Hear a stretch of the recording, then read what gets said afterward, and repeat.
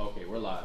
Shabbat Shalom. Shabbat Shalom. Welcome back to Stream of Wisdom. Well, we'd like to welcome everybody to Stream of Wisdom, Norfolk, Virginia, live on YouTube for Sabbath class. I know unexpectedly, but you know we're here to be brothers for our brothers. We usually have Rochester going live, but we're here to take Sabbath class today. We're going to start the Sabbath service. But again, we appreciate you brothers and sisters that do watch us. We ask that you like, share, and comment on the live stream to help with the algorithms, to help to get this video out. We're going to start the Sabbath service off. The first three brothers are going to open up the prayers. All right? Got it, huh? Okay. Use this mic because my voice is raspy. Oh, yeah, the horn. Oh, Yep. yeah.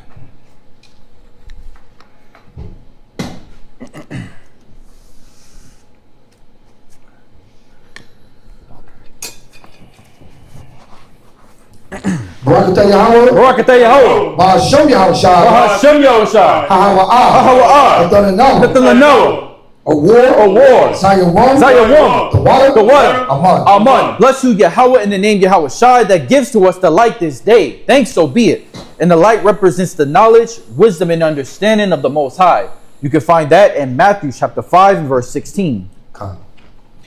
Barakatah Yahweh. Barakatah Yahweh. Bahashem Yahushua. Bahashem Yahushua. Hahawa'ah. Nothing. Rayach. Nayachacha. The water. Aman. Bless you, Yahweh, in the name Yahweh Shai, that gives to us the sweet Savior. Thanks, so be it. And the sweet Savior represents our prayers going up to the Most High as incense. Right. Our prayers represent that sweet Savior. Mm-hmm. Our prayers represent that sweet Savior going up to the Most High. That's what the frankincense and myrrh are symbolic for. Yep. You can find that in Psalms 141 verses 1 and 2.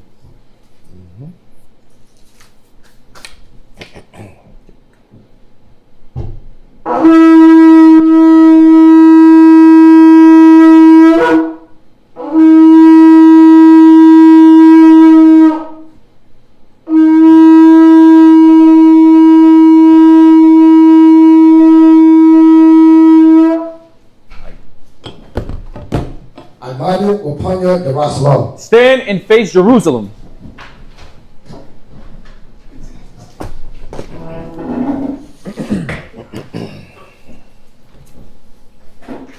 Barakatah Yahweh. Barakatah Yahweh. Ba'ashem Yahushua. Bahashem Yahushua. Hahawa'ah. Nothing. Hashabbat. Ba'ashalom. The water. Aman. Bless you, Yahweh, in the name Yahweh Shai, that gives to us the Sabbath in peace. Thanks, so be it.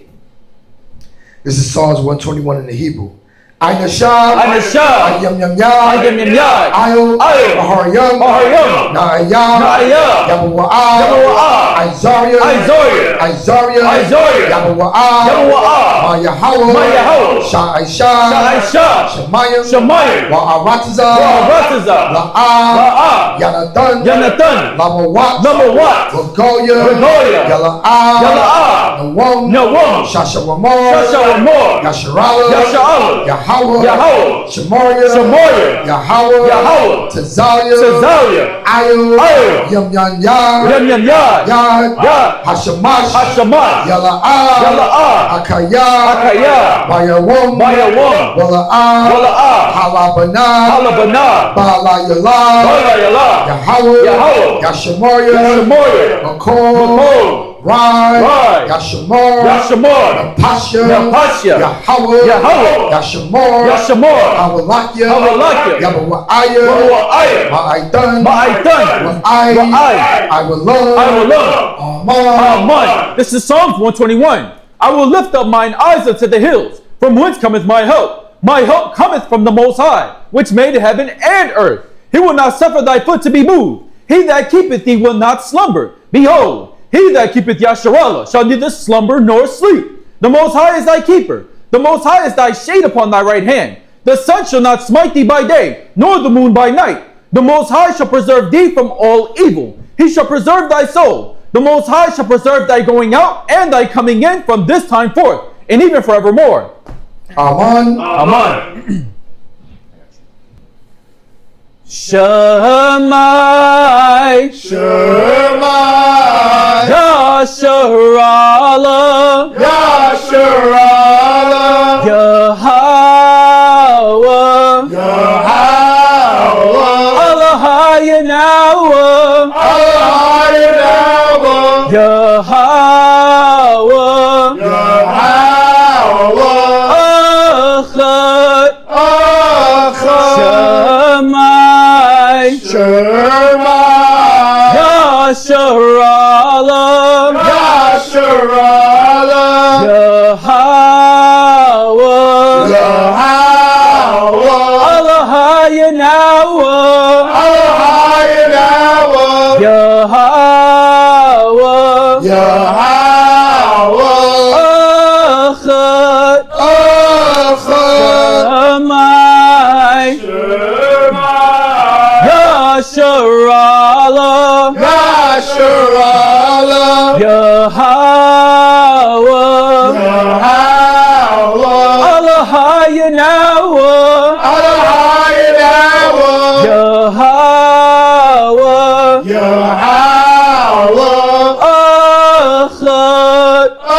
Achad. This is Mark chapter 12, verse 29. And the first of all commandments is, Hear, O Yasharallah, the Most High, our power is one Lord. This is the Lord's Prayer.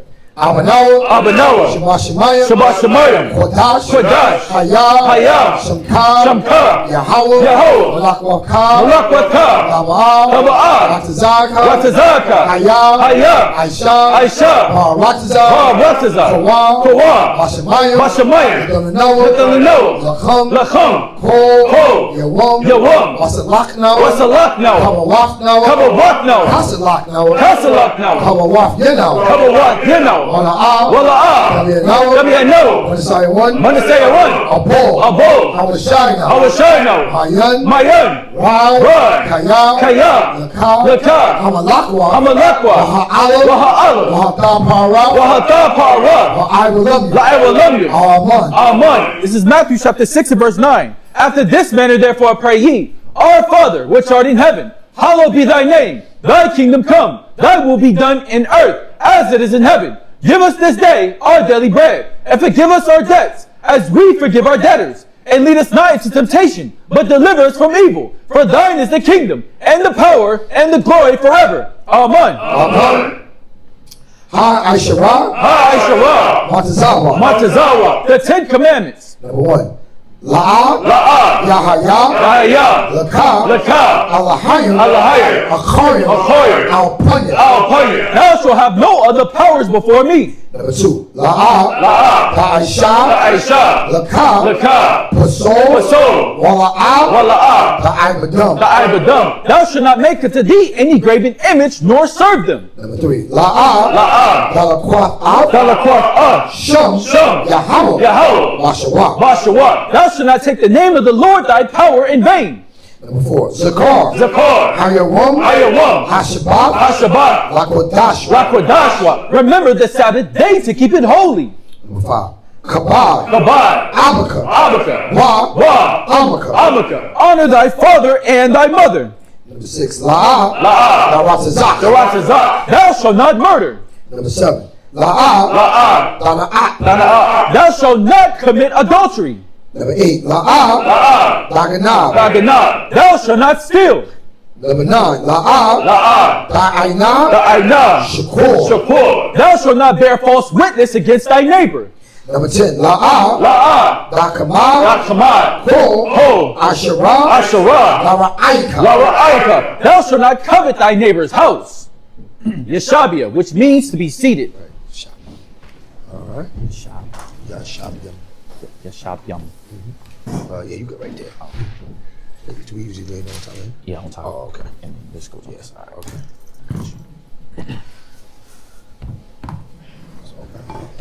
Here we go.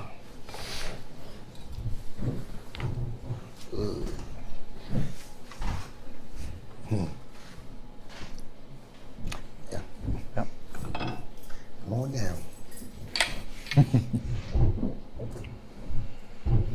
Oh, so we're gonna salute the first reader, the first brother.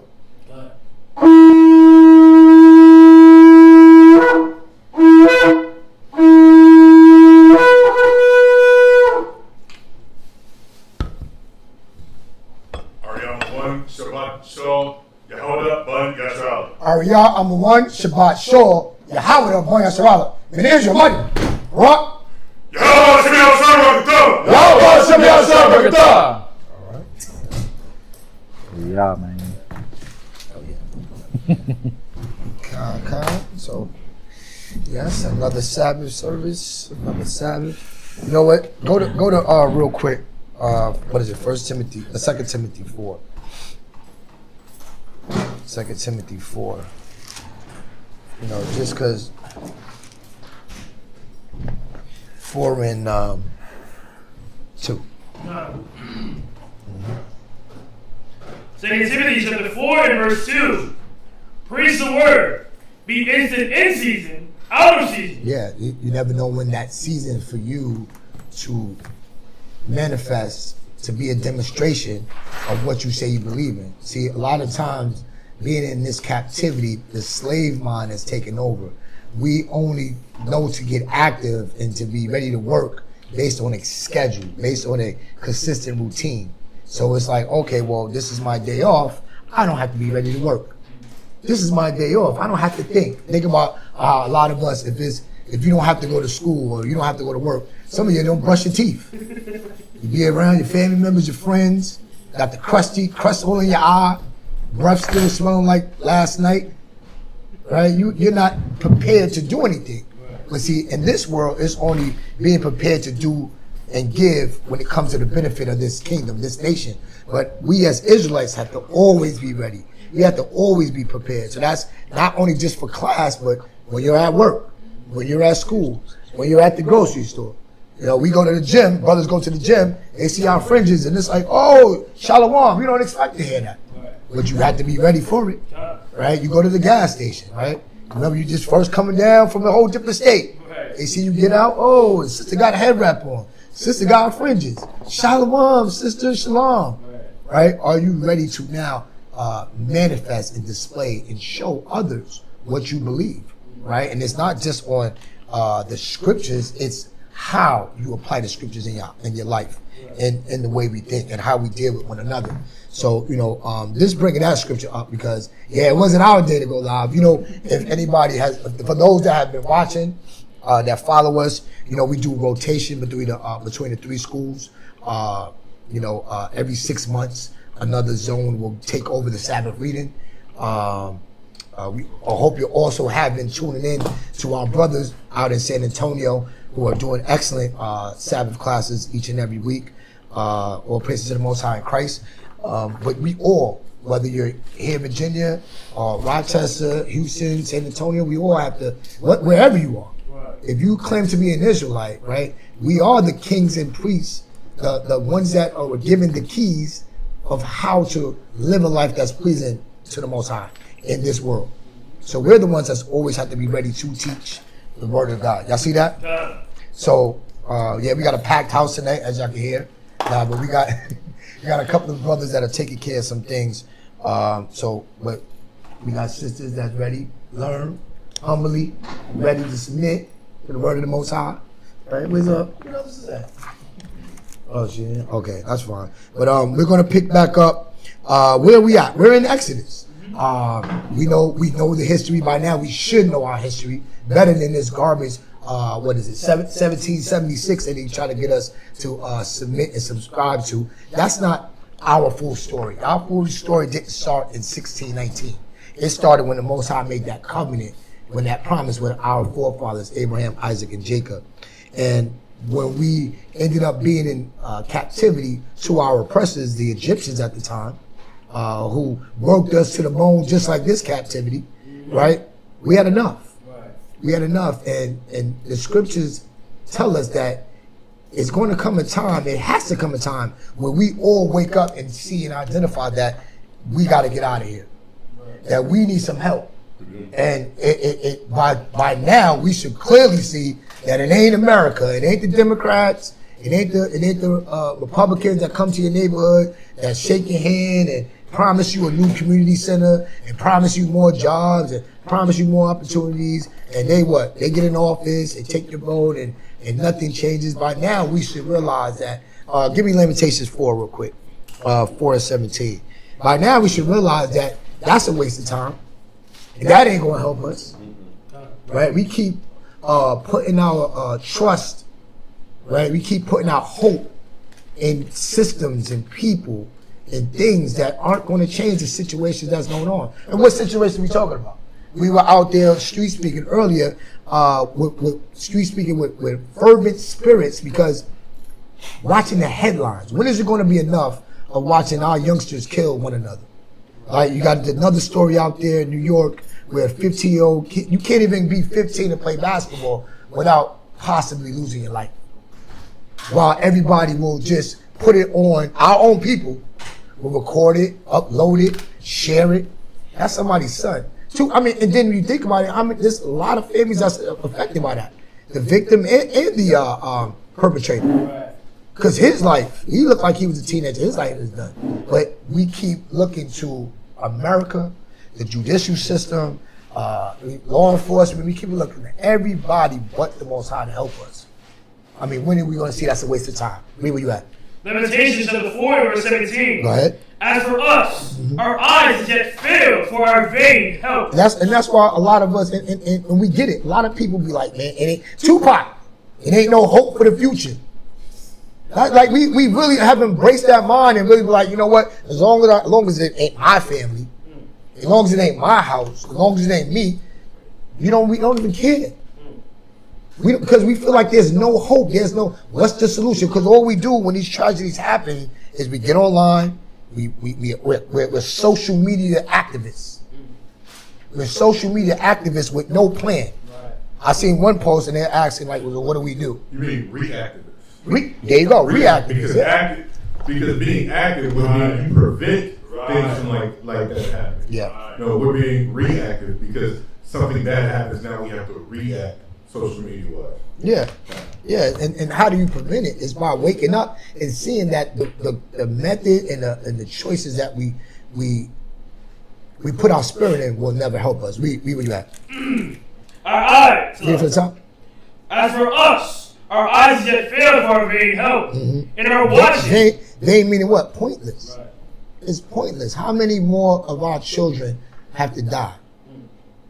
So we realize that America, we know America hates us and doesn't want to fix the condition. And the condition is not just the physical environment, it's the mental, it's the spiritual. Because if they did want to fix it, they want drill music. And at this point, y'all, if we haven't come to the conclusion that hip hop should be illegal. And I know, some of us is old enough. You was there with Curtis Blow. You was there, you was an MC Hammer fan. Right, Salt and Pepper, right? All of these pioneers. The whole game, that arena, that culture is changed. We know who's controlling it. We know. It's no debate. The people that control that genre of so-called music, because it's not music, it's more like a weapon designed to systematically destroy us. Is controlled by people that hate us. That should be evident. They want more of these black on black crimes that go viral. They want that. And then what your children are going to write about? Well, art, we said music is just a recreation of art. How did they say it? They say music is poetry in motion. It's music, poetry in motion, but they say it's imitation of life. That's what they say. It's like it's imitation of life. So my rhymes is about what I grew up seeing. No other culture lyrics is like that though. No other culture has music about their own death and destruction. And then party off of it. That's crazy. That's our form of culture and entertainment. That's literally an oxymoron. Our culture that we live in right now is an oxymoron to what heritage is. You want to know what I don't get? Remember when that whole wave started when there's certain beats you got to listen to for the good energy? Yeah. Remember? But you mean to tell me you're telling people to watch what they listen to, but you making music that literally makes you dumber? makes you wanna. Because when you hear these 808s, right? When you hear them that drill beat, what does it make you think about? It makes you thinking about doing what they call it, a drill. Yeah, and you going out there and you're fulfilling the will, the desire of Satan, our adversary, our enemy. So it's vain when you say, oh, you know what, the only thing that's going to change us is a new politician, a new leader, or, you know, your financial status, or, you know, you got to get more educated. Well, as the more education we get, it's like the dumber we're getting. We're getting all these degrees, we're getting all these certificates, we're getting all these accolades, I should say, and have no knowledge of what's destroying us. Don't see how easy it is to change our situations by letting go of what they keep telling us life is about, what a man is about, what a woman is about, how marriage should look, how children should behave. You get that from people that hate you. And you don't see that. You actually fight against the medicine. It's like when you try to give your kids some of that tussin. They know they sick, they coughing like they got bronchitis, but they're like, I don't. Right, because you want to still be sick. Well, you don't even realize you're sick. And how your sickness affects somebody else. Right. We gotta wake up from moving vain, doing things pointless, doing it like a zombie effect, doing the same thing over and over again. Go ahead. In our washing, we have watched for a nation that could not save us. That cannot save us. So who can save us? It's the Most High. I mean, we're bringing this out in the spirit of, again, the in light of the article that just happened out there. Google it. Everybody has access to these smartphones, these media outlets. If you're on social media and you got relatives or associates in New York area, tri-state area, I'm sure they probably shared it because it's sad. It's sad. 15 years old, you can't play basketball. The summer, it's not even summer yet, y'all. It's literally not even summer yet, and we already got. And it wasn't just that one that was in Queens. It was another one in Long Island. That's the only ones that made that went viral. That made mainstream media. How many other things have happened? How many other things are affecting us in a negative way? To where our people say, you know what, just give up. See, it's because we don't know what we get into the reading. The laws, everybody talk about the laws, right? Well, the Israelites like to say laws, statutes, commandments. That's where we at. And we're there because the Most High is going to show us a better way to live. But we have to first come back to Him. Go to what did I call for earlier? Second Chronicles. Go to Second Chronicles 7. Yeah, Second Chronicles 7. Until we can get into this reading. Go ahead, Aaron. You got it. Second Chronicles chapter 7 no, verse 14. Aaron got it. I did say Aaron, right? Yeah. Oh, okay. I know my voice is kind of low, raspy, but yeah, that Aaron get it. Go ahead. Second Chronicles chapter 7. Verse 14. And verse 14. If my people, which are called by my name, shall humble themselves. Right. You want the antidote. We want the solution. How do we end the chaos? How do we end the confusion? How do we end the black-on black crime, the Hispanic black crime? What do we have to do? Humble thyself. You got to first be humble to realize the way we've been doing things ain't been working. We got to realize that, damn, where did I get my ideas from? A godless people. So of course it's not going to work. The godless people is telling you to do what? Protest, march. We can't do that. All right. But then for what goal? What has it changed? Or they're going to tell you just, you post about it, you share it. What has it changed? Or you're going to even get, again, like some of us, you're going to get to the point where you feel like it's hopeless. So why even think about it? Let me just turn my air conditioning up so I'm comfortable. Let me make sure my bank account is padded so that I'm taken care of. And then everybody for themselves. Everybody for themselves. Like it used to be like, the crab in the, I remember they used to act like they were talking so woke. See, you got to understand that we're crabs in a bucket, but then the bucket is in the kitchen. Who put you in the bucket in the kitchen? You be like, that's deep, brother. But I mean, we're not even trying to even think anymore. Like the scripture said that the gates language, right? Judah wanted the gates language. You go out there, you read that scripture, every street speaking, and it's talking about how the standard of the men, the standard of the protectors has fallen to a low level. Because we're not standing up in our households showing an example, right, to our women, to our children of how love looks, how it is discipline is required. It's like, well, what do I need to obey? What do I need to obey? Just my emotions, my feelings? Well, I'm angry at him. Let me punch him. Let me kick him. Let me shoot him. Because that's how I feel. That's what we're doing. And that's what America is doing. Trump's over there doing things because of how he feels. It don't make no sense why he's over there in Iran. But remember, he doesn't have a law to lead himself by. He just goes off of like any other beast. Goes by how he feels. But the Most High's people who've been given the law, we have a different compass that's leading us. We're supposed to. We have a different what they call GPS to navigate us. We're supposed to be using the spirit, the law, statutes, and commandments that we're going to get into, right? That we always go over in the spirit of Christ, which is supposed to lead us, which is going to give us the ability to solve, to see first, and then go to the real solution, which is the Most High, right? So he said, my what? If my people, which are called by my name, shall humble themselves and pray. Well, who are you praying to? Our people don't even know who to pray to anymore. Can we at least say one name? One God? Well, no, it's all gods. No, it's not. Because if that's the case, he would have been fixing situations for us. It wouldn't be 2026. We still doing the same things that had destroyed us in the past over and over and over again. That's called insanity. That's how we look in the eyes of the nation. But Deuteronomy 4:6 said we were supposed to be wise people in the eyes of the nations. We don't look wise right now, y'all, because we don't even know how to pray, who to pray to. Right. See, these Sabbath classes be so necessary, be so essential because we've been polluted, we've been brainwashed, we've been defiled with a system, with ideas, with religion that separate us from the Most High. So of course we're going to have the opposite, Deuteronomy 28:15 all the way down.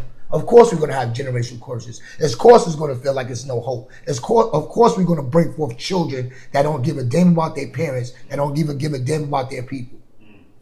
That's because we don't know who to pray to. We don't even know that we're his people. Read on. No. And seek my face. Right. But in order to seek his face, you got to know who he was. You got to care to know that. But think about how many of us don't care to know or don't put forth the energy to seek to know. I'm going to just go by how I feel. Or I'm going to just go with what they taught me. Then you a fool. You're a fool if you're going to learn anything from people that hate you. That's the only place you go for learning. From people that have shown what the Bible says, that have a perpetual hatred against you. Right. That's That's your only source of so-called education. But you ignorant when it comes to the word of the Most High. Our people got it backwards, y'all. Go ahead. And turn from their wicked ways. We could take our time and break this down and make a whole class, but I don't want to do that. I don't want to take away from the reading. But just think about it. What is wicked? What's good? What's evil? Everybody will say that. I mean, it's going to, sadly, that young man that killed the young boy, somebody could say he was good. One of his relatives is going to say he was good. We see it all the time. The neighborhood murderer, he gets killed. He was a good brother. The drug dealer, the murderer, the pimp, he was good. What's good? Christ said, call no man good but the Father. And that was a brother without sin. So how far away from being good? We really need to wake up to see how wicked we are. We need to hold ourselves accountable. Because then we can actually turn to the Most High. Then we can actually be humble. Then we can actually understand how much we really need him. Go ahead. Then will I hear from heaven. But that's it. You see, like it's going to be a process. In order for us to get out of here, this Egypt, there has to be things done on our end. Those of us that's in the truth, like, yeah, Christ is coming. But he's coming when we do this. We got to do this, y'all. So that means all the division within Israel, like, we know what's happening with our people out there. We go out there and we try to wake them up. But what about within Israel? What about within these schools? Where can we at least exercise and show? We always quote Judges 5:11. Where can we rehearse the righteous acts within Israel? You got Israelites that think that they're in the truth and they lead the brothers that they've been taught by, that they've been laboring with. You could ghost brothers. You could disappear on brothers and say that I'm going to have Edomites licking my feet. No, you act like an Edomite. Because you don't have no love for your brother. You ain't there in the anniversary.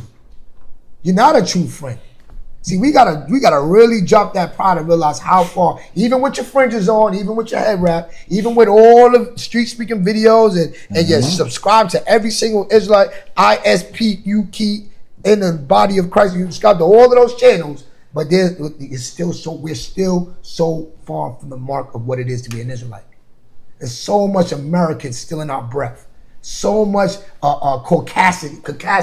I'll make up a new word. Caucasity. Yeah, we got a lot of caucasity in our spirit. We don't act like people that should be given the earth to rule and govern. But when we do get it right, and we do consider, and we do humble down, and we do seek the Lord, what did he promise us that he says? Then what?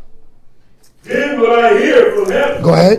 And will forgive their sins. Because like any faithful father, he's not going to just toss you away forever. He wants to forgive us.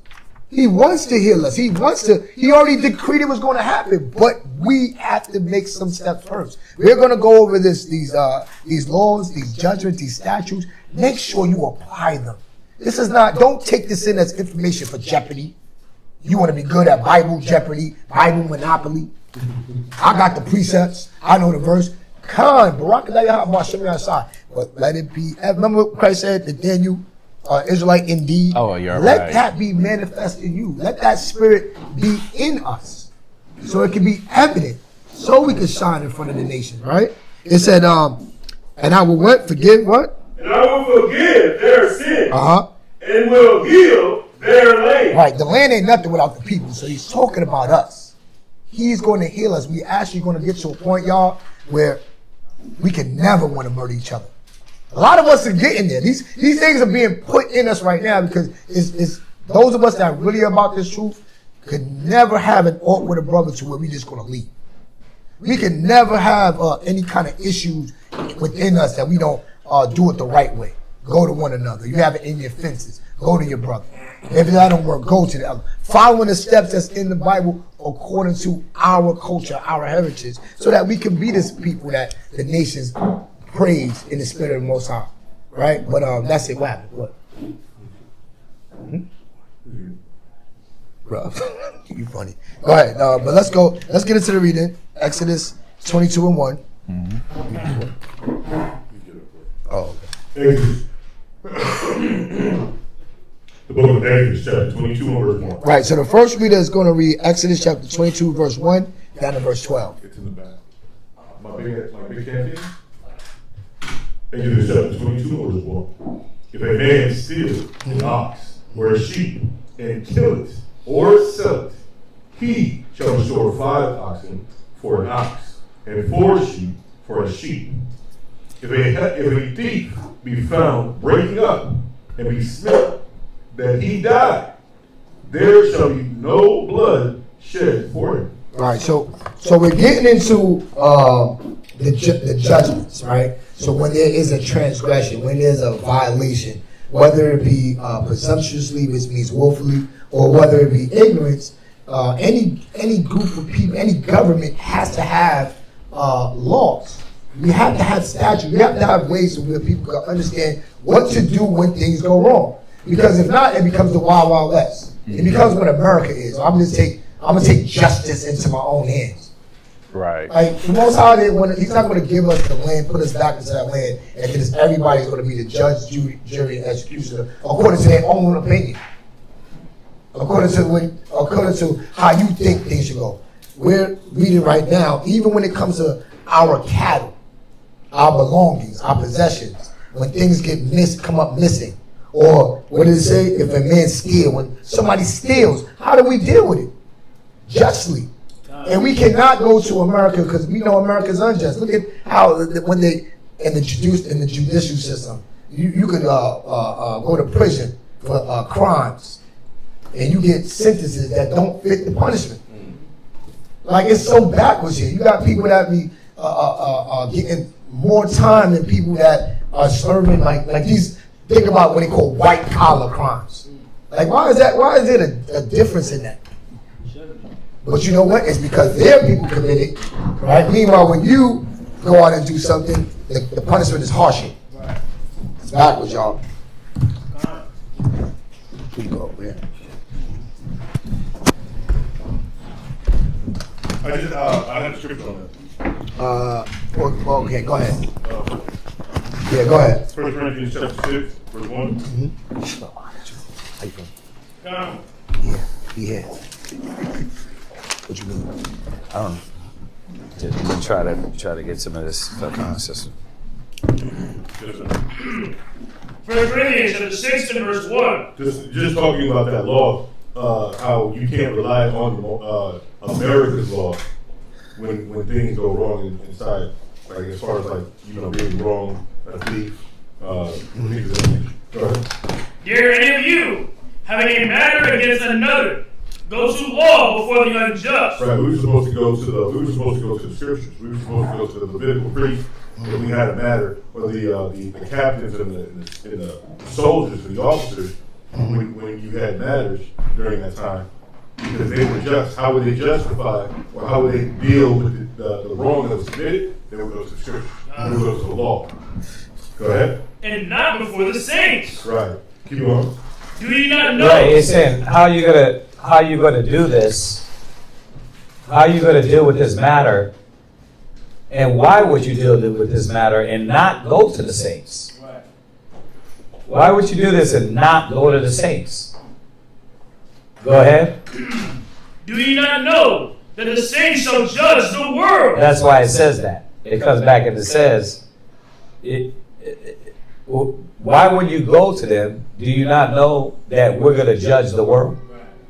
Go ahead. And if the world shall be judged by you, are you unworthy to judge the smallest matters? Right. So it's showing us that these little matters, like you're saying, that these little matters can be judged by you if you're using the law, if you're in the spirit. Right? That's it. Right. Okay. Yeah, go ahead and go back. Oh, yeah, go back. Exodus, what do you have? Verse 20? 3. Exodus chapter 22, verse 3. If the sun be risen upon him, there shall be no blood shed for him. Oh, okay. So when I was going over this, I got a question / statement / response, all that, and wrapped up into one. So you can steal. Is that what the law is showing us, right? No. There's a reason to steal. No. Well, you would have some men, some women thinking what? That you can. That see, there's a reason. Look, start from verse 1 again. If a man shall steal an ox. See, there could be a reason you have to steal. Go ahead. Or a sheep, Uh-huh. and kill it, or sell it, he shall restore 5 oxen for an ox. You can steal, but you just have to restore back what you stole. That's, oh my gosh. No, No what? that's an extreme payback, because to show you the validity of what you did was wrong. Yeah, great. What you said was right, but you missed the whole point. What you said is correct. I'm not going to discredit that. But I'm asking, you're not answering my question. You're answering a question that has nothing to do with what I'm asking. That it's okay to steal. So it's okay to steal. Nah. So then what's the point? What's the point of this?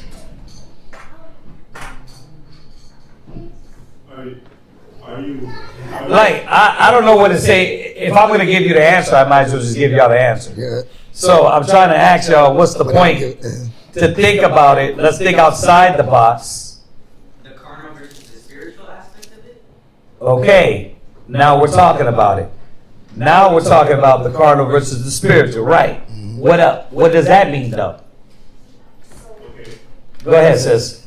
There's punishment for everything that you do, whether it's intentionally or something simple, like you're a homeless person, you're hungry, you might die if you don't eat something. Right. So That's the correct way to break it down. Right.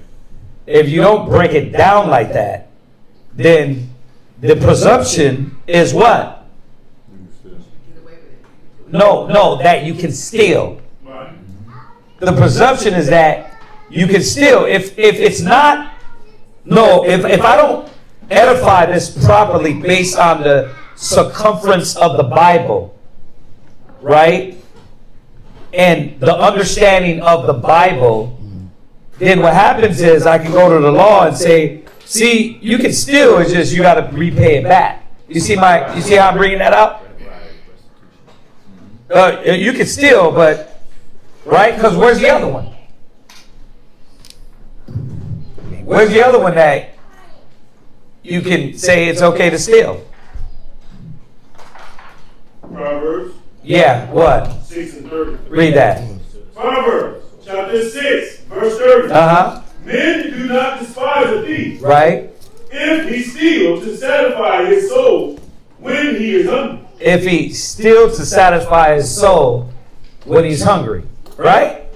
So you can steal. You can steal to eat. Is that what the Bible is telling us? So then what's going on? What's happening here? She said it already. I just wanted to. She already said it. She broke it down properly. Which was what? Go ahead, repeat. Oh, okay. You missed what she said. Then what do you think? I was putting it together, and I was thinking, are you willing to compromise your spirit for something physical? You guys got to talk a little bit louder so they can hear you online. Go ahead. As I was putting it together, I was thinking as far as, are you willing to compromise your spirit for something carnal? As I know it's wrong to steal, but Is it? According to the law, yes. Where?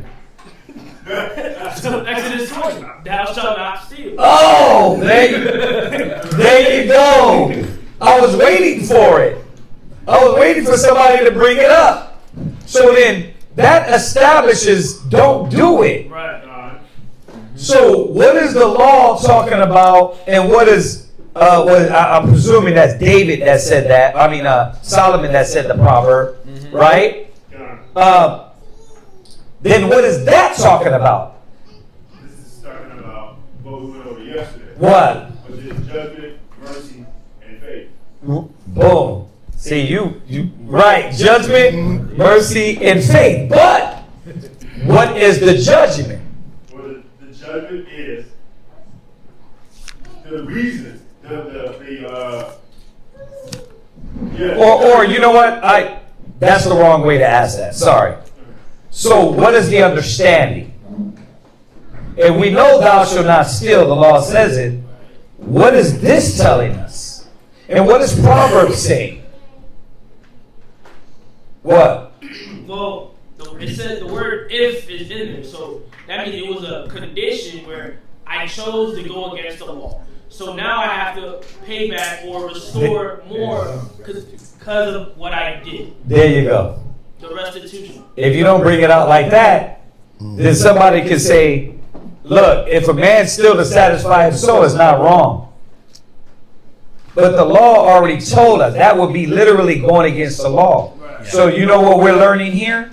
Yes, bring it back to what Aharon said that we went over yesterday. You forget the weightier matters of the law, which is judgment, mercy, and faith. So why is the judgment off? For somebody to say, I've heard this. That they validate stealing based on what? Based on Proverbs 30. Yeah. It's just like anything. They cherry pick. So they'll say, okay, well the scripture says in what verse you at? Proverbs chapter 6 and verse 30. Right. And they'll just stop there. It's just like John 3:16. They'll just stop there. Yeah. But read on. God, but if he be found, he shall restore sevenfold. It's like you don't finish reading, so you err not knowing the scripture. So for you to teach somebody that it's okay for you to steal, then you're not fully teaching them that, you're not going to get away with that because there's a judgment for you doing that. Y'all see that? Right. That's why I go to Romans, one of my favorite chapters. Go to Romans 7, and I think it's 14. Romans 7 and 14. And this goes back to what we were bringing out in Sabbath class last night. Read that. Romans chapter 7 verse 14. For we know the law is spiritual. The what? The law is spiritual. That's the part they're missing. The reason why they're going to get it wrong, and they would say that, is because they're not understanding the spirit of the law. First of all, you're contradicting the law. Right. But guess who's not contradicting the law? When you read Proverbs, it's literally just a reiteration of the law. Right. Right here, we're reading it in Exodus 22. It's a reiteration of the law. So it's not that the law is changing. When it's a reminder in Proverbs 30. Now, the law is there to show us when this man steps outside of it. Right? You got Exodus 22 is, this man steps outside of the law. It don't say do it. It don't say it's okay. It says, okay, he didn't listen to thou shalt not steal. Right. Why? Oh, he could have been hungry and his belly needed some food, and he didn't think. Right. He didn't use wisdom. He didn't go ask before he stole it. Right. It could be many different reasons, right? Right. But he went and still did it, right? And therefore, now when he does this, being out of order, being out of the spirit, right? This is what you're going to have to do, the repercussions. It don't mean if a man steal for his, steal because he's hungry, it's okay. Because then that would be breaking the laws of the Most High. Thou shalt not steal, right? Y'all get that? That's why the Most High is showing us. And you said it, and that's the funny thing is, when I was going over it, that's the first thing I said. I said, man, we just went over this in Sabbath. we just went over this in Sabbath about the problem with the Pharisees. Judgment, mercy, and faith. And that's the problem, that you don't go through the Bible and you start doing what Christianity does, which is what? Pick and choose, cherry picking. And then it's not even doing it with the other scriptures that, like, you got scriptures that undo your understanding. Yeah, I'm with you. I know it gets frustrating because it's like, how is that your understanding when these scriptures undo your understanding? Right. So then that means your understanding is not correct, right? If the scripture says that you will suffer after death, that means what? There is suffering after death. That means if I didn't believe in suffering after death in a hell, then that I had my understanding wrong of whatever scriptures. It's plain, clear, cut, dry. It doesn't have to be over-expound. You will suffer after death. When you die, you're in the spiritual realm. So if you don't believe in the hell, then you literally just are doing what? Picking and choosing what scriptures you want to believe. And based on that, formulating your understanding. And then that's what Bible believers do, right? Right. And now, sometimes it comes through ignorance, not knowing, right? Sometimes it comes through ignorance. They just don't know, right? And then sometimes it comes through sheer, no, I don't want to yield that I'm wrong. Like, no, these scriptures, it's like what I was telling Quatazat about this, about the Greek, about how it's worded in the Greek in John 1:1. I said, it doesn't matter that it's reworded or the Greek words it that way. That doesn't matter at all. What matters is all the other pieces of the Bible that formulate the idea. It don't matter that it put the. I'll read it to you in Greek about how it's worded. I forgot. I don't want to mess it up, but I'll read it to you. And I'm just jumping to different subjects. I'm jumping to different subjects to show you that. And quite as I wanted to argue in that, we were talking about that, and where they get this from, right? Where they get these certain doctrines from. But the problem is this, that you can't take one scripture and formulate doctrine. Right. Then you're doing what the church did, which is what? God so loved the world. Yeah, but it literally has many different ideas of the word world in the Bible. So why would you just erase all of that and not come back and say, wait a minute. Oh yeah, I might feel John 1:1 means this based on what the way I want to see it, but there's too many other scriptures and verses that add up and say this is the understanding. Christ was there in the beginning. You see what I'm saying? And remember, I'm jumping from subject to subject just to show what the problem is. You either don't want to hear it, or you're leaving out verses, and then therefore it brings that understanding, right? And that's what problem with us. So no, it's not that you can steal. Yeah. It's not that you can steal. Is that the law already made it plain and clear? Thou shalt not steal, right? What these other scriptures, what they say, existential circumstance, all these outside things that might come about, that might change things, right? Well, that's what's happening. You got this person moving out of the spirit, and they what? Panic, lose it. Man, I got to get something to eat. I'm hungry at it. And they what? I'm going to break into your house and say, okay, well, you're going to have to deal with this judgment now, because what? You chose to disobey the law. Right? Right. And that's why I was waiting for somebody to say it. Thou shalt not steal. Right? But all right, let's jump back. Y'all get that, right? So Romans, Mawala, what's up? Where's your head at? It looks like it's spinning. Okay, all right, Romans 7:14. Read it one more time. Romans chapter 7 verse 14. For we know that the law is spiritual, right? But I am carnal, sold under sin. And that's the problem with us, is that we never got the spirit of the law, the underlining idea of the law in a lot of these situations. And then Christ came back and taught us the spirit of the law. Paul took the baton and ran and taught us the spirit of the law. And this is a lot of times why Israelites sound like Christians, because they're what? They're either doing it through ignorance because they don't know the other verses, or they're just straight up saying, no, I'm going to make this verse the foundation and chop out all the other verses, which is confusion. Your head's spinning. What's up? Okay, all right, go ahead. Let's jump back.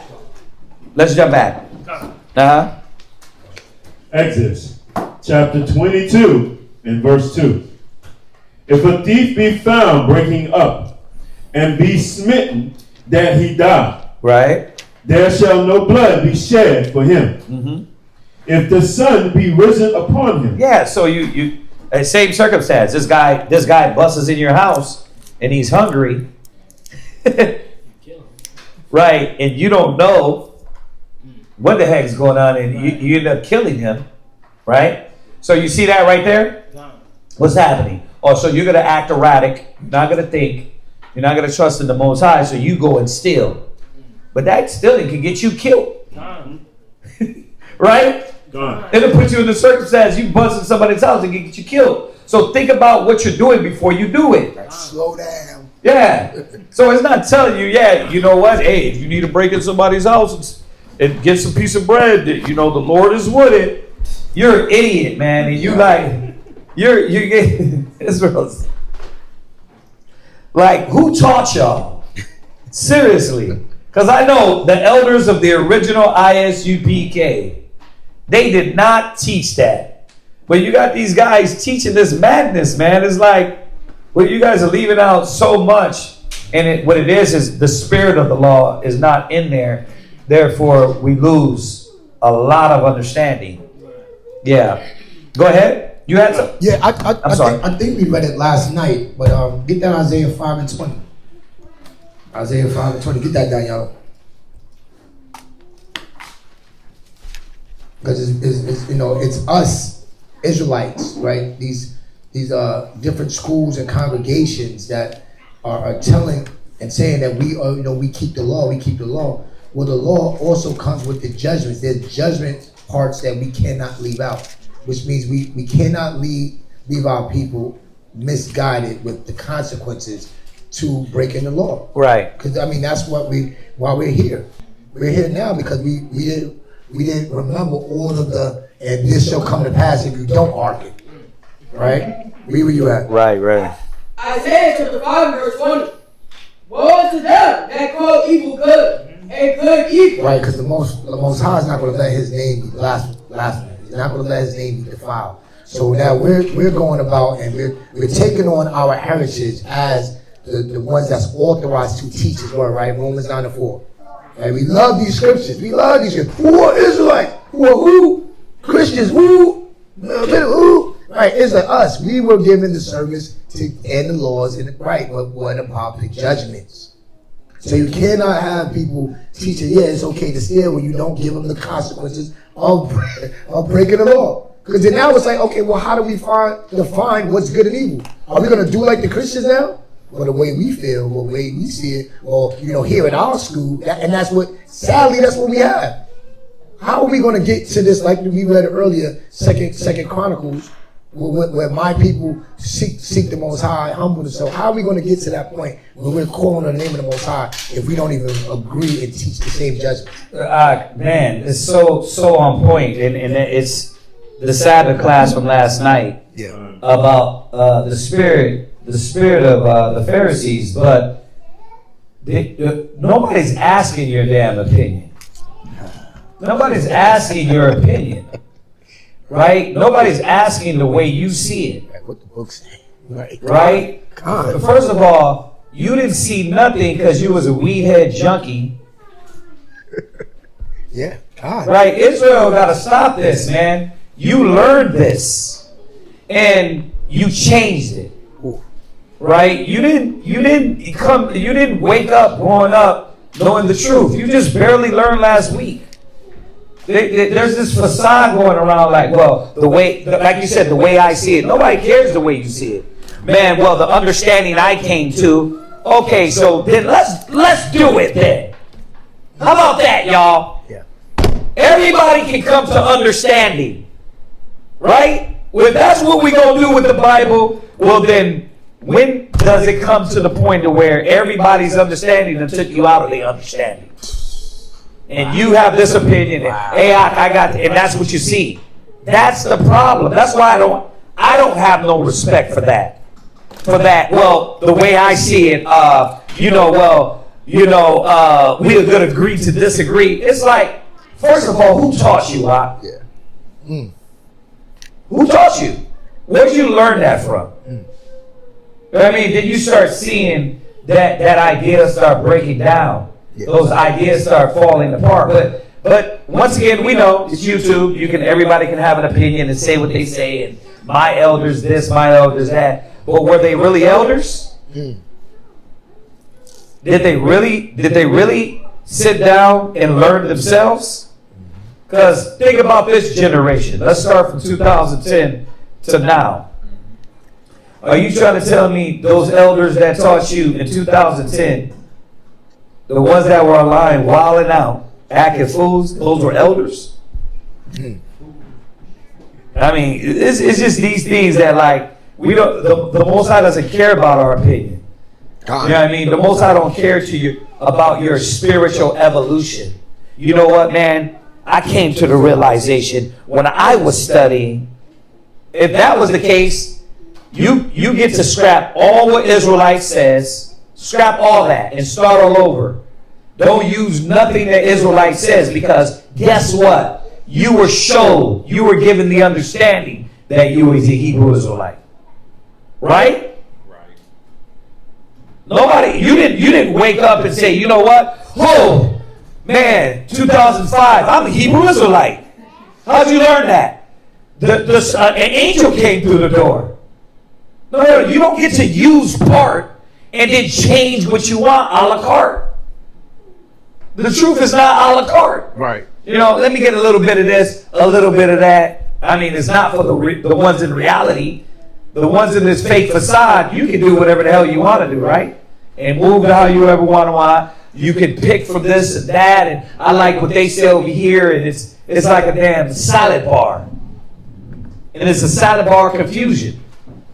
So no, the scripture says that faithful men were supposed to teach you, and faithful men were supposed to follow.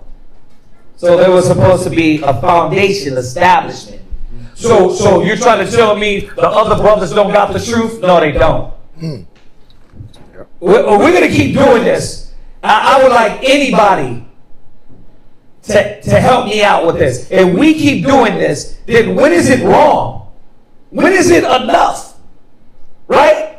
Well, you understand it this way, you understand it this way, I understand it this way, he understand it. Well, that's chaos. That's why we always say, I like when y'all bring it out. There's like over 70,000 religions. 55,000 different denominations. Yeah, it's like, well, where does that come from? Could we nip it in the bud in the beginning? How about that? How about stop playing with all this? Where's all this come from? So let me ask you a question. The first guy that went off, we got to give him credit? No. The first guy that came to the revelation and the understanding and seen it different, we got to say he's still in the truth. When the hell do you leave the truth then? Right. This is what I've been thinking about. I'm like, okay, because I'm a nice guy, and I'm like, man, you know, shalom. When did you leave the truth then? Yeah. So there's nobody leaving the truth. You can switch it up, keep switching, and making it different versions, and we gotta salute you and deal with you like, oh, you're still a believer. You might be an Israelite, but you're still a believer. Now, help me out with this rant, y'all. Somebody tell me, is that what it is? Like, so if I lose it, and I'm like, listen, I believe that, you know, Yahweh Shai is going to be back in 3094, you know what I mean? I'm in the truth still. And I'm going to go start a whole different camp from S.O.W, LMNO-P, and then I'm going to start saying in 3034, and then I'm in the truth still? Because I got what? Fringes in it. So that's my logic behind it. So help me out. I know I'm losing it here. I know I'm losing it. Somebody in there helping me out? Anybody in the chat? Child lives matter. Because that's what we got to do, right? We got to go on a blog, right? Or what's the other one? Where they've been debating the Clubhouse, right? We get on Clubhouse, and from my understanding, and it's be like, damn, he brought it so deep. We got to give him credit. No, y'all are saying no, but I guarantee you there's brothers that believe that. How about we don't even give him credit or attention and ask him, hey, where'd you learn that from? Or how about this? We do give him credit and keep and let all the versions keep changing. Which one sounds better?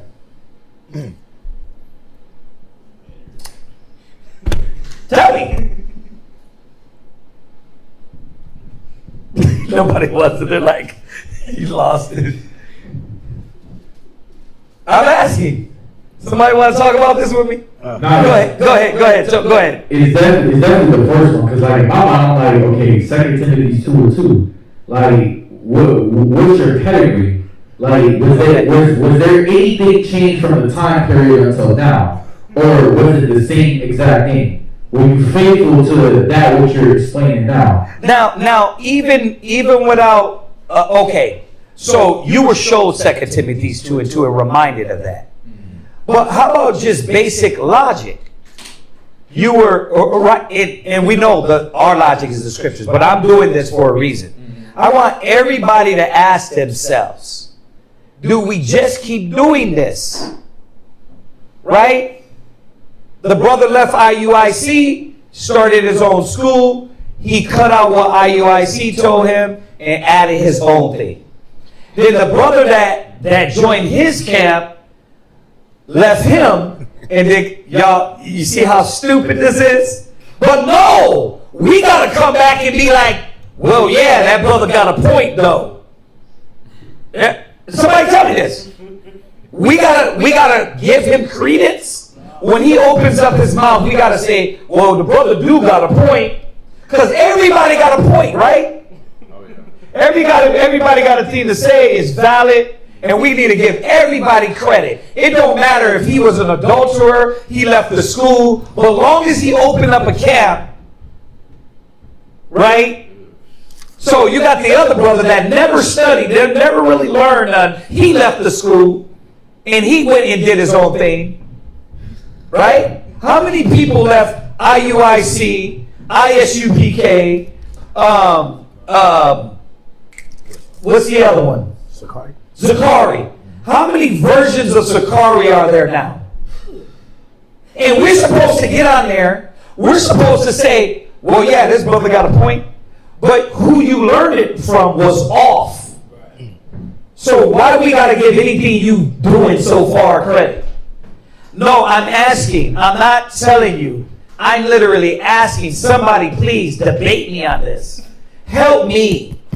Oh yeah, listen, we can definitely help. Yeah, help me. That mind gets comforted like everything through the scriptures. Go to Romans 9 and 6. Okay, all Romans right. 9 and 6. Somebody else say Romans 8 and 16. I know I lost it. No, I can only imagine when like High Priest Shishaya, brothers like yourself that have been doing something with your sincerity and integrity.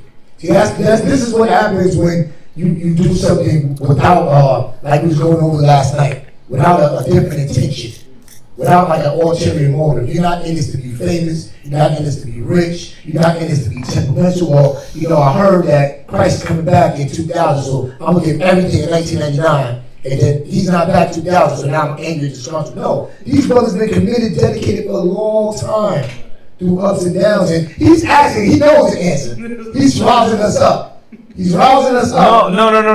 I know the answer. Yeah. But I guarantee you there's brothers that don't even think about this. And that go to Clubhouse, YouTube, and all these different things and don't realize. So if a brother left our school and committed murder, right? And then came back, repented of his murder, and said, yeah, I'm going to open up my own school. And starts teaching his version, but a slanted version. Right? He's in the truth.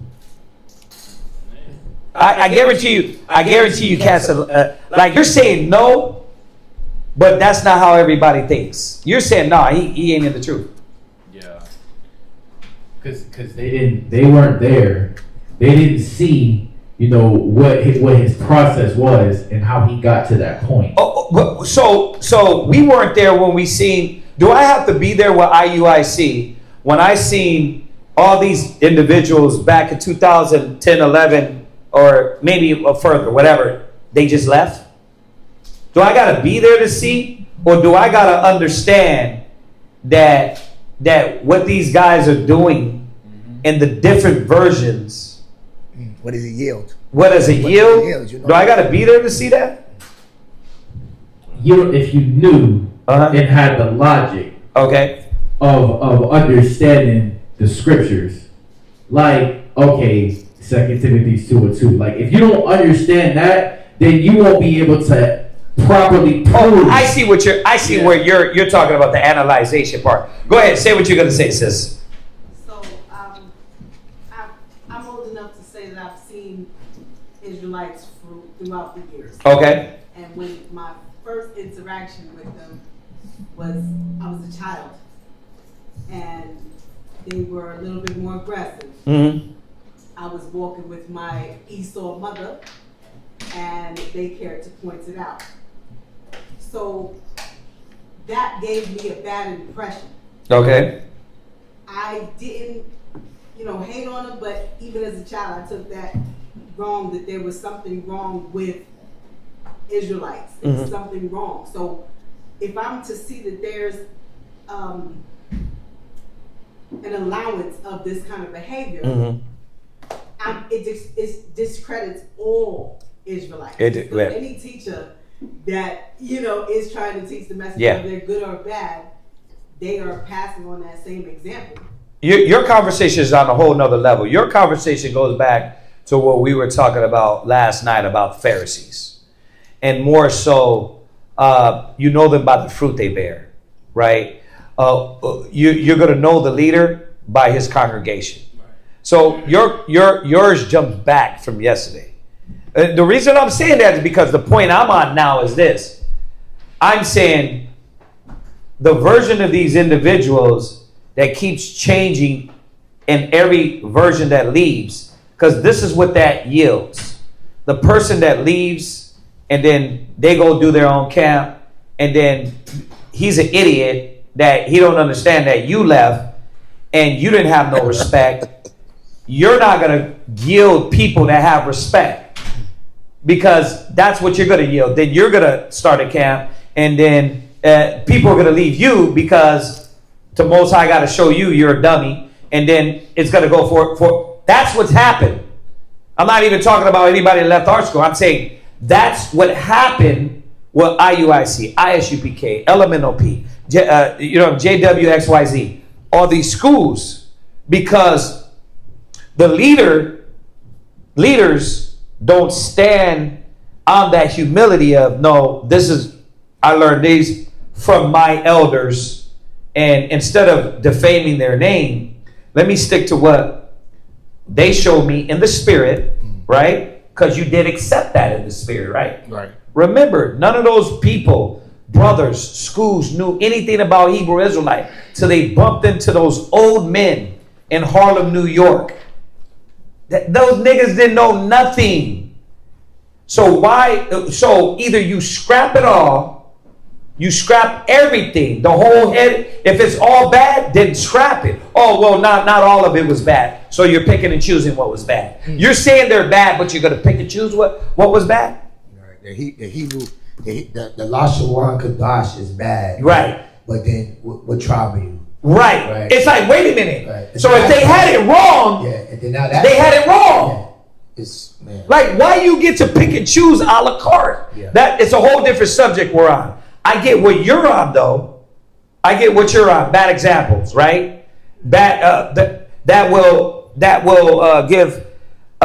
back to the Pharisees, the Sadducees, and knowing the fruit of what you're doing, right? I mean, the outcome down the road is that, right? Because if you say, well, I'm not going to do it the way my elders showed me, I'm going to do it this way. That's what I was thinking. Right.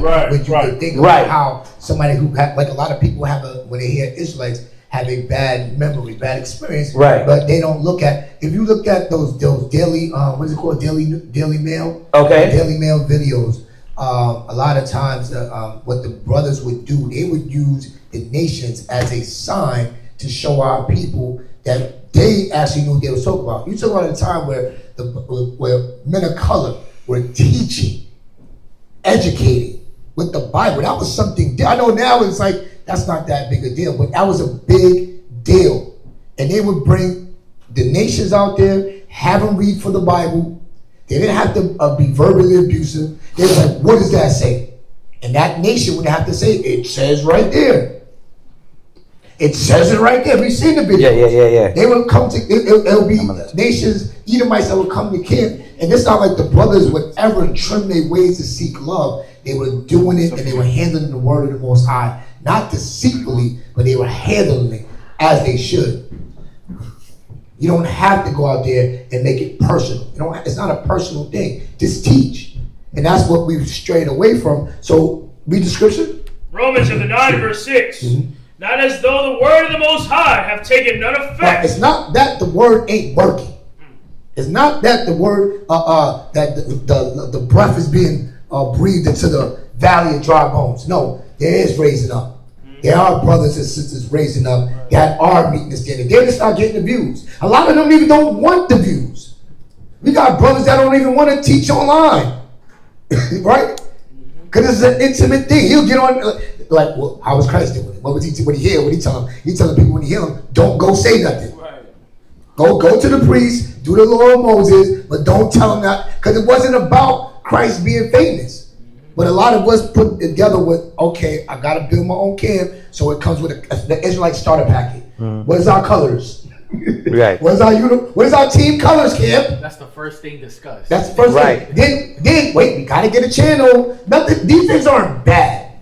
But it's just like a cookie cutter thing, and you're leaving out such a heavier, weightier matters. So it makes it seem like the word of God isn't changing us from these beastly creatures. But you know what it is? It is working. But the ones that it's not working on is what? Read. For they are not as though the word of the Most High have taken none effect. Right, because it is taking an effect. Right? Read. For they are not all Israel. But here's the understanding that we as Israelites got to see.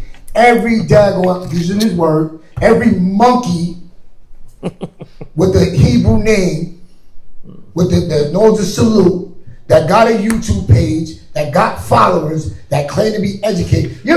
I'm there because I be in the algorithms and the lanes, and I'm like, why would you want to bash the Lashawan Kodash? Why would that even want to be? We're already separated. But I know you want to be the guy. Yeah. You want to be the guy. You want to be the guy. And then the brother's like, well, a lot of you, because you failed in the world. Hell yeah, I failed in the world. That's why I'm here. Hell yeah. I mean, because my Bible says he chose the base things. Right. Not the successful things. Because if you was successful, you'd still be out there. Didn't he say, hardy shall a rich man enter? Because you already in your heaven. For a brother to be teaching this book and have the audacity to say that. You're a lot of you wasn't nothing in the world. Yes. Thank you, Yahweh, for showing me that I was nothing. What context was he saying that in? In the literal sense that now that you got this information, now you think you're something. Oh, I got you. Like as if because glorifying his past. Oh, I got you. That's what it is. Like I was something in the world. I was successful in the world.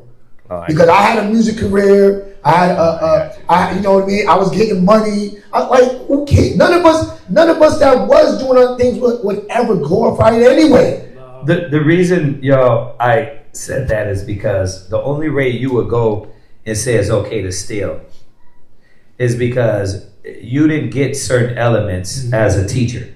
Yeah. You know what I mean? You didn't get certain elements and sit down. So this is the confusion it brings. It brings those little things, and then I got to go back and forth with you on a blog talk, a podcast, and sit down and talk about, because you got an opinion in a beard. Like, how about I just ignore your dumb ass? I mean, the ones that really do get it ain't doing it for that. The ones that really do get it ain't up there debating, ain't up there. Yes, there's an office for things. Yes, there's an office for brothers to go there but it's already been done.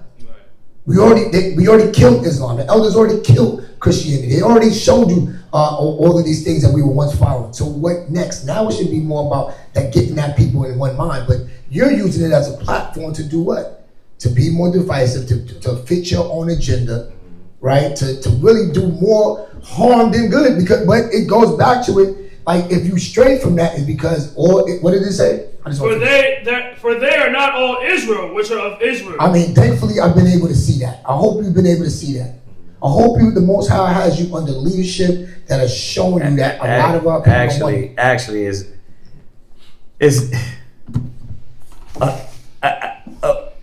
the words that I was saying is only going to drop on ears, you know what I mean, that kind of understand. But otherwise, the simple believeth every word, right? So nobody's asking what's your pedigree on the real. They're just looking at brothers and be like, you're beautiful, you're sharp. You got a lot of followers. You got a lot of followers. That's pretty good. Yeah, you got pretty garments. Right. You know what I mean? So I was just saying that. I mean, I know who I'm saying it to. I'm saying it to us. I'm saying, and I'm not saying it to you to impose anything. I'm saying it to for you to sit back and say, damn, is this going to be reality to me, that it's okay to just a la carte the truth? Because that's where all these confusions come from, right? Yep. Because you never sat the hell down for a long enough a time to really go through it and say, nah, the scripture says, thou shalt not steal. I understand things wrong if I open up my mouth and say it's okay to steal, right? And I'm doing that because I think I'm a teacher and I'm actually not. Period. I'm actually not. But no, it is not, oh, it's just your understanding. No, you just never been taught right on. How about that? You never, how about we just start saying that? But I can't do that, right? Because he's deep. He's got the Greek down. He can break it down in this and here and there. I can't just say, nah, bro, you just literally never was taught right. Shalom. Right. And let's go back, y'all. It's a good perspective, because when you look at, we don't know when Christ is coming back. The scripture says no man knows the time. But when you think about the experience and the understanding that has to be left behind, because of the generations that come forth, it gets worse and worse. And without that understanding, there won't be a way to stay rooted without knowing, okay, if we're not leaning on the understanding of, okay, apply the basics, master the basics, right? Study to show thyself approved, be taught. Like, if we're not staying steadfast to that, then it's going to come to a point where all the work is for nothing. Because we start doing the same things that everybody else is doing. I'm going to take a little bit from here, a little bit from here, I'm going to switch it up. With that individual. With that individual. Right. Because you can't do nothing against the truth before the truth, right? But, you know, it just, the newly sprung up thing is like, anybody got a mouthpiece, and then you got to actually give them credence, is disgusting to me. Like, you got a voice, why? Why you got a voice now? Like, what about if you, like, you changed everything, you still got a voice? And I stand corrected. The Bible said it's going to happen. I just wanted to tell you. I just wanted to say it. So. Go to 1 Corinthians. What is it? There must be heresies. It's 1 Corinthians, or is it second? Let me see. Okay, it's going to happen. I know, but I'm still gonna let y'all know the reality of the chaos. Yeah, it's for the preparation of you understanding and knowing what that mind is going to use. Where that mind takes you.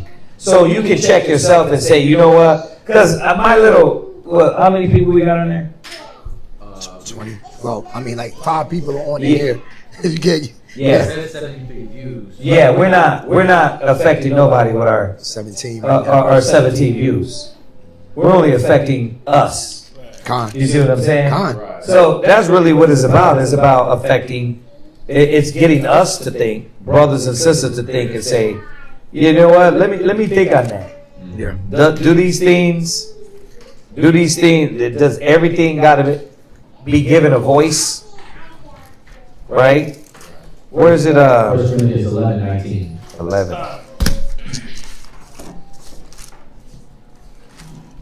1 Corinthians 11, verse 19. For there must be also heresies among you. Right. Read verse 18. Verse 18. For first of all, when ye come together in the church, I hear that there be divisions among you, and I partly believe it. So he was dealing with the same thing back then. Moses was dealing with the same thing back in Egypt, coming out of Egypt, right? Right, in the wilderness. So to be clear, it even though it's frustrating, it's irritating, it's not going to stop. Because there's going to be some Joe Donut Head nigga that comes back and is like, you know what? I want to do my own thing. And I'm going to go do my version of that. Right? Go ahead. For there must be also heresies among you. So that's the fact of it. That there must be heresies. It doesn't matter how angry or emotional or whatever it is, right? Or how we don't see it. Why is this happening? The fact is that there's going to be heresies among us. Go ahead. That they which are approved may be made manifest among you. Right. See? What does that mean? It means that the example is going to show.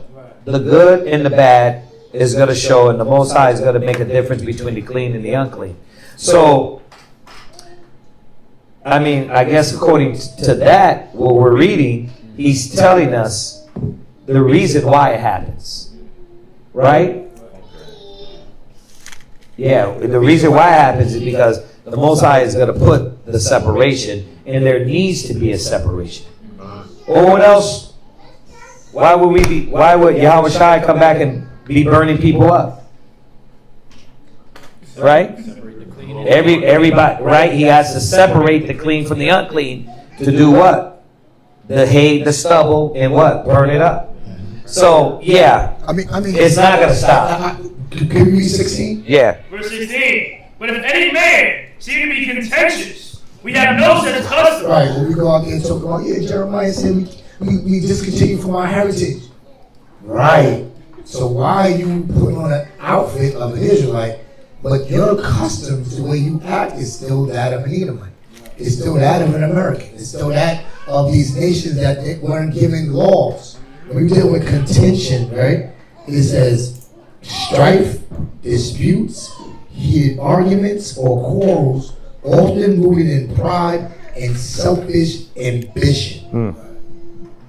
Read that again. Strife, disputes, heated arguments, or quarrels, often rooted in pride and selfish ambitions. I literally don't see the point in you, well, I do, because it has to be made evident who is the heresy. When you want to go and attack the things that the elders taught, that has to be clear that no, your customs are not of an Israelite.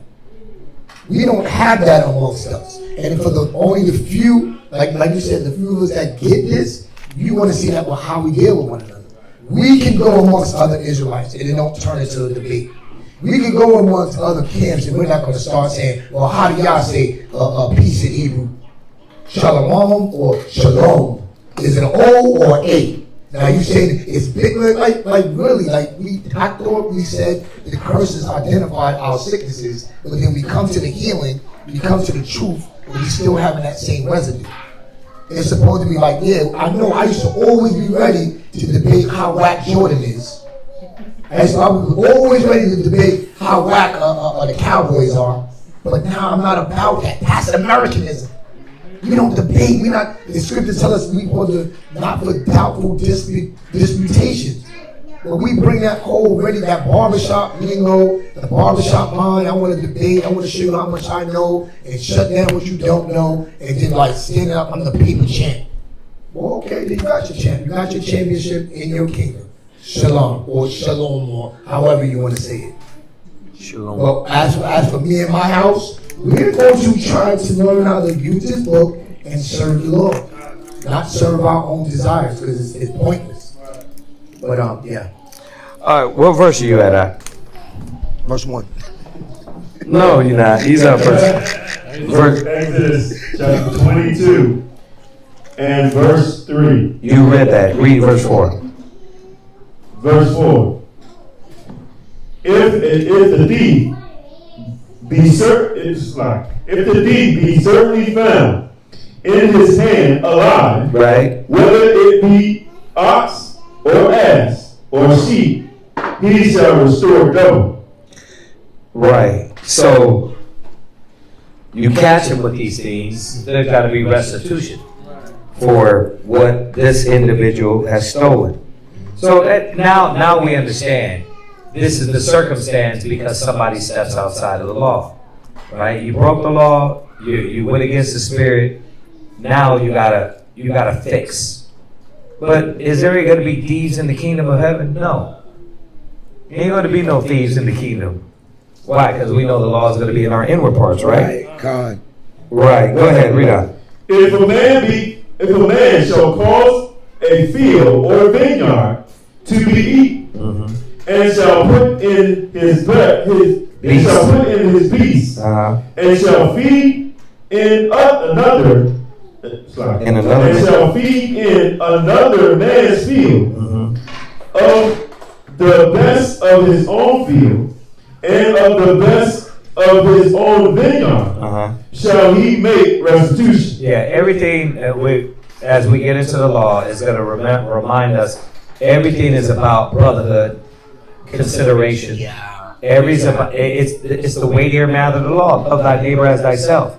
Why would you have your animal go through this field and just start munching away at this man's field? Right? So the Most High is showing us the law, the embodiment of the law is always brotherhood. Remember, love the Lord with all thy soul, all thy mind, love thy neighbor as thyself. The law rests on those things, right?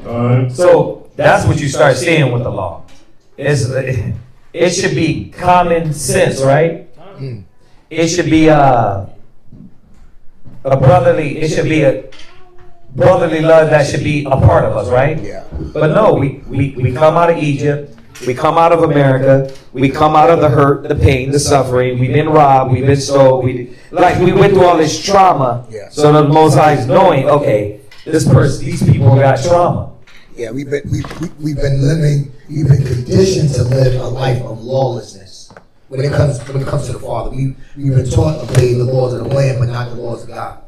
Right? So what does the Most High tell us with the law? The law is for the who? The lawless. So he's got to literally put down, because I don't know what you see. I know what you seen the Egyptians do.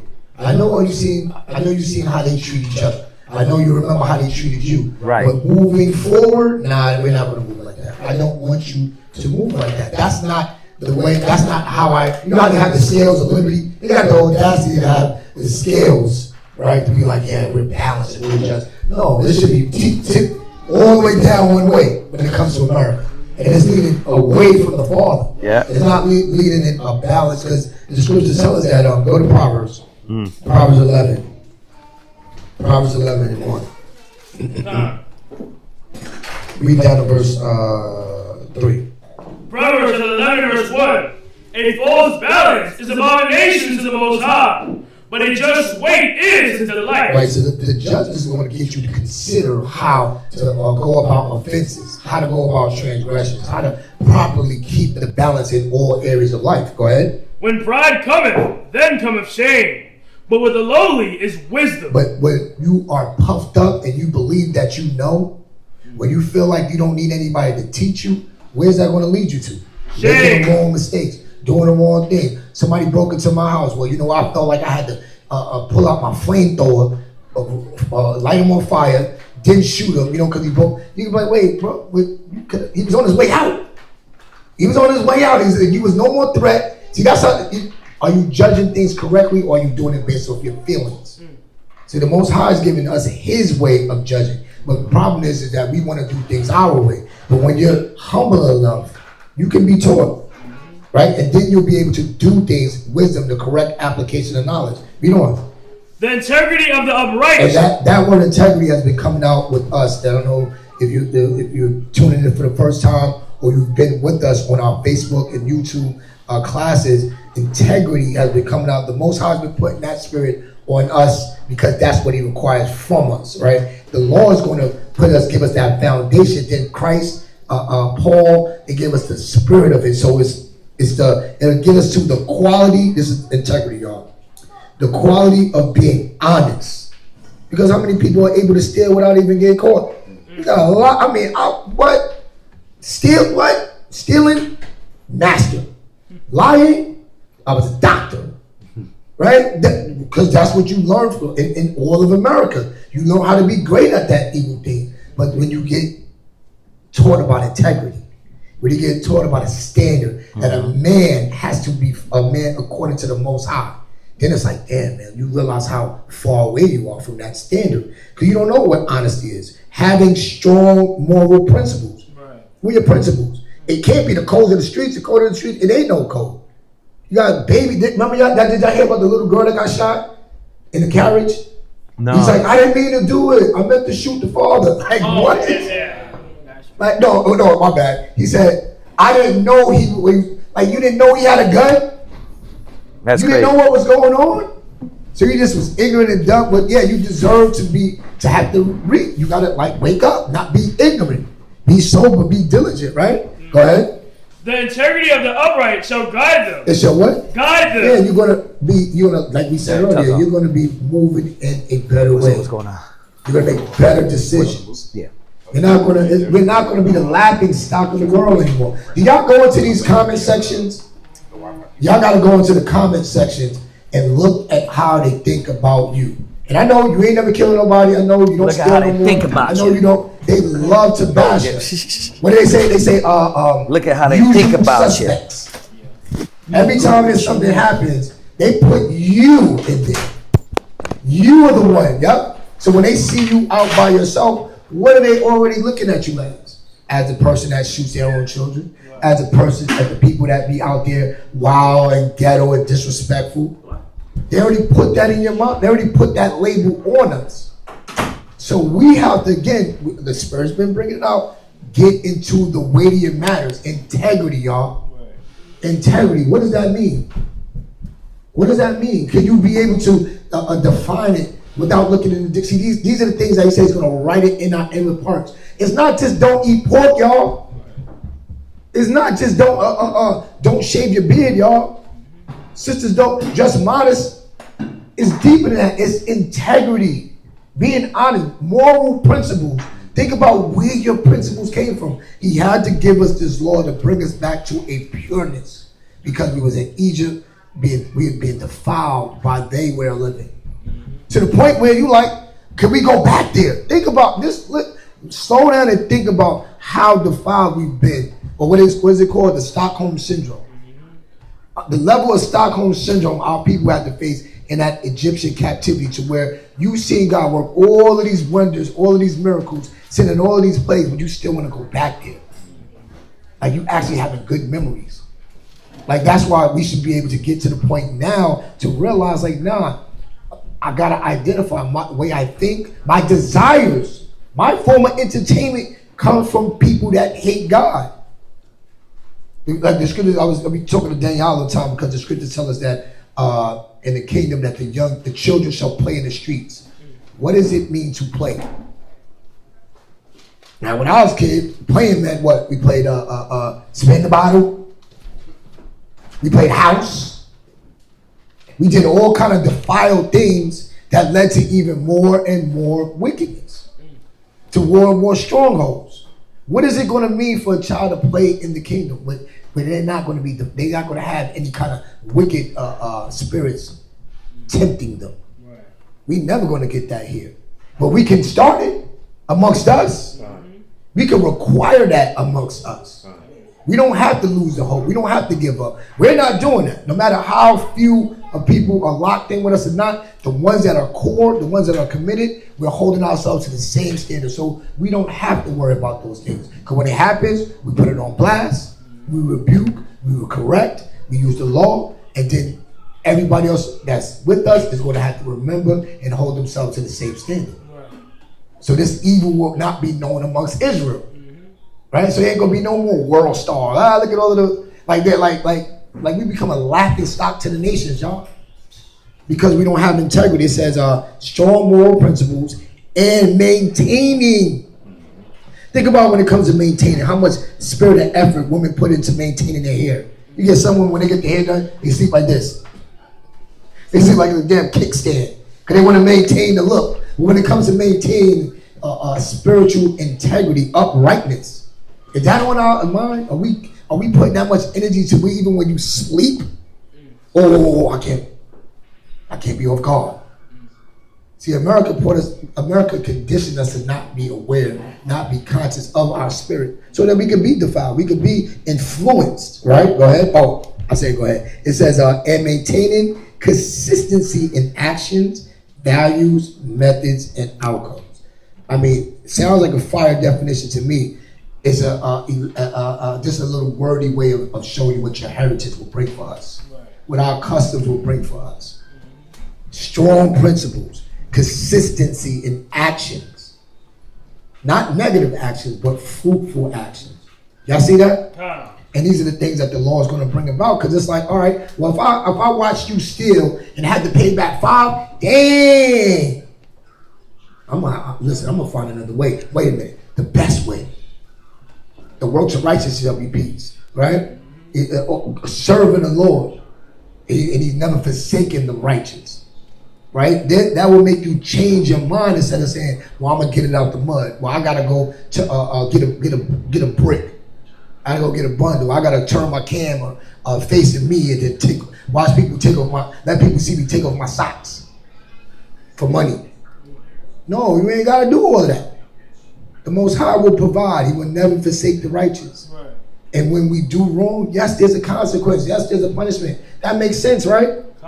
But He also gives us the blessings when we follow, when we are obedient. So let's go back. But yeah, that integrity, y'all, get that definition, add it to your notes, write it down, put it on the front of your mind, because these are the things that we need to do. The Most High's waiting for that. He's waiting for that, because we got the outwardly part down. We had that since the Pharisees and Sadducees. We had that part down. We definitely, because you think about it, how many times you see a sister with a head wrap on, you think she's in the truth, until she pulls out that black and mild. I seen a sister the other day. She had the skirt on, head wrap. I was like, let me ask her some questions. How often do you dress like that? Once she sucked her teeth and everything came out, I was like, okay. I was like, and then I had to plant a little seed for it. Cause I was like, yeah, because what I noticed today, a lot of women reading the Bible have come back to a dress code that God actually loved. She's like, really? So it's not just a fashion statement. No, y'all. It's about integrity and continuing in it. Being that wise and understanding people. But let's go back. Where we at? Verse what? Exodus chapter 22 and verse 6. Verse 6, okay. Exodus 22 and 6. He's reading down to verse 12, y'all. Go ahead. If fire break out and catch in thorn, so that the stalks of corn, or the standing corn, or the field be consumed therewith, he that kindled the fire shall surely make restitution. Right. If a man shall deliver unto his neighbor money, or stuff to keep, and it be stolen out of the man's house, if the thief be found, let him pay double. If the thief be not found, then the master of the house shall be brought unto the judges, to see whether he have put his hand into his neighbor's good. Right, there was going to be inquiry. There's going to be inquiry. There's going to be an investigation. Like, hold up, man. Things don't just disappear. Things don't just vanish. What happened? You took on this duty of being responsible for your brother's items, right? And now they just turn up missing. You ever linked out a controller, a video game? Back in the days, we used to have the actual disc CDs or cartridges. They're like, hey, you got my Contra? You got my Super Mario 3? Oh, I don't know, it's lost. What you mean it's lost? I linked it to you. I don't care about your cousin that came over or who could. I gave it to you with the understanding that you was going to be faithful and treat it with some care. Use it, enjoy it, but give it back to me. But what happens now? Now you done broke that trust. Now you done broke that relationship. Go to in Leviticus. Ecclesiasticus for other men's ill dealings. 10 and 8. Go to Ecclesiasticus 10 and 8. Yeah, see, these are like, why The judgments have to be there, and then you're going to get the edification of why the judgments are there, because what you do has an effect on the next person. We as a nation got to see that. Think about it. Like, think about when the people in your neighborhood have a house party, and they blasted the music, and there's no consideration about you and what time you got to get up. Like, me and Taza Hall was outside the other day changing the tire. It was like, what time, 1 o'clock? All right, and I was like, you know what? Impact wrench, that'll be quicker. Wait. But it's like, it's 1 in the morning, right? We're not in our neighborhood, we're in our brother's neighborhood, right? So do we want the people to look at him like, oh, your guests don't even consider, they don't even consider, they inconsiderate? Nah, that's what a monkey would do, right? But we're men of wisdom, so we was like, you know what? We represent our brother Kazakia. He's a man of wisdom. He's a man of principles. He's a man of integrity. Okay, let's be considerate for the consciousness of somebody else. We're going to do it the harder way. And it wasn't even that hard. It actually teaches you how to do it when you don't have an impact wrench or your battery dies. You know what I mean? You got to do it the old-fashioned way, but you got it done. But going back, it's all about the consciousness of someone else. Can you walk in a standing where people can say, yeah, wow, that brother's always considerate. That sister is always conscious and aware. They actually do care about somebody other than themselves. Read where you at. Ecclesiastes 10 and verse 8. Because of unrighteous dealings, injuries, and riches got by deceit, the kingdom is translated from one person to another. Right. We can't allow you to be the kings and priests of this world anymore because you don't deal with it righteously. Brothers take advantage of each other, and there's no restoration. You giving people a pass because that's your friend, that's your homie. No, it's not supposed to be anything that can rush judgment, meaning anything that could taint the judgment. Where somebody could just, and we're going to read it later, somebody could just give you a gift, and you would say, well, you know what? It ain't that bad what he did. No, what does this book say? What does the law say? We're supposed to consider one another. When it's an offense, right the wrong. Right the wrong so we can move on. So that it doesn't now put this grain of evil seed where I can't lend to nobody. Or all you Hebrew Israelites deal unrighteously. You guys don't judge justly. These are the things that we have to move on from. Y'all see that? Okay, go ahead. Go back. Yeah. My dad let me know. He was Exodus chapter 22, the other phone in verse 9. For all manner of trespass, whether it be for ox, for ass, for sheep, for raiment, or for any manner of lost thing which another challengeth to be his, the cost of both parties shall come before the judges, and whom the judge shall condemn, he shall pay double unto his neighbor. If a man deliver unto his neighbor an ass, or an ox, or a sheep, or any beast to keep, and it die, or it be hurt, or driven away, no man seeing it, then shall an oath of the Lord be between them both, that he have not put his hand into his neighbor's good. Yeah, it wasn't. Nah, I didn't do that, bro. I didn't steal your stuff. I wasn't up to no sneaky, deceptive ways. You know, I don't know what happened. See, but again, this is us having to care for one another. Because is it really more? Is it about the items? No, it's not about the items. It's about the brotherhood. It's about the unity. It's about, like, think about it. What happens when we see each other that we don't know? You see a brother with a hoodie on, walking a certain kind of way. You're like, ooh, you start clutching your purse. Women, you start locking your doors. You don't trust your own people. Why? Because we've been taught to not consider one another. To not, like, it's like, okay, when I see an old lady walking, she might think I'm a dog. Let me take my hoodie off so she can see my face. Let me wave. Let me be friendly. Let me greet her so that I don't fit the negative stereotype that she was used to seeing from our people. Let me do something different for her conscience sake. Or something when, you dropped the wallet. I think we read it last week. You dropped your wallet. You ain't like, you dropped your wallet. Start looking in the back looking to see if there's any greens in there. You take the greens out to give it back to wallet. Technically, there got to be some kind of finder's fee. No! You act like you never lost your wallet and your whole stomach drops. You got all your rent in there. You got your bill money. You got your children's school clothes money. You got whatever, your money. Yeah, you'd be glad to get your wallet back, but it's like, damn, you didn't have enough integrity just to give me back my stuff. It don't belong to you. But we'll bite and devour one another because we're learning from a place that does that to their own selves. They done it to us and they would do it to their own selves. Without a second thought. Y'all see that? Go ahead, keep reading. What verse you at? It says, what verse you at? Verse 11, Exodus chapter 22, verse 11, last precept. It says, and the owner of it shall accept thereof, and he shall not make it good. Right. So I mean that he doesn't have to restore it. We make this oath. We made this agreement. Okay. The investigation was done by the judges.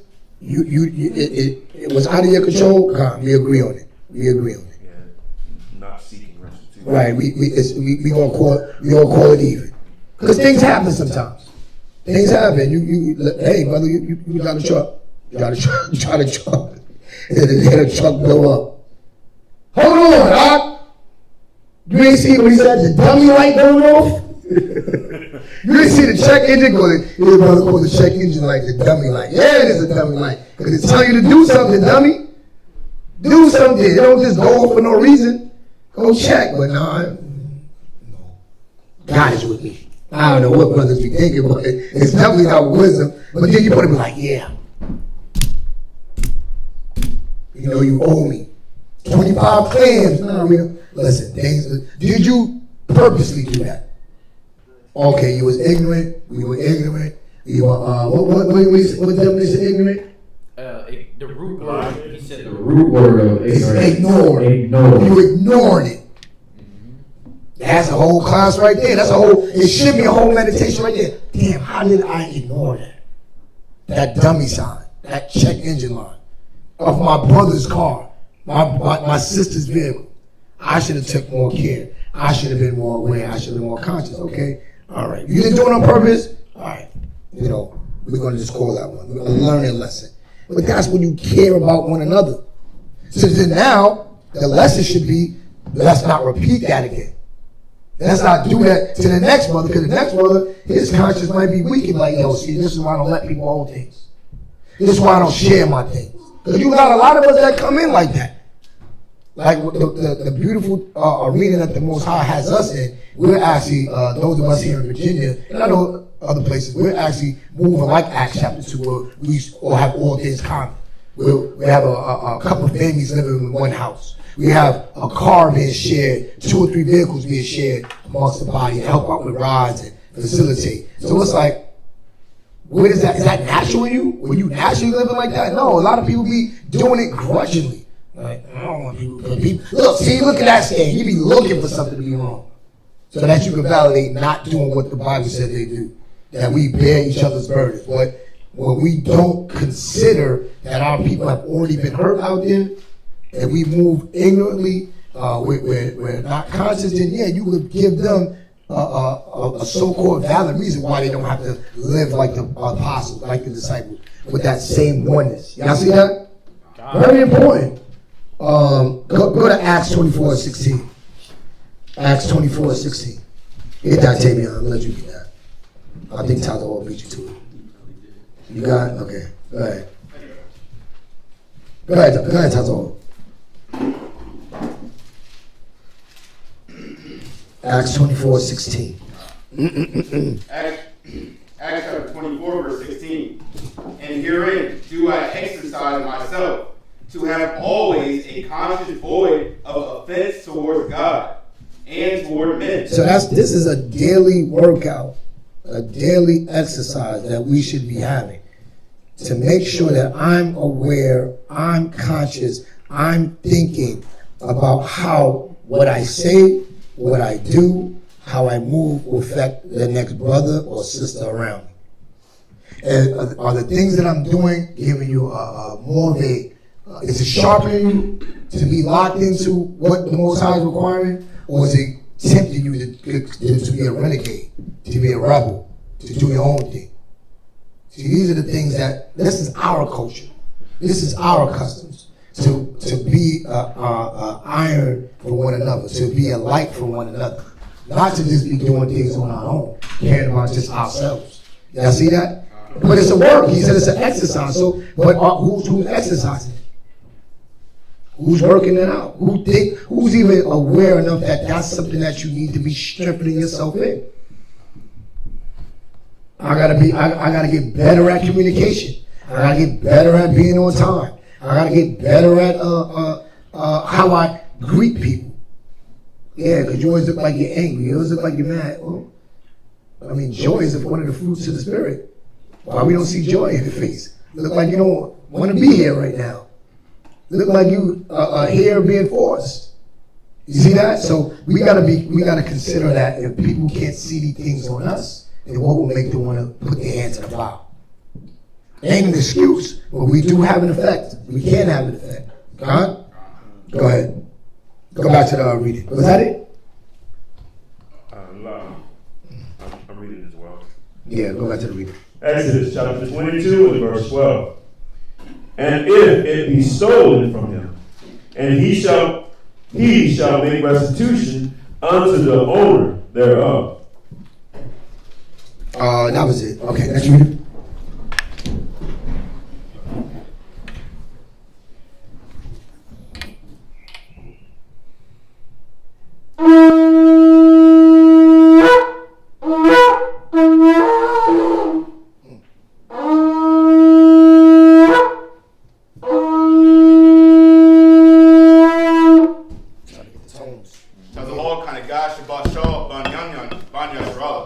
Tazahol kind of God, or Yamya and Shabbat. No, hold up. Tazahol kind of God, Shabbat Shor, Banyamya, Banya Sha'ala. Min Israel, mind you. Rock. Yahweh Hashem Yahweh Shabbat. Yep. Got that next generation. Yes, sir. Okay, so the next.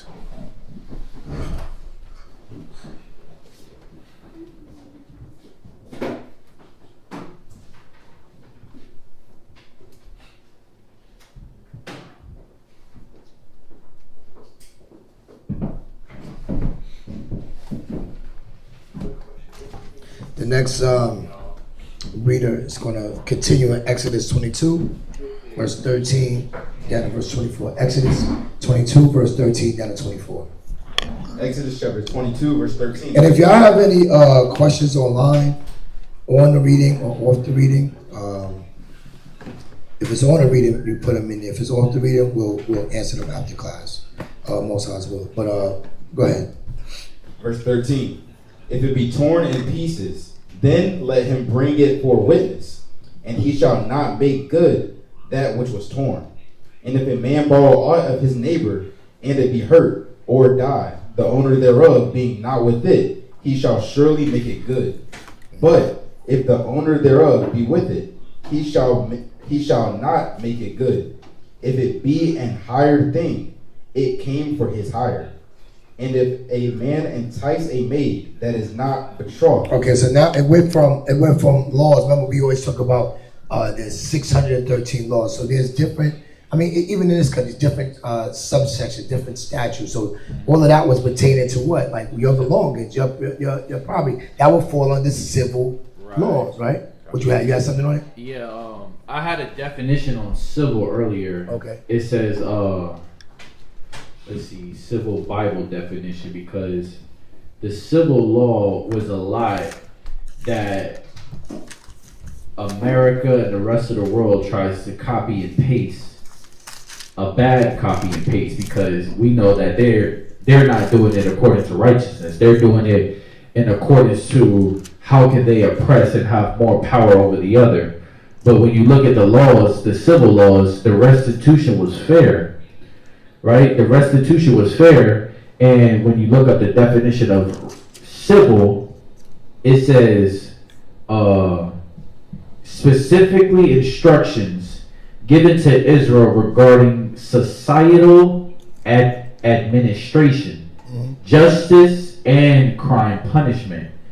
Right? Like when you go into that civil, like a lot of our people don't really understand how to be civil to each other, because America doesn't really want this new generation to really understand how to be civil.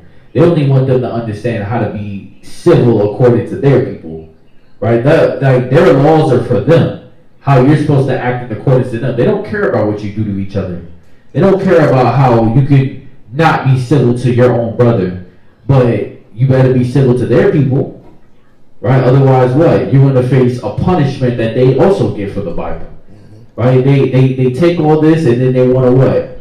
They wanted to use it for their benefit, for their profit, right? And not treat you the same way. Like they don't want to be civil to you, but they want you to be civil to them. I like that you said that. You said that they use it for their own benefit, and we started the Sabbath reading in chronologically, and we read about Jacob months ago in the Sabbath reading, and what was being constantly brought out about Jacob. What kind of man he was, his integrity, right? Remember how he was dealing with how Laban, his uncle, dealt with him? Like how many times he changed the agreement, how many times he was deceptive. Did Jacob, like go here, watch. Go to Genesis 31 and read 38. Read that, somebody. Genesis 31 and 38. You're gonna read down.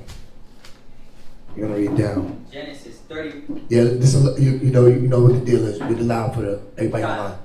Genesis 31 and verse 38. Oh, that's good. Okay, you got that was a knock. I heard that, felt that. Go ahead. This 20 years have I been with thee.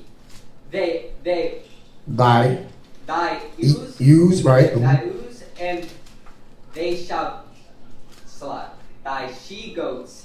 Right, that word use threw you off, right? You see it, like, what the heck is that? When I get there, like, look it up. Get somebody was supposed to already been reading with him to help him say that, right? Being his brother Keith, not sitting there picking my teeth, picking out my Sabbath meal out my mouth. No, my Bible was open. What verse are we at, Mark Weller, so everybody can read along? Genesis 31 verse. And then who's getting the definition for 38. Use. Because somebody was supposed to help him read it so he didn't stumble at it. Who got it? Sisters? Ariel, you got it? Go ahead. A female sheep. A what? A female sheep. Okay, so a ewe is a female sheep, right? Everybody get that? Khan? Okay, so let's read it again. This 20 years have I been with thee. Thy ewes and she goats have not cast their young, and the rams of thy flock have I not eaten. That which was torn of beast I brought not unto thee. I bear the loss of it. He did what? I bear the loss of it. Which means, what was Jacob telling us? That he knew that there was a civil way that this could have been rectified. There could have been some restitution. But remember the scripture says the law is for the lawless, right? There's times when we know, like, yeah, I'm gonna just like the truck situation. The truck situation. No, brother, like, listen, I dropped $25,000 on that truck. Where my money, Dad? Oh, Dad, a little bit more milder. Like, hold up, who are you talking to? No, would he have been wrong? Not according to the law. But then there's the spirit of the law that we're learning to rehearse with one another. Like, dang, that's messed up.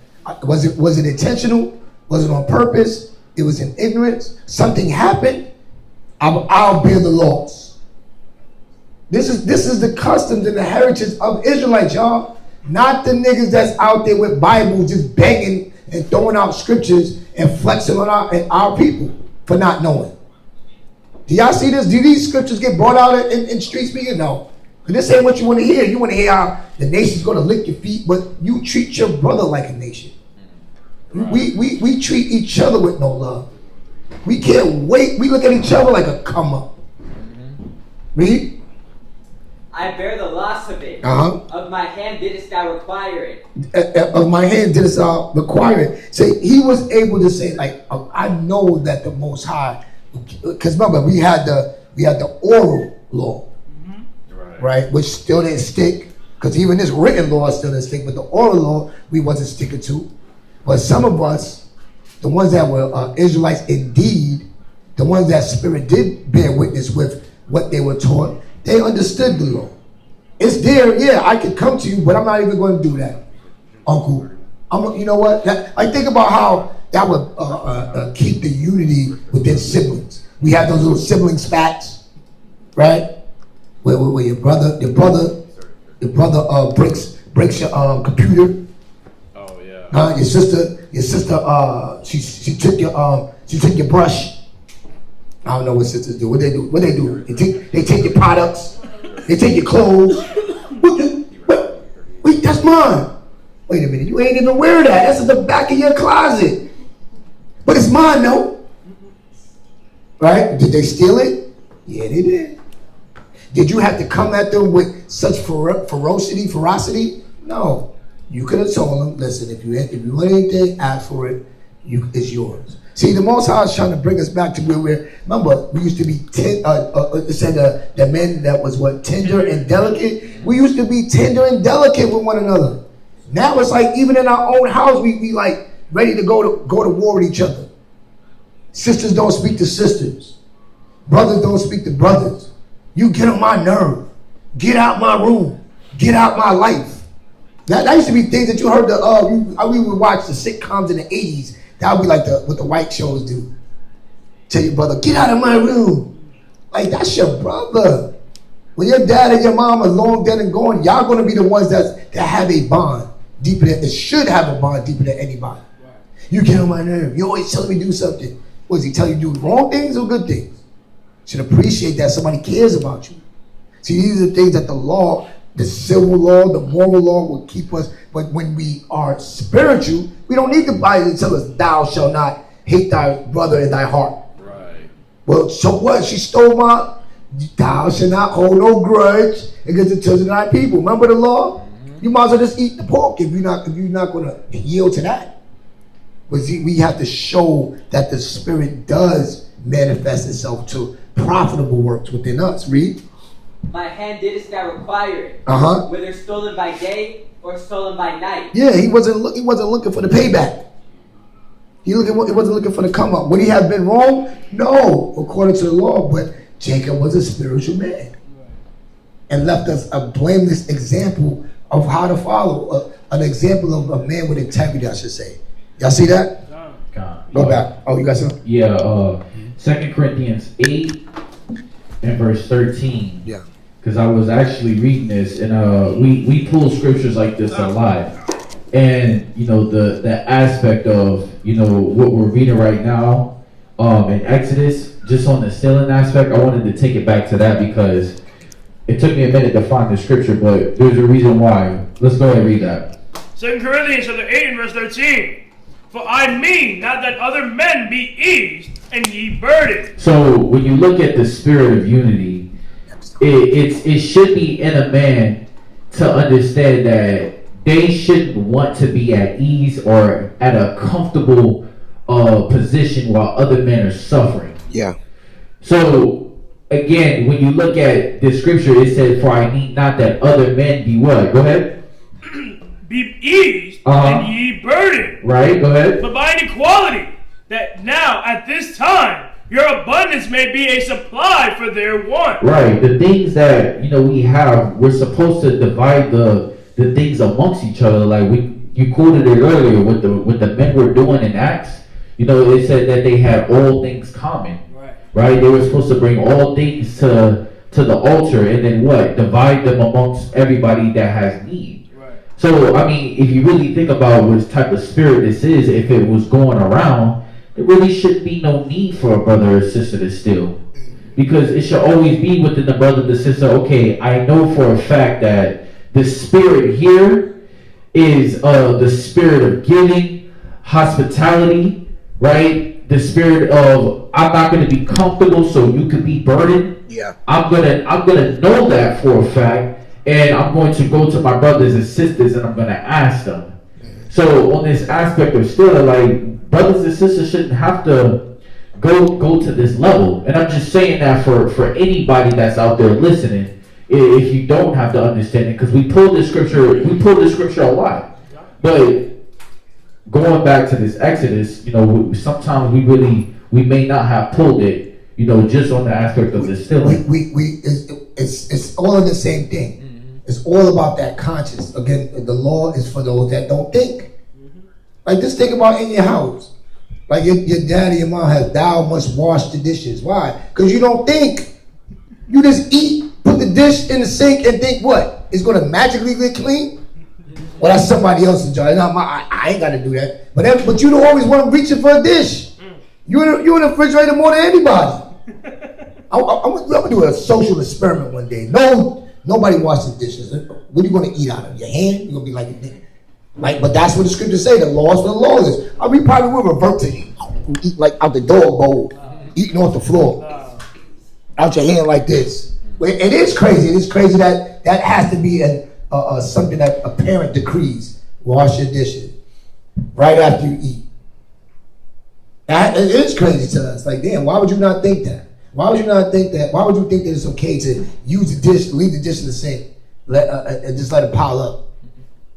Again, the children are lawless, right? It's scripture says ignorance is bound in the heart of a child. Right. Yeah, he's void of the right thing to do, but a lot of us be grown children, not knowing what to do. And just especially like in an arena where like you live with like different families, like we got the brother's house, we got we got even a family house. And we got to go through these steps because everybody it's not common, what do you call it, common sense? Not to everybody. No, I grew up not having to make my bed because it's not a conscience for you anymore. It's for me. So, okay, so your room is dirty. Guess what else you're going to leave dirty? The kitchen, the living room, the grass is going to grow. You ain't going to care about that. You ain't going to care about nothing. At the end of the day, it look like a damn a haunted house. So it got to be laws. But then when it gets written in your inventory, you start seeing the sense of it. Y'all see that? All right, let's go back.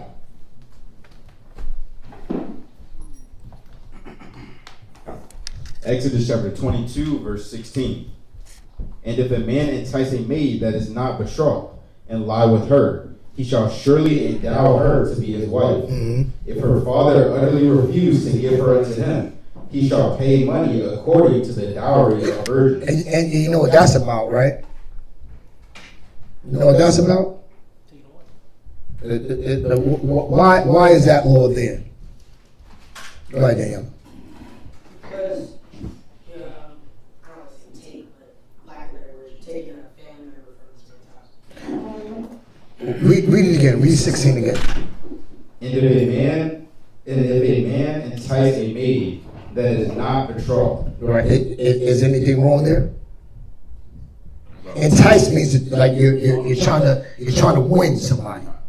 You're winning somebody. So if a man tries to win a maid that is not betrothed means she's not promised anybody, right? Is there anything wrong with a man trying to win the attention, win the betrothed for a woman that's not promised another man? Is there anything wrong? Okay, read. And lie with her. Okay, is there anything wrong with that? She's not married. She's not promised. She's not a married woman, right? Is there anything wrong there? Okay, what's wrong there?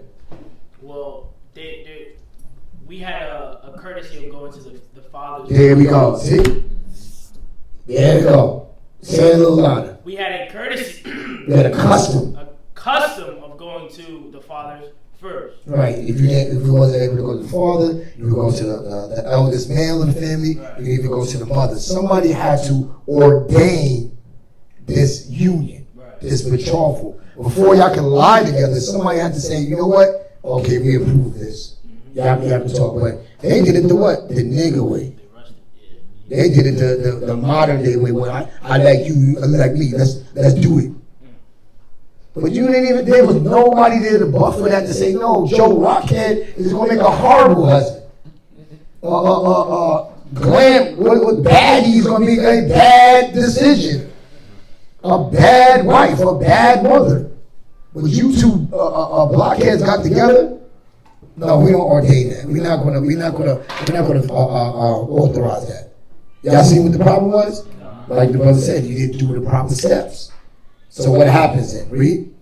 if her father utterly refused to give her unto him. Right. All the work that he put in, all the time, all the counsels, all the care and the love that he put into raising his daughter. You don't have to authorize that just because y'all did the do. No, I'm not leaving you. Because any loving father would step in and intervene. Right? Go ahead. He shall pay money according to the dowry of virgins. Yeah, why? Because you now defiled this girl. You defiled this daughter. Because back then, your chastity, your virginity, for men and women was something valuable. It was in the custom that it had to present the token of the virginity for the woman. So it wasn't like, oh well, you know what? We got a couple of bodies, it's all good. A couple of bodies or what? 20 ain't that bad. You know what I mean? Oh, you said 5 of them was at the same time? So okay, that's just one. You know, even though it's multiple. Like the way we think now with it, nah, it wasn't like that. So there was going to be a punishment again. Remember, the judgment is for the law is for who? The lawless. So you just want to hear that like, damn, you got to be what? Why you just did? You like her? She like you? Why you didn't just go to the dad? It's like, well, I ain't never doing that. You see how it's supposed to put that care and that consciousness, that awareness in you? You look at somebody else get beat, somebody else get judged. Instead of now, today it's like, yeah, oh, you had to do 25 years in prison? Welcome home, my dude. Welcome home. Yeah, you did that, man. Still 10 toes down. And what does that promote? Next one in, one out. One in, one out. Revolving door, 5 people. Y'all see that? Instead of saying, damn, I don't ever want to have to miss 25 years of my life for anybody for making a wrong decision. Go ahead. Verse 18. Thou shalt not suffer a witch to live. And then now, so he's switching here. He's switching here, right? So now he talks about these witches, right? Go to 1 Samuel. Where's it at? It's like 1 Samuel's.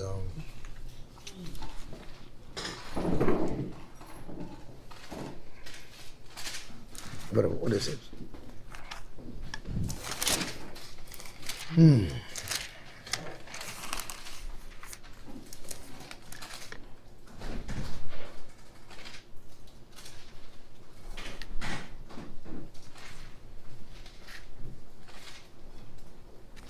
Let me find it. Go ahead. Go ahead. Keep reading.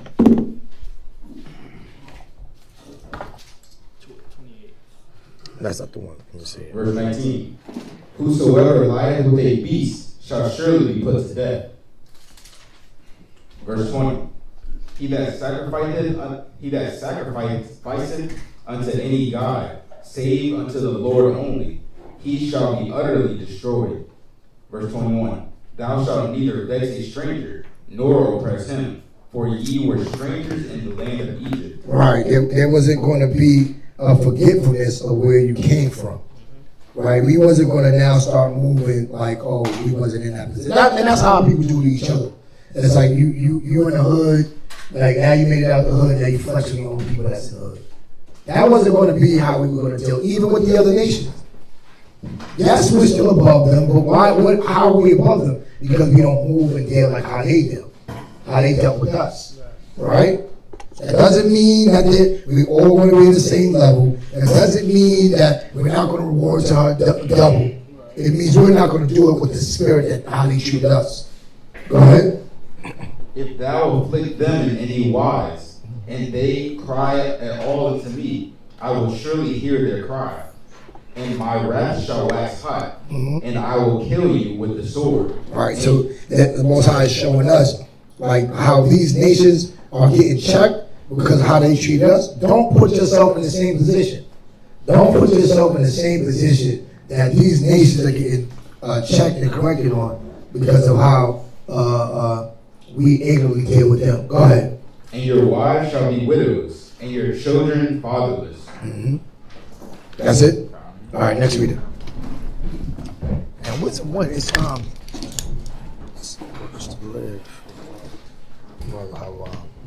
I butchered. I probably got like two scriptures mixed up, but it's all good.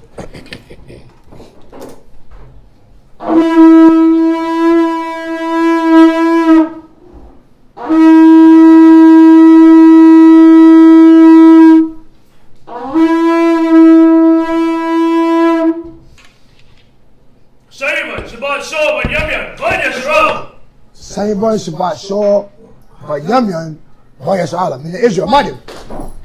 Rock. Yahweh Shabbat Shabbat. It'd be different. You wait for somebody else to do it. So used to Kazakh doing it, but God.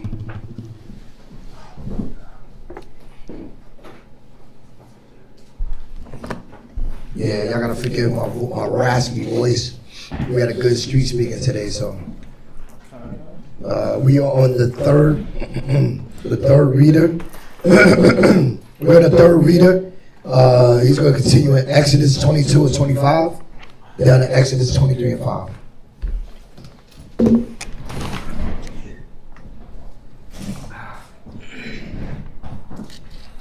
Exodus chapter 22, verse 25. If thou lend money to any of my people that is poor by thee, thou shalt not be to him as a usurer. Look that up. Usurer or usury. Look that up. Okay, somebody get a definition. I got it. Usury. Usury refers to charging interest of any kind on loans. Specifically, this is the Bible definition of usury. It says specifically between Israelites and the Old Testament. Right. So the way that I know we still got some younger children and young men who haven't had to really see the financial oppression that makes America great. The fact that they exercise usury on us. Oh yeah. It's a $1 trillion industry. Credit card debt. Right, when they tempt you, and these are the things y'all gotta be careful. Like the financial talks that they say they don't have in the church, we gotta have those with our children. You know how to deal with credit. What is a good APR? Not being baited into any loans. You know, any high interest rates. Knowing what is good credit, bad credit. These are the things that we gotta talk about. Because these nations, they'll take advantage of our ignorance. Yeah, right. Just one on that. Go to Jeremiah 8 and 11. Jeremiah 8 and 11. Because, man, these nations are wicked. Wicked is H-E-L-L, yeah. Man. It's very important because when you look at the spirit of America, that's what they do. They'll charge you interest on top of the interest on top of the interest. And they'll tell you, you got to make sure you pay this back, knowing damn well you won't pay this back, or you don't have a good chance of actually paying this back. That's the spirit of America. It's right. But how do we know that? Read that. Jeremiah chapter 8 verse 11. So when you read, project your voice and go ahead. Yeah, that way they can hear you online. Yep. Jeremiah chapter 8 verse 11. Good. For they have healed the hurt of the daughter of my people slightly, saying, go ahead. Peace, peace, when there is no peace. Right. You can come apply for a card. You know, we're going to give you a chance at life. We know you fought for the right to vote. We know you fought for the right to be included in the American dream. But guess what? I'm going to charge you 38% interest on this car. A used car. God dang. A car that's what? $26,000, but it has what? Over 75,000 miles. Knowing damn well that car is going to need repairs soon. But it's fair. We gave you a chance. Like, you see, this is what America does. Like, they'll say that they're giving you opportunities, but within the opportunity, there's a increment, right? What they call it, the line between the lines, the blueprint, the fine blueprint. We're going to offer you an opportunity, but that opportunity is not really an opportunity. It's just a chance. It's just a chance for us to show you that we're going to allow you to try to do what we do, but we're not going to give you the same benefits. Like, that's the spirit of America, and that's what we're learning here, that we're not supposed to be like this. Yeah. Like, that was against the law to charge usury upon your brother. So when you ask somebody, okay, we just read in the scripture in 2 Corinthians that our supply may be for your want. So if you're giving something to a brother and sister, you are supposed to have the spirit of coming back and be like, okay, well, I need gas money, but you don't really need it, right? You got 260 something miles, but That's supposed to last you? That's the spirit you got on you? It was always about not, again, we've been saying it, the conscience for one another. And we went over it last week about, like, even when a brother or sister gets in a state where they need you, it wasn't to now take advantage and oppress them. That's what I was looking it up. The term is called predatory lending.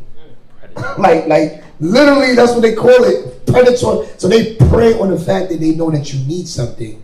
They know you just got out of college, right? They know you just got a job. You're gonna need a vehicle. Hey, I ain't got a car, right? You got these crazy commercials. You got a job. I got a car. Meanwhile, they don't tell you that you're gonna end up paying almost triple the amount of that car at the end of that term. A lot of us don't have financial know-how, so we just like, yeah, I got a car. How much is your car note? I'm paying $1,100.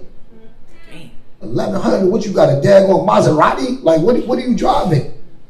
Tell me you driving an AMG something. Oh, it's a Ford Focus. Ain't nothing wrong. It ain't nothing wrong with Ford Focus, but like, you paying what? Like, what are you for? How much? A fix or repair daily? Like, hell to the nah. Wow. But because they prey on us. This is why the Most High gave us a law to not prey on one another. We're not supposed to take advantage of each other. Well, first of all, a lot of us ain't in that position to prey on anybody. But we have the mind to. That's the crazy thing. We got the mind to. Yeah. We take on, and you watch all these damn Godfather, Goodfellas movies, and it's like you want to be a loan shark.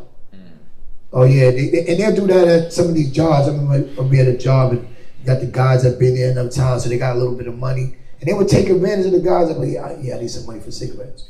So he gives you $20, you got to give him back what, 30. These guys are making, but you put yourself in that position. So we got to make sure that we're wise enough not to put ourselves in that position, right? Because it tells us, go to Deuteronomy 23. Did you finish that? Yeah, go to Deuteronomy 23. Just again, because it gets clear, it gives us more clarity in this verse with this law, right? Because as we go on with the Sabbath reading, you're going to hear them being reiterated and with more detail, right? Because what verse we at? We at Exodus what? 25, right? Well, no, 20. Yeah, I was reading 25. You just read 22 and 25. Read Deuteronomy 23 and 18. 19. Yeah, Deuteronomy 23 and 19. Yep. Read 19 and 20. Deuteronomy chapter 23 verse 19. Thou shalt not lend upon usury to thy brother. Right, it's not saying that you can't lend, but you can't lend. Where we at? Deuteronomy chapter 23 verse 19. Right, it's not saying that we can't lend, but you can't lend with the intention to like, I'm gonna get a come up off of you. I'm gonna use your opportunity of needing help to my advantage. Instead of being a help to your brother, you become now what? Oppression. Go ahead. Usury of money. Usury of victual. Usury of anything. Yeah, I hear the kids do that. I give you a bag of what is it? What y'all eat? Takis. Fire hot Takis. I gave you a bag, so you owe me 3 oatmeal cookies. Like, how does that even out? 1 for 1, right? Or how about the scripture says lose your money for your brother? How about here? You can have that. We had that in here. It's beautiful to see. It was kind of weird. Came in here, the brother. I was like, oh, bro, I like your chain. He said, yeah, it's yours. I was like, whoa. I said, I like it. Like, no, brother, you like it? I could get another one. Like, wow. Never seen that. And then he be like, well, what you want for it? Like, do I gotta hold your pockets now like we in jail? Did I just sell away my manhood? No. And it was weird in the beginning because it's like you don't see that outside. Like our own people don't be nice to us. It's like, yeah, your own air quote friends. Like they be looking, we be biting, like the scripture said, we'll bite and devour one another. So yes, lend, but don't have the mind of saying, okay, let me keep the score. And then add to the score. It don't work like that, right? Because it'll make you not want to trust your own brother. Read on. usury of victuals, Uh-huh. usury of anything that is lent upon usury. Read. Upon a stranger, thou mayest lend upon usury. But the Most High deals with his favorite, deals with his chosen, deals with the apple of his eye in a different way. But see, the so-called Jew, they took this, your customs, your culture, your heritage, and they became what? A superpower. They became a superpower of the world. And they're still taking our customs and culture and using other nations to what? Pay them tribute. To come at their ever bidding. When this is what the Most High gave us to keep us above all nations. But it's in your law. And you got to understand the spirit of it. Right? You wasn't supposed to do this with your brothers, but you were able to do this with the other nations. Right? Go ahead. But unto thy brothers, thou shalt not lend upon usury. Uh-huh. That the Lord thy God may bless thee in all that thou settest thine hand to in the land whither there thou go to possess it. Because when you were going to the land to possess it, who was there with you? Your brothers. So it's a blessing, not just when you get, but when we get. See, that was the mind that we were supposed to be in. That was the mind we were supposed to stay in. And it wasn't supposed to be, well, I'm good. You're not good? Well, yeah, I'll help you out for a small fee. It wasn't supposed to be like that, y'all. But let's go back. Exodus chapter 22. You got something? No. Okay. Exodus chapter 22 and verse 25. If thou lend money to any of my people that is poor by thee, thou shalt not be to him as an usurer, neither shalt thou lay upon him usury.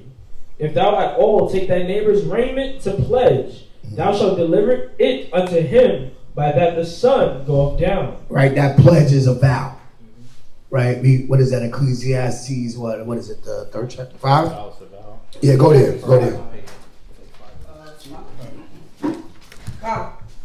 Go there.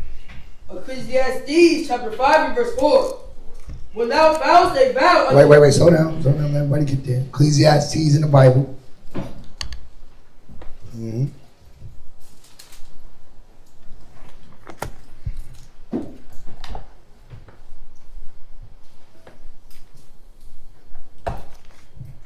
Everybody there? Everybody there? Okay, go ahead. Ecclesiastes chapter 5 and verse 4. When thou vowest a vow unto Yahweh, defer not to pay it. For he hath no pleasure in fools. He have no what? No pleasure in fools. Right, what's the foolish thing is opening your mouth saying that you're going to do something that you don't have the power to do. That means we need to do what? Not move in haste. Not just move on the spur of the moment. Not just open our mouths and not consider that the Most High is going to what? He's going to hold us accountable. Y'all see that? That's it? Allah. Right, read it up. Okay. Pay that which thou hast vowed. Right, so that you could be a man of integrity. So people could actually say like, oh wow, I can trust this person.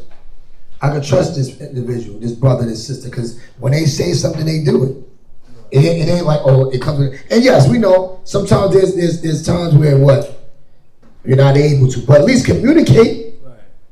Don't like somebody borrows something from you and they're like, I'm gonna give it back, right? And you don't give it back, like, okay, can I borrow? Can I hold it a little longer?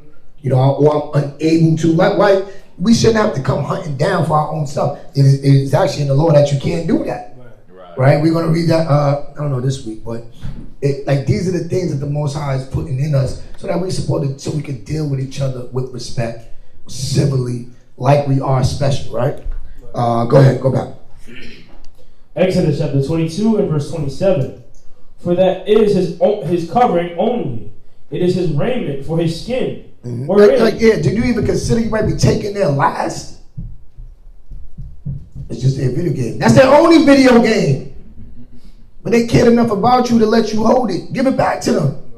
I'm using video games. We like, I don't play video games. Like, well, whatever it is, did you consider somebody gave you gas money or somebody bought you lunch? Then it should be awareness to say, hey, well, damn, he might have gave my last. Let me reciprocate. Let me give back.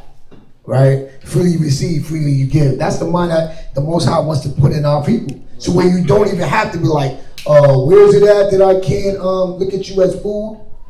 Oh, usury, right? Okay, I can't use that as a come up. Yeah, okay, because I was about to charge you.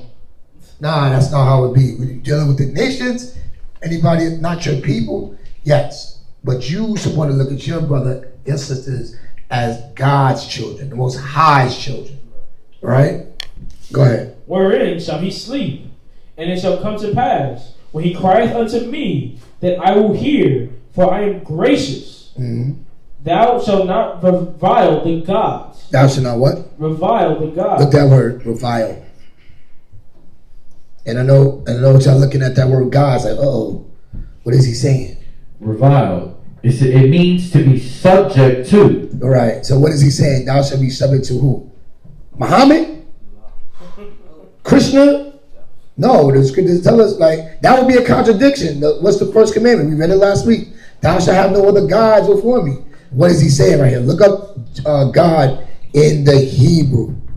See, when brothers stray away from what they was taught, that we are Hebrew Israelites, right? We might not be fluent, but it is important to know some Hebrew.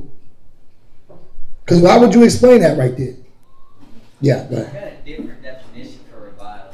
What you got? Mine says to attack someone with harsh, abusive, or insulting words. Right. That's actually more in context to what the verse says. Read it again. To attack someone with harsh, abusive, or insulting words. Right, because it's telling us not to do something. That right. Don't be harsh. Don't attack.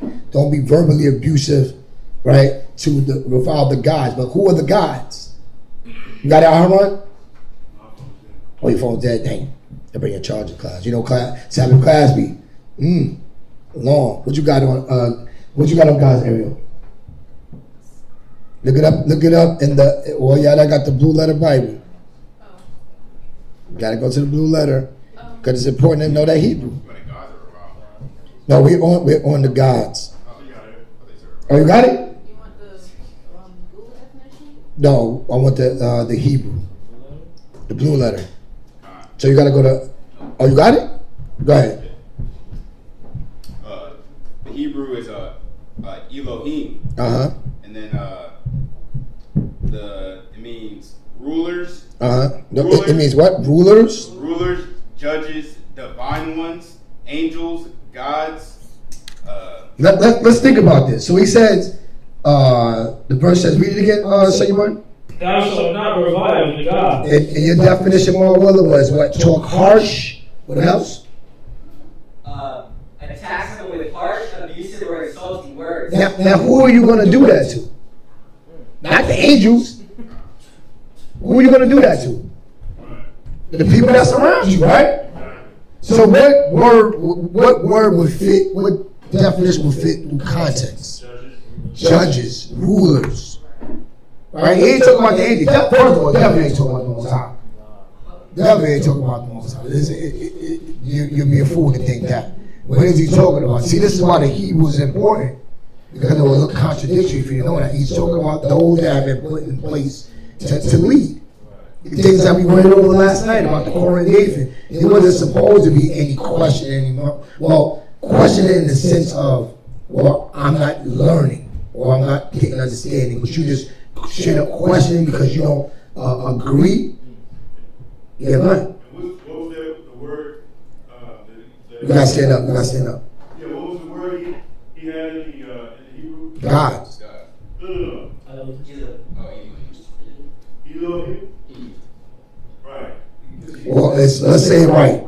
It's Elohim. Right, because you got Elohim, and then you got what's the other one? Because this one means rulers and judges. But the other one that I'm thinking of can't remember right now, but it means powers, right? This means powers as well. Okay. Yeah. All right. Yeah. All right. So it's not Elohim. It's Elohim. Okay. Elohim. Okay. All right. So I said it right before. Yeah, in the modern translation or modern pronunciation, they say Elohim. Right. So right. The point of it is that definition, word definition to put in place. Right, that's what we were going through. The rulers, judges, right? It wasn't talking about the angels or any gods, because we know that there are no gods but the Most High. So it's talking about don't have this outlook or these negative words toward the people that are over you. All right, give me that. What is it? Obey them. Yeah. Yeah. Be subject to your master. Yeah, get that one.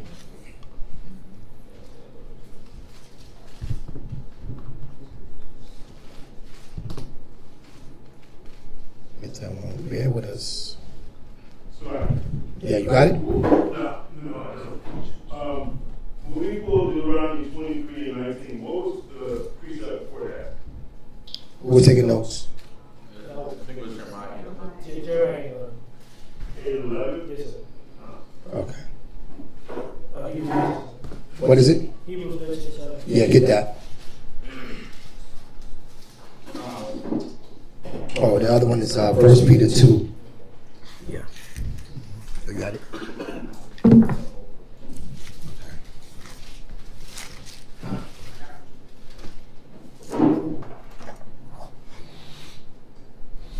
Okay, go ahead. Hebrews chapter 13, verse 7. Remember them which have the rule over you, who have spoken unto you the word of God, whose faith follow, considering the end of their conversation. It said whose what? Faith follows. Right. Like look at the like nowadays we have no respect.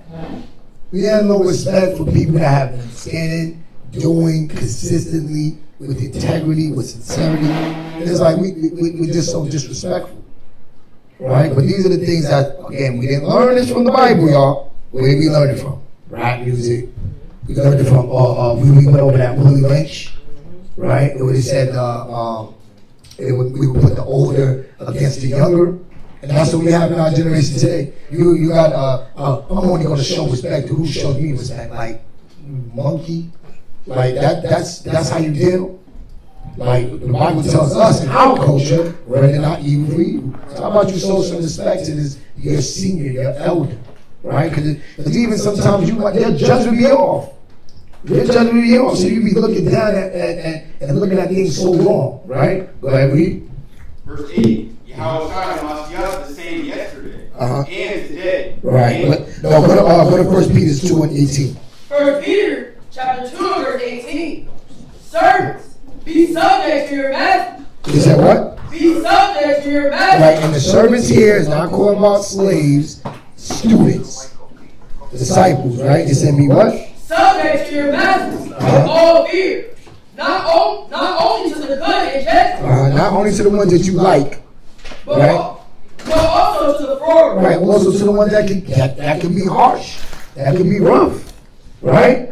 These are the things that we stray from. What happened? You had what verse you had? Oh, just take your notes. Yeah. But yeah, okay, let's go back.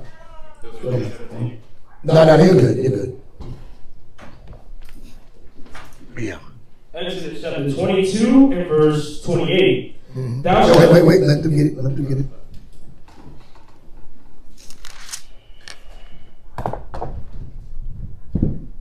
Go ahead. Exodus chapter 22 verse 28. Thou shalt not revile the gods, nor curse the ruler of thy people. Thou shalt not delay to So it's not talking about the Most High, right? We clear on that? And see, it would further edify right here, but we had to go to the Hebrew because we're Hebrew Israelites, right? All right. Go ahead. Nor curse the what? The ruler of thy people. And that ruler, wait, I know. You ain't no king. Some of the women look at their husband like, damn, Sarah called Abraham Adonai, Lord, which means Lord. But you don't have that same kind of, do you have that same kind of reverence to your husband? You got some that call their husband Malak. Which means what? You know what Malak means? Anybody know what Malak means? Come on, Hebrew Israelites. Yeah, y'all gotta study the Hebrew. Malak is king. Go ahead. Verse 29. Thou Thou shalt not delay to offer the first of thy ripe fruits and of thy liquors. The firstborn of thy sons shalt thou give unto me. Right, the Most High wanted his portion, right?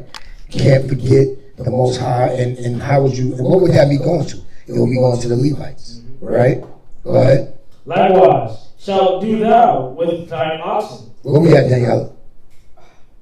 Verse 30. What? Okay, making sure you're here. Go ahead. And with thy sheep.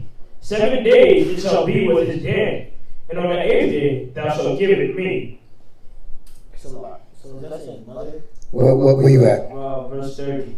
Yeah. Read it again. Likewise shalt thou do with thine oxen and with thy sheep. 7 days it shall be with his den. Right.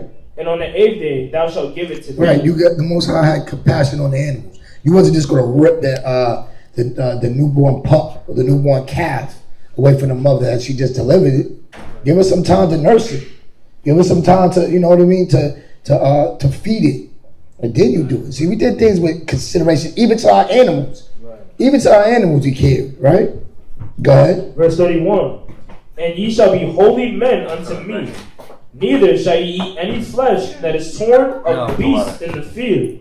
Ye shall cast it to the dog. Right, don't eat like a dog. I mean, and did anybody ever grow up eating roadkill? Be honest, nobody. There's no shame here. Like, no shame. Yeah, no shame. Nobody. Okay, but there's people that do that. I guess that's like the real like hillbilly thing. But the Most High, again, what is he doing? He's separating us from just being beastly in nature, not considering. You know. Go ahead. Chapter 23 and verse 1. Thou shalt not raise a false report. Put not thine hand with the wicked to be an unrighteous witness. Right. All of that, you're rolling with liars. Right. You're making up lies, slandering. Like, those are the things that the Most High hates. Go ahead. Thou shalt not follow a multitude to do evil. Neither shalt thou speak in a cause to decline after many to rush judgment. Right. We watching that like with today, where it's become a custom of our people to do what? When y'all go see somebody fight, you run into the fight, fight. And then what happens? You become part of that. You get taken down in that. Instead of saying, hey, what y'all doing? Nah. Like, we can fix this. No, you want to go and be a spectator. You're going to get treated like one. You're going to get treated like part of the, what does it say? Every man consorted to his like. So you want to be like the knuckleheads? What are you going to get treated like one? Go ahead. Verse 3. Neither shalt thou countenance a poor man in his cause. Where neither should. Exodus 23? Read it again. Exodus 23 and 3. Read that again. Neither shalt thou countenance a poor man in his cause. I'm gonna look up the blue letter. Where are you at? Exodus chapter 23 and verse 3. Oh, 3. You said right. Neither. Oh, right. Counted. Neither shalt thou countenance a poor man. Yeah. Look it up in the Hebrew. I got you. Yeah. It says to honor, adorn, glorify, be high, like showing partiality. Yeah. Like showing like favoritism. Right. Yeah. So it's not. It's like respect the persons. Exactly. Yeah. Yep. Okay. Read on. Verse 4. If thou meet thine enemy's ox or his ass going astray, thou shalt surely bring it back to him again. If thou see the ass of him that hateth thee lying under his burden, and wouldest forbear to help him, thou shalt surely help with him. That's it. Okay. Did you read? Yeah.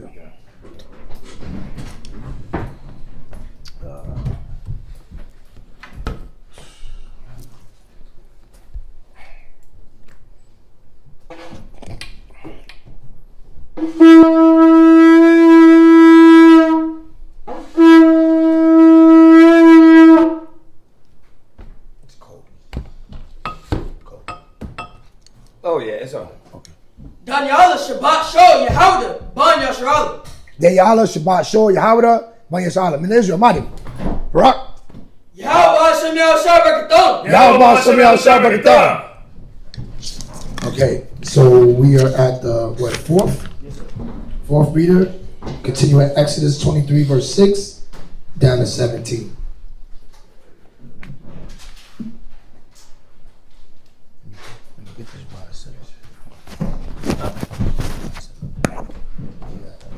Oh, did you give me a mic earlier?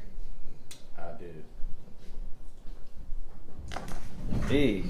What happened? Go. Oh, the mic or what? Yeah, the mic earlier. Oh.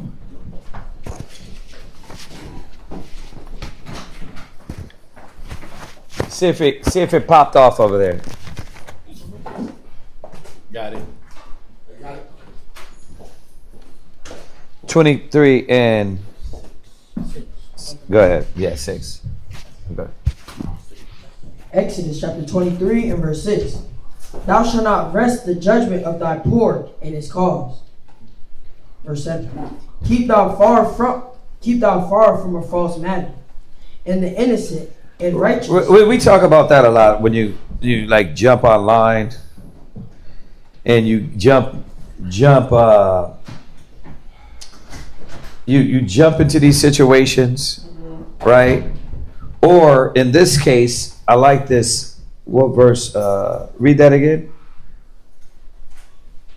Keep thou far. No. Read verse 6. Thou shalt not wrest the judgment of thy poor. What does it mean, rest? Meaning now, when it's time for you to speak up, right? When it's time for you to say something. What's our job? Our job is to stand up for the poor, right? For the weak, for the fatherless. But what's the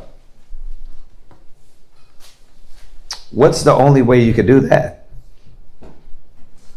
What's the only way you know when to jump in or not to say anything?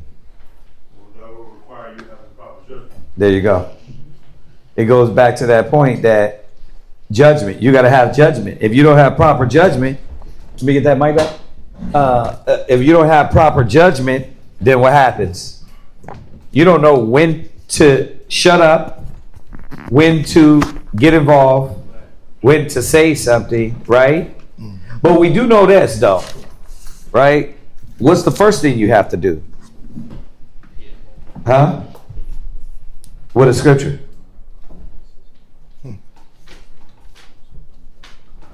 What's the first thing you have to do before you can even jump in these points?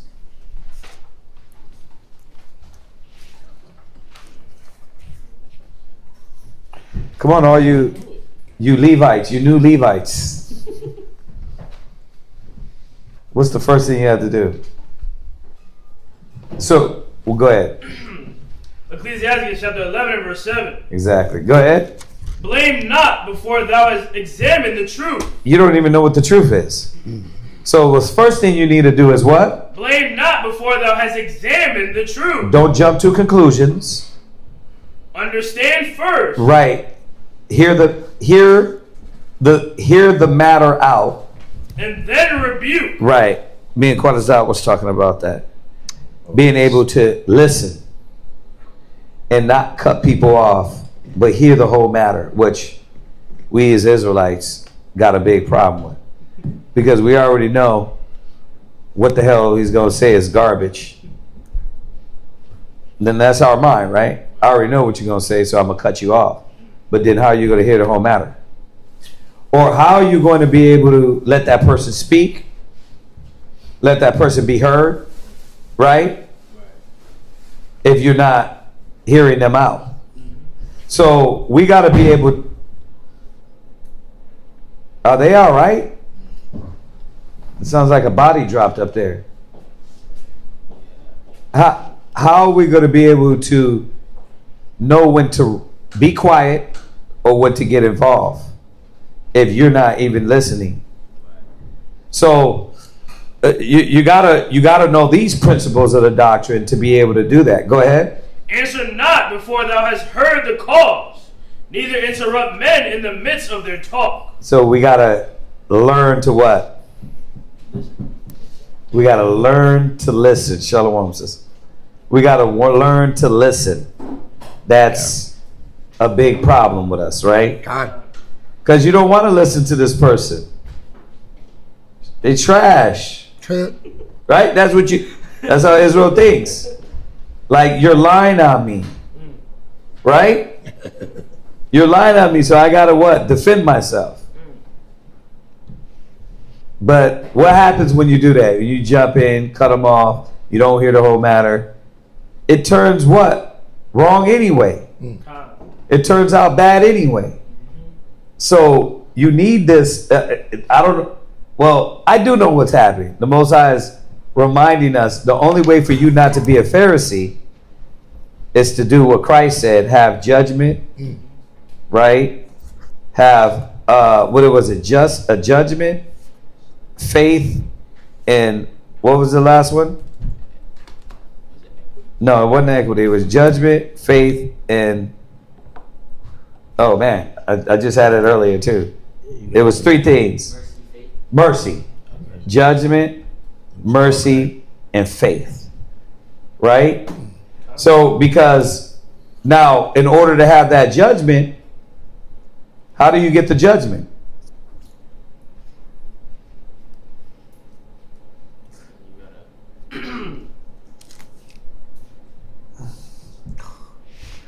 How do you get the judgment? Go ahead, Tazal. You got to talk loud, though. I say, studying and being around, and you start to see. Okay, what's the scripture? You're right. Where's the scripture?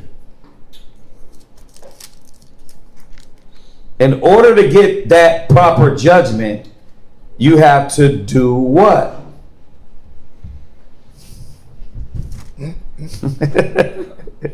What do you have to do? We got to ask online. We got to ask online. Online. In order to have the proper judgment, because if you thought you came into truth with proper judgment, psych.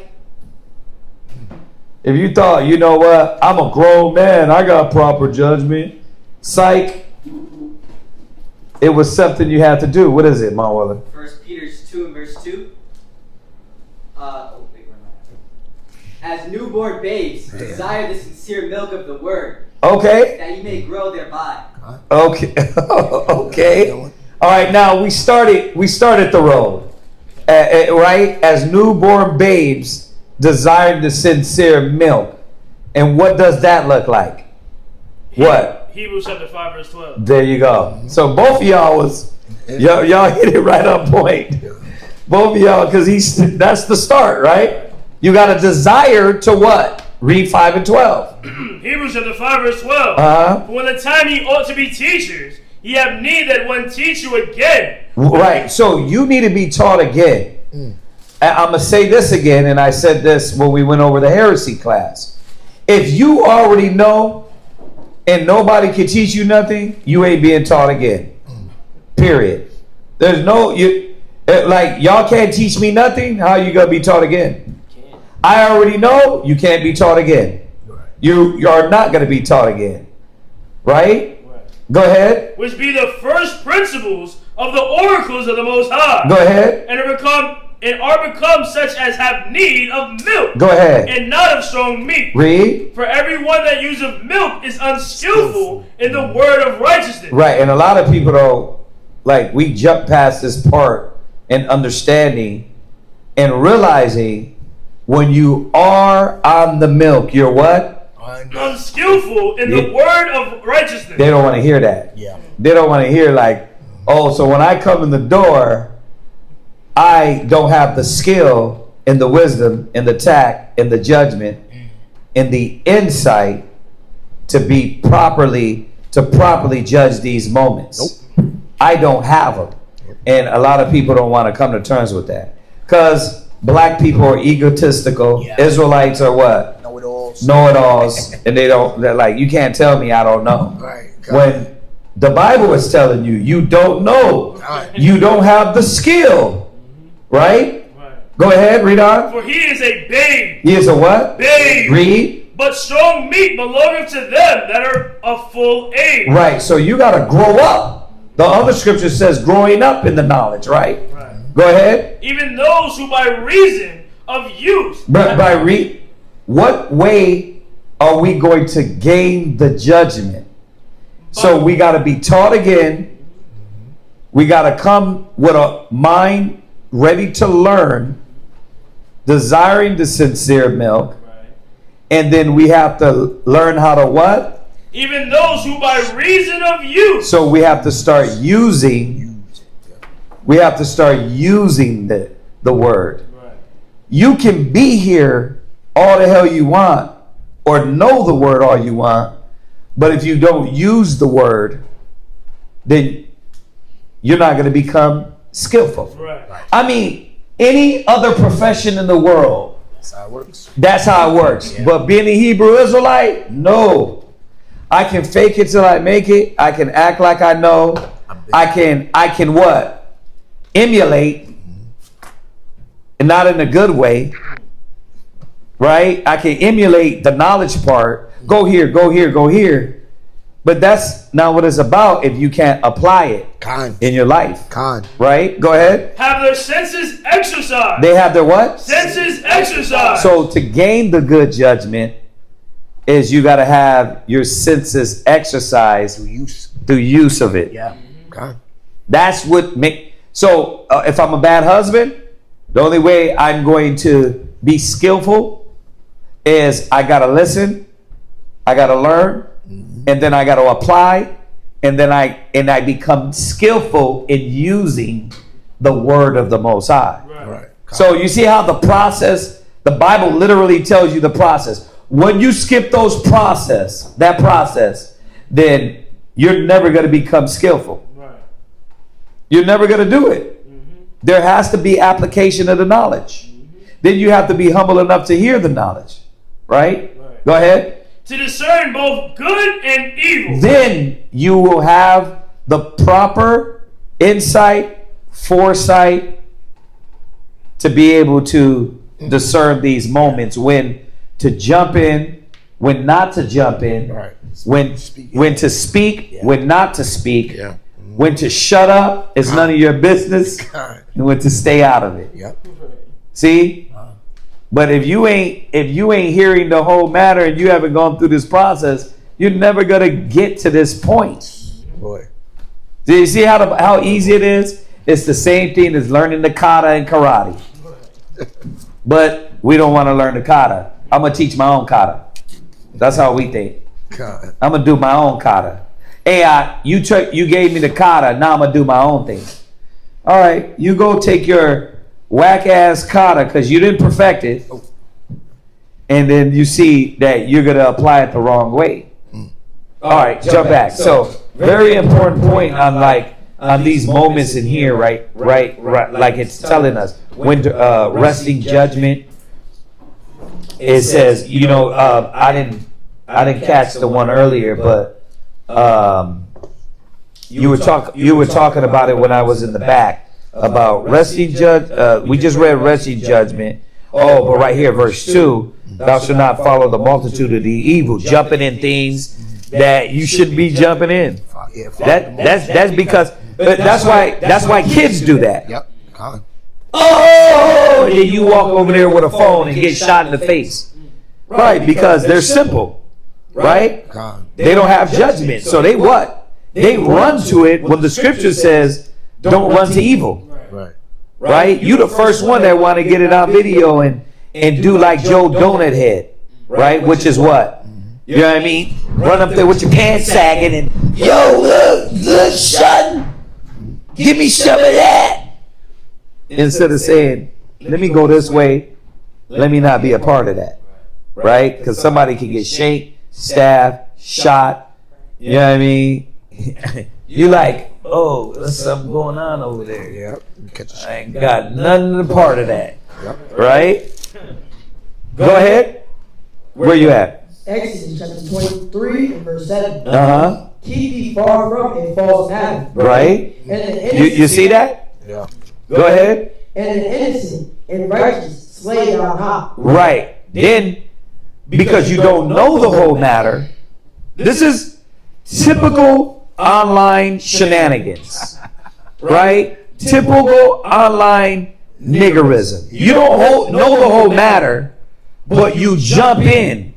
And this is what we got to tell brothers starting from soldiers. This is in the law. Members, like, get offline. Yeah. Like what the brother was saying the other day, bro, your online presence is too much. You always, yeah, and you know what? Yep, shalom. Yep,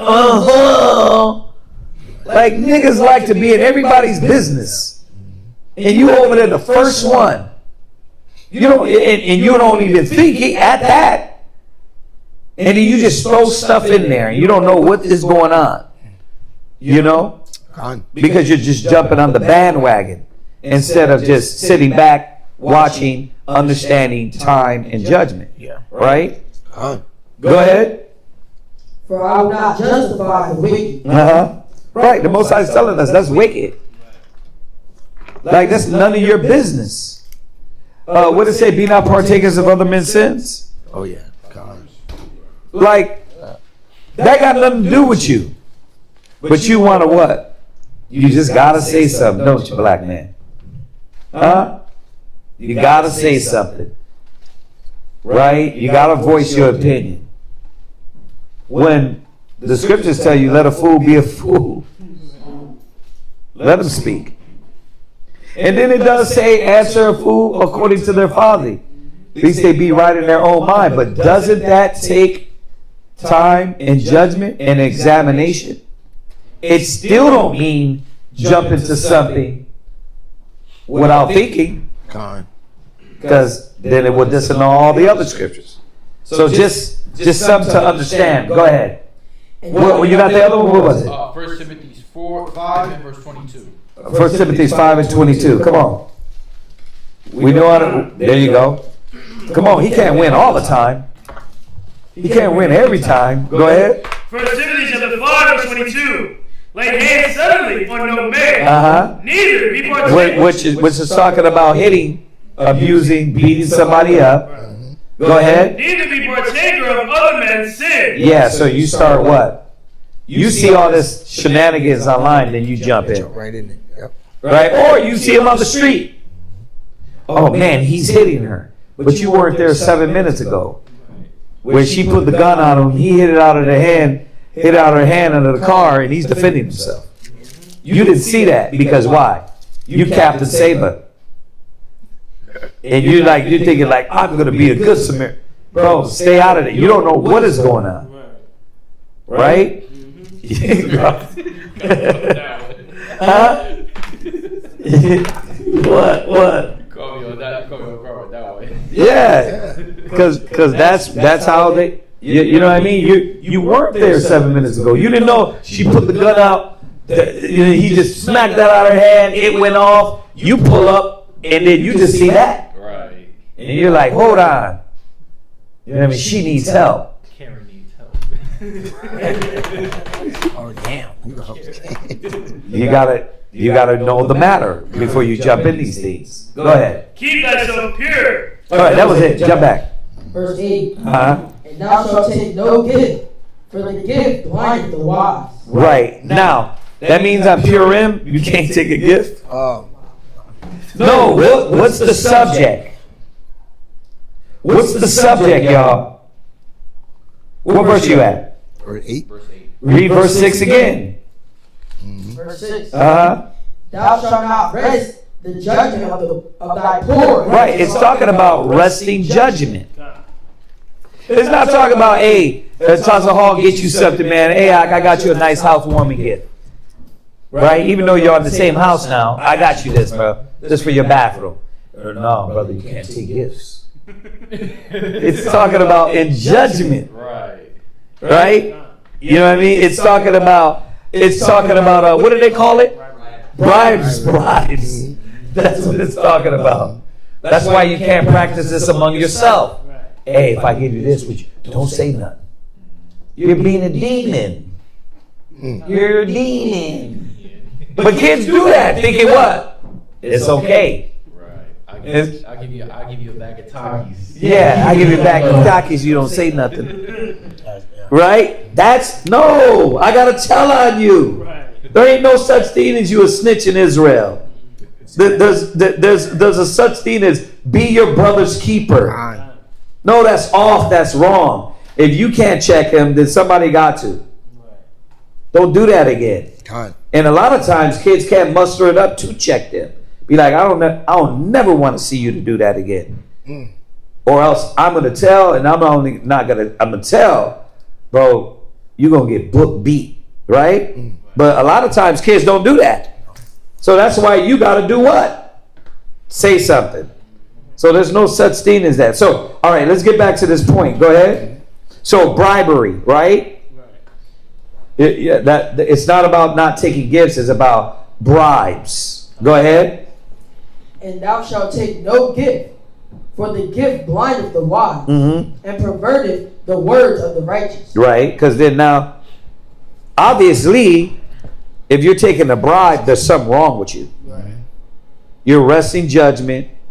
You're being blinded through, through the money or gift or whatever it may be.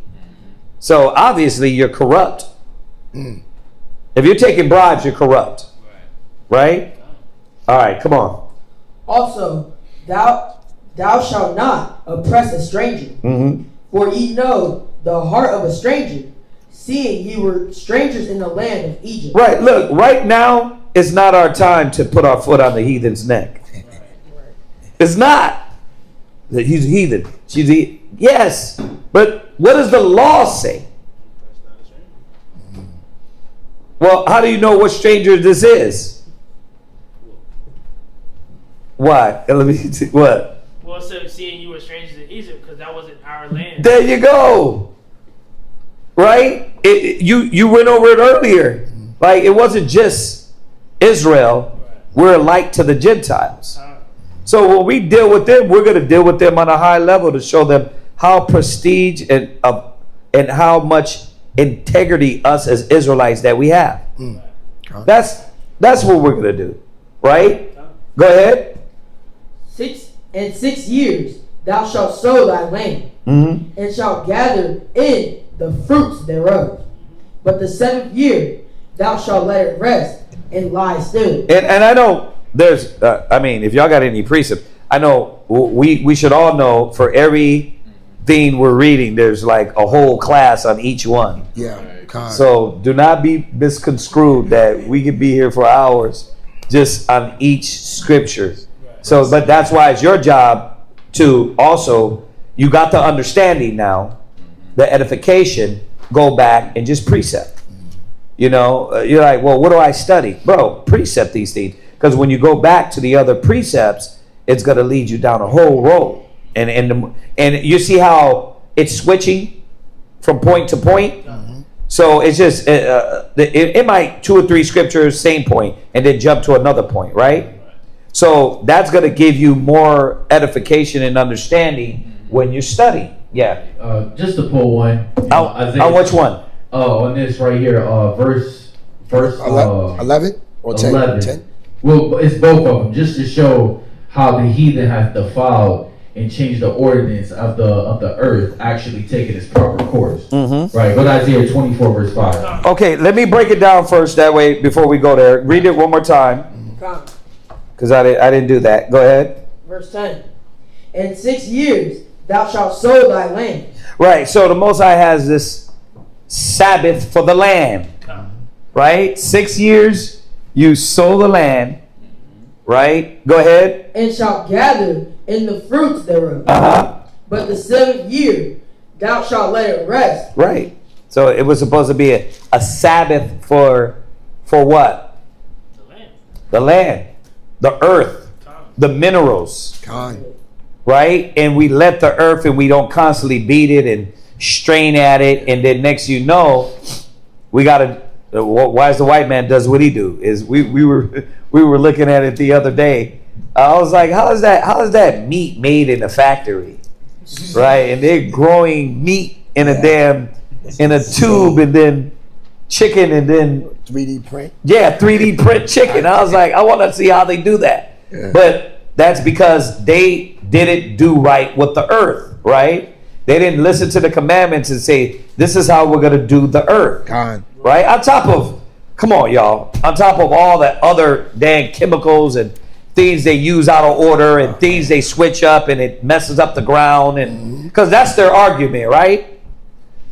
That's their argument. Like, well, the ground and well, we need to produce. But if you would have followed the law in its entirety, all these specific things wouldn't be off. Or little things. They try to out God. I was listening to this farmer, and she was saying we're trying to out God, like because what they're finding out is that the vegetables that they're producing lacks the minerals. So what happens? Nah. The vegetable, right? Like really? Well, yeah, because what are you doing? From the things that you're spraying in the air, how that goes into the soil, then you get this, instead of using the actual fertilizer that the Most High intended, which was, from your flock. Right.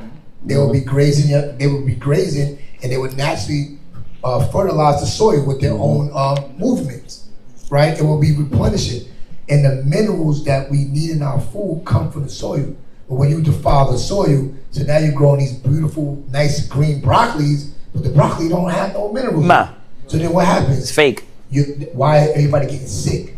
You don't have you got the calories, but you don't have the minerals. Because they're finding out that the soil is containing high levels of aluminum.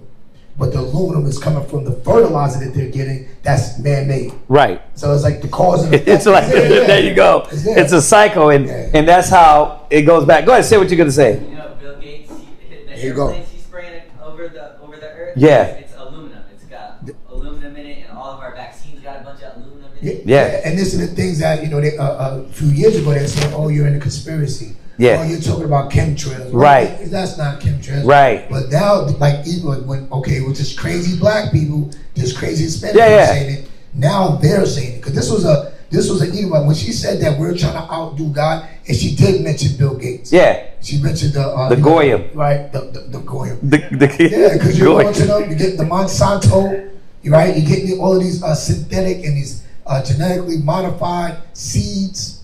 Right, and they're like, but it grows faster, and you don't have to. And if you do have to use Roundup, right, Roundup, the pesticide, it's compatible with the Roundup, or maybe it's not. But it's okay. You'll get your product. Oh my but God! Your product is not profitable to human consumption. So, would you say? Now I'm just speaking as a machinist. I work with aluminum, so a certain level of aluminum is when it's concentrated, it becomes toxic to the human body, or of course it can become acidic. Yeah. So that's I'm just like it's crazy because they assume that they want to save the planet. We all know they don't. But that's just another way to show that they're really the devil. This is why the Most High said they gotta be wiped from the face of the earth. Right. Seriously, because that they do not rise nor possess the land. This reason, it's backward thinking. And because they don't have the Most High, they can't. What it say in Romans 1? Because they don't retain the Most High in their thoughts. Right? Just move reprobate. That they're reprobate in all things. They're reprobate to dang existence. The two things that are not convenient, right? We always talk about why do you think they have a doomsday clock? they know that they will kill themselves. If the Most High just left it up to them, they would wipe themselves out. Like we're extinct because of us. Like that's a foolish man. It's a foolish beast. But yeah, the Bible talks about it. Yeah, the inevitable. They know the inevitable as they keep doing and using the earth the way they do. But go ahead, Salak. I think we already. It's good. The reason why is because we got a lot of farmers in Israel, so we wanted that they would Farmer Zop. This is right. Farmer Zop. Go ahead. Verse 12. No. Isaiah 24:5. Isaiah said the 24 verse 5. The earth also is defiled under the inhabitants thereof. Right, the earth, like we was just talking about the soil, right? The soil lacks the natural minerals that's supposed to be reproduced over a certain level of time. The earth is literally poisoned because of who? Go ahead. The inhabitants thereof. Right. The scripture says the earth was given into the hand of the wicked. For those who do not know, right? Esau, America, all they do is take, and they don't let the earth rest. Think about it. They do it to our people. Yeah. They want you to come in, work, go home. Come in, Wake work, go home. Work. Wake come up. in, Wake work, up. Work. Go to sleep. Work. Right. And don't forget the work. Right. Go ahead. Because they have transgressed the laws. Right. They're contrary towards the way the Most High established the earth to be. Could you jump back up to 4? Because it's gonna go right what you're saying. Read 4. Verse 4. The earth mourneth and fadeth away. The world languisheth and fadeth away. Right. It said the earth mourneth. Like, I thought Mother Earth. Right. What happened to Mother Earth? Right. The earth is mourning because it needs a break. Like, you gonna work everything. You gonna work even the earth itself. Right. You got a question? Tell me, don't they got a holiday called Earth Day? Yeah. That's Esau with his damn antics, man. They always want to have one day. Won't we just do it every day? Won't we just care about it every day? Right. Like Mother's Day. Well, like, I thought obey thy honor thy father and thy mother was every day. But you know, Esau loves patenting everything, right?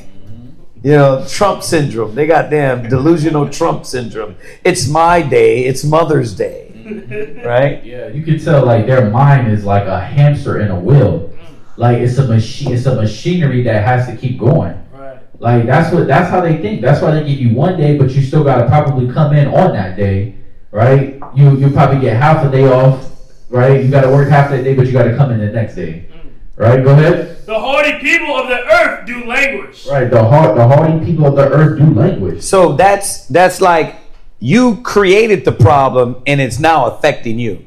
You're gonna put the drugs in the communities to affect the black people, right. Hispanic and Native Americans. But guess what? It backfired. Right. Now your kids are the damn junkies. Now they're the what? The cokeheads. Now they're the crackheads. Holes in their nose. Right. They're the ones that that's why the Most High says about the devices of the wicked, or he that lays a trap shall fall in it.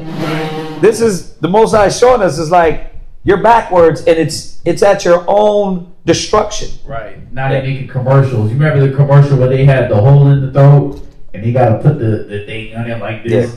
Yeah, like you ever see those old white women up there? Yeah, because it backfired, right? Their kids got it wrong in the wrong thing. Right. Go ahead.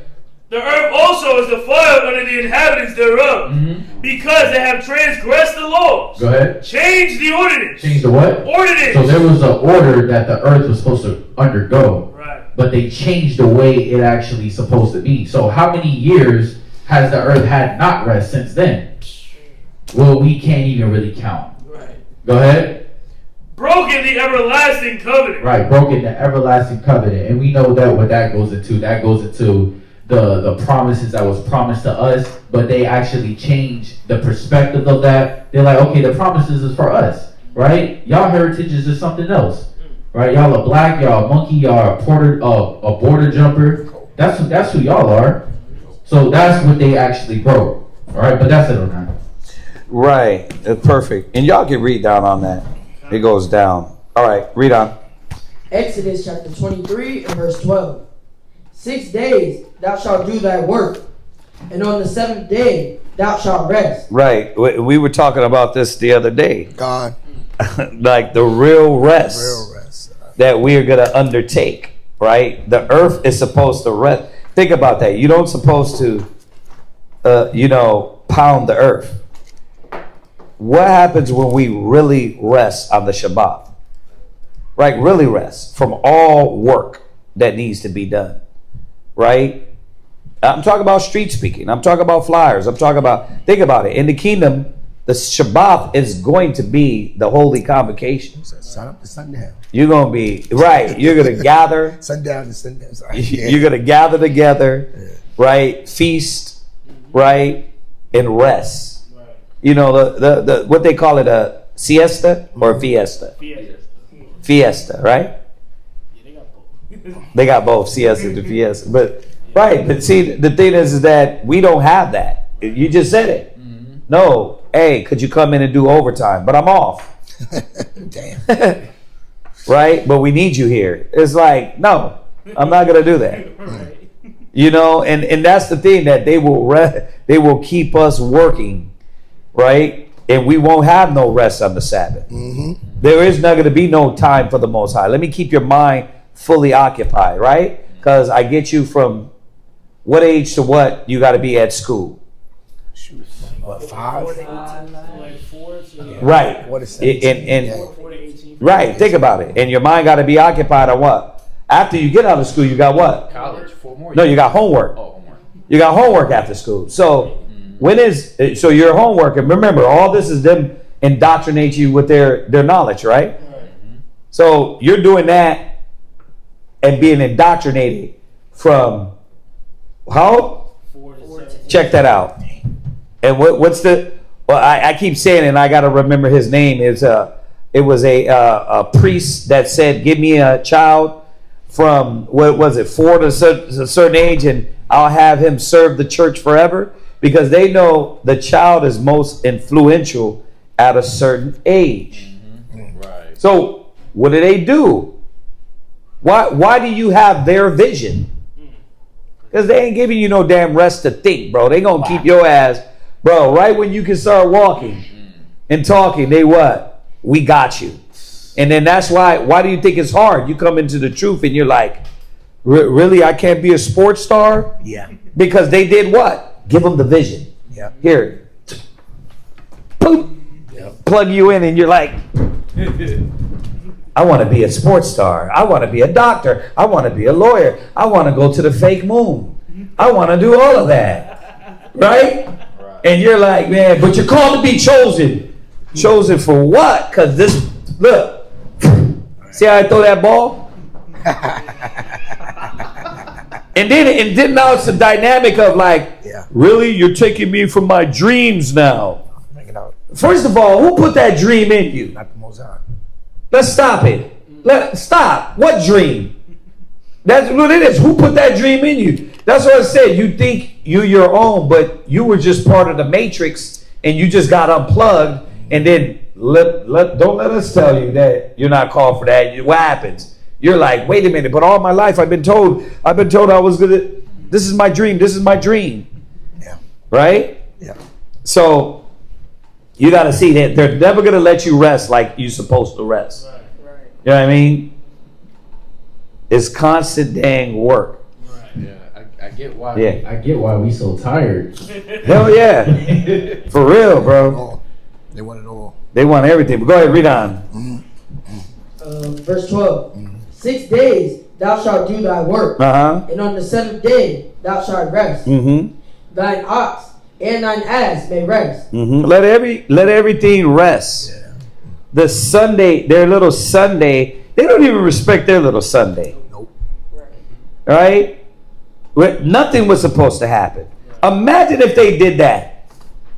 You know how much life would be emanating and energy, and that's one day. I mean, even in their garbage way of keeping this, when they would do it on the Sunday, when you get outside of these major metropolitan areas, once upon a time, the stores were closed on Sunday. It was hard to press to find something open on a Sunday. Now, because what is it about? It's about how can we continue to separate you from your God. Right? So no, we're your God.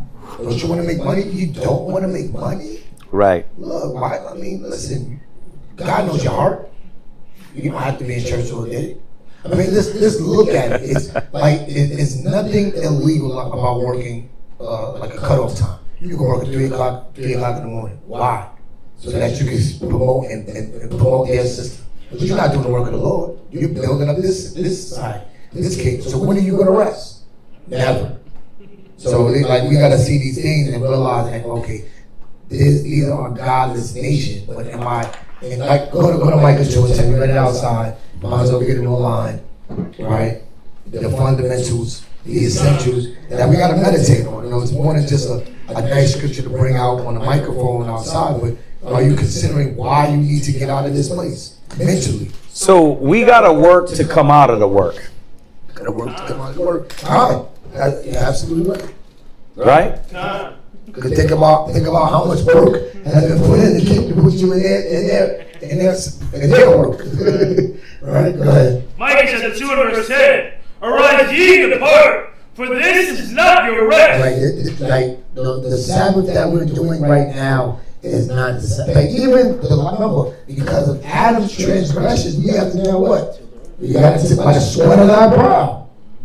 So life ain't first, even when you get, oh yeah, I got money. No, you still not. Remember, you wasn't going to have to go about gardening. It was just going to always produce for you.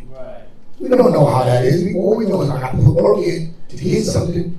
Come, that's work though. Like it's going to be a Sabbath. We can't even comprehend it. We can't even put it together. You mean I'm not going to have to even plan? Wow, just think on that. Yeah, because you'll have servants this time instead of you being the damn servant. Right? Go ahead. It is because it is polluted. It shall destroy you. It's polluted how? In what way? Yes. Like you said, the earth, the water, the land. But the spirit of this place pollutes us so bad that you don't even have to, you can put all of your energy, all of your focus, all of your time into everything else but the Most High. Like, why is that? Like, why is it not mandatory for us if this is a God? And that's not a cult, huh? Right. That's not a cult. You don't complain and say, man, these Americans are in a cult. God, they don't say that. But why doesn't our people see that? Damn, I say that I love God, but where's the evidence of it? Like, where's your receipts? All I hear is you saying it, but where's the show? I know you work 40 hours for your job. I know you do. You at the baseball game. I know you're at the football. And then what? You give maybe an hour, 2 hours, sometimes 1 day a week.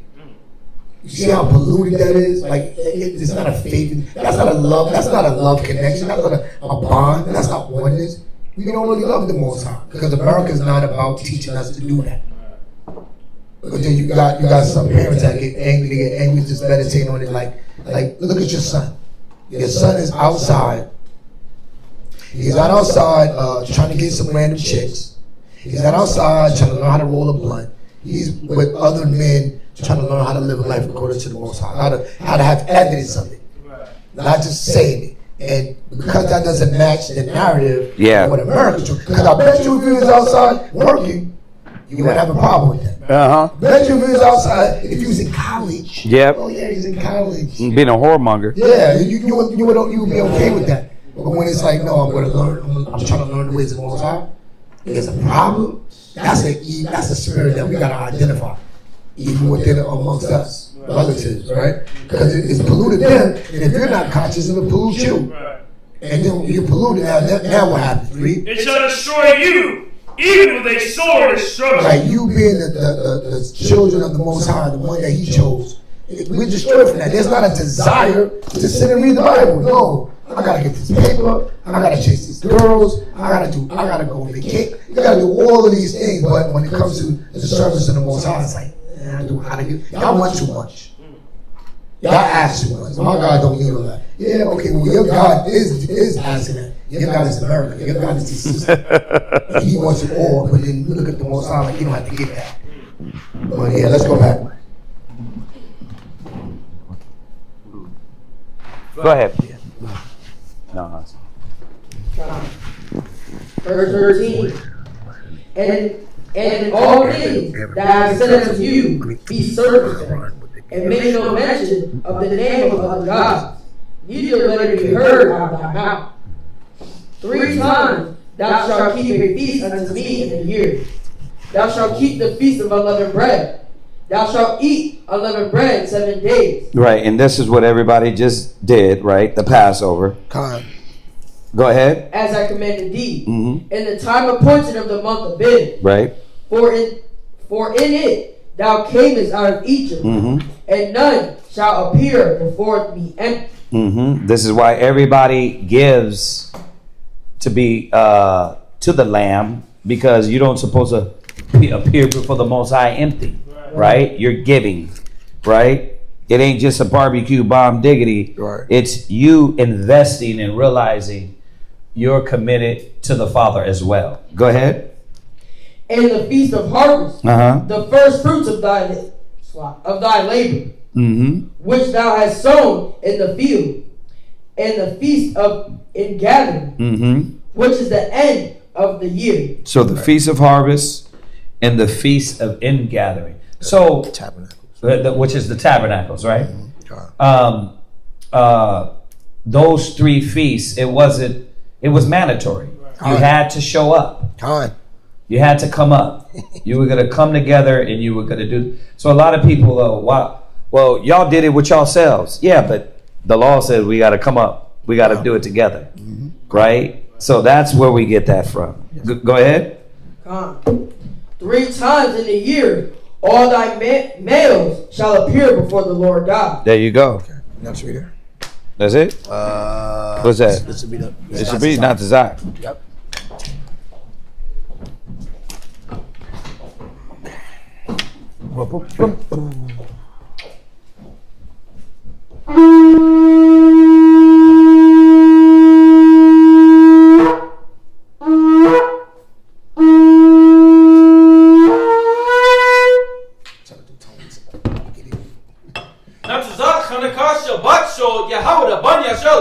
Natazak Kanaka Shabbat Shol Yahawah Bon Yasala. Min Israel Madim. Rock. Yahweh Shem Yahshua Barakatum. Yahweh Shem Yahshua Barakatum. Yeah, your voice. Yeah. You shouldn't get that raspy voice back. Nah. DMX. All right, the next brother's going to continue Exodus 23 and 18 down to 29. God.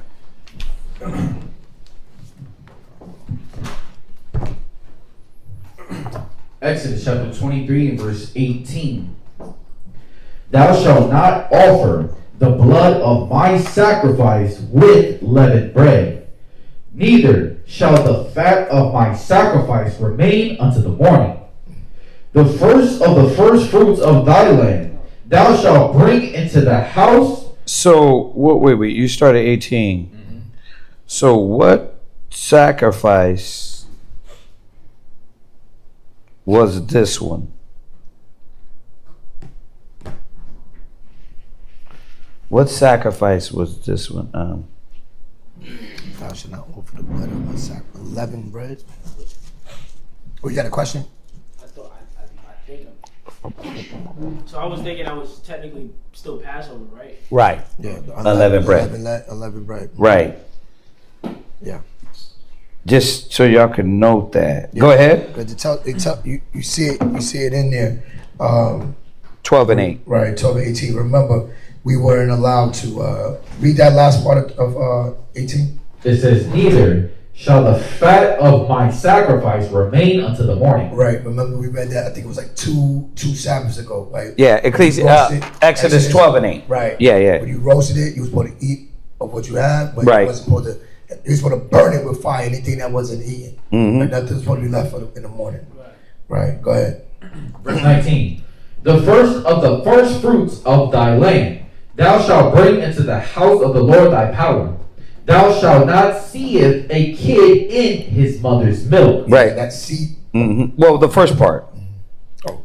Verse 19. Verse 19. The first of the first fruits of thy land thou shalt bring into the house of the Lord thy power. The most high wanted the best. Right.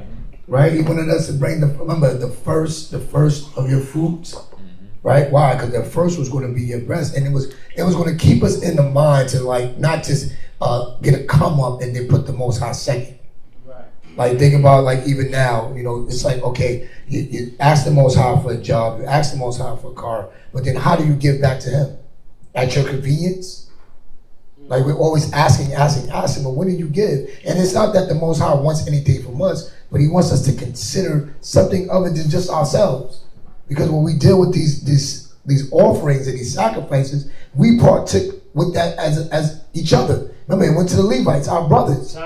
That was supposed to do what? To write it in our mind, to always consider somebody above just your own desires, your own benefit. So that first was going to be the best. Not, hey, I got a little bit of crumbs left. I got a little bit of leftover. It's like, no, I'm going to give my best to you, the Most High. Because who blessed you? Did the Most High bless us?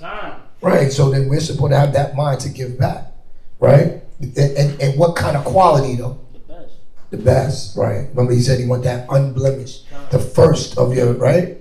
Yeah, that strength. That first is your strength. Read it again.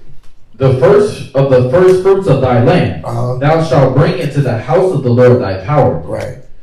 Thou shalt not seethe a kid in his mother's milk. All right, then we always have to touch on this because we got some of our people that look and emulate from the so-called Jew, and they definitely don't know, they have no understanding when it comes to the Bible, period. Right? They use this scripture and try to say, well, that means you can't have meat and dairy together. Right? You can't have meat and so you can't have a cheeseburger. You can't have no like meat lovers pizza. No, that's not what it's saying. Get the definition of seed. And then we just read it too. Here and what you got on it? Seed, to boil, cook, Right. bake, roast. Right, to cook. Right. Where was it at? We just read it about the 8 days. Oh, that was It was in 22. yeah, 22 and 30. 22 and 30, right. Read that. Go ahead. Exodus chapter 22, verse 30. Likewise, shalt thou do with thine oxen and with thy sheep.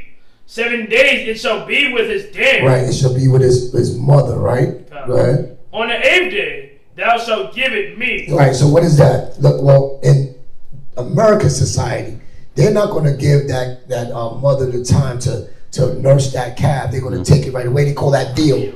And if anybody's eaten veal before, they as soon as that calf is born, they're like taking it for the slaughter because they say that the meat is more tender. It's a delicacy. But it's like, how cruel is that?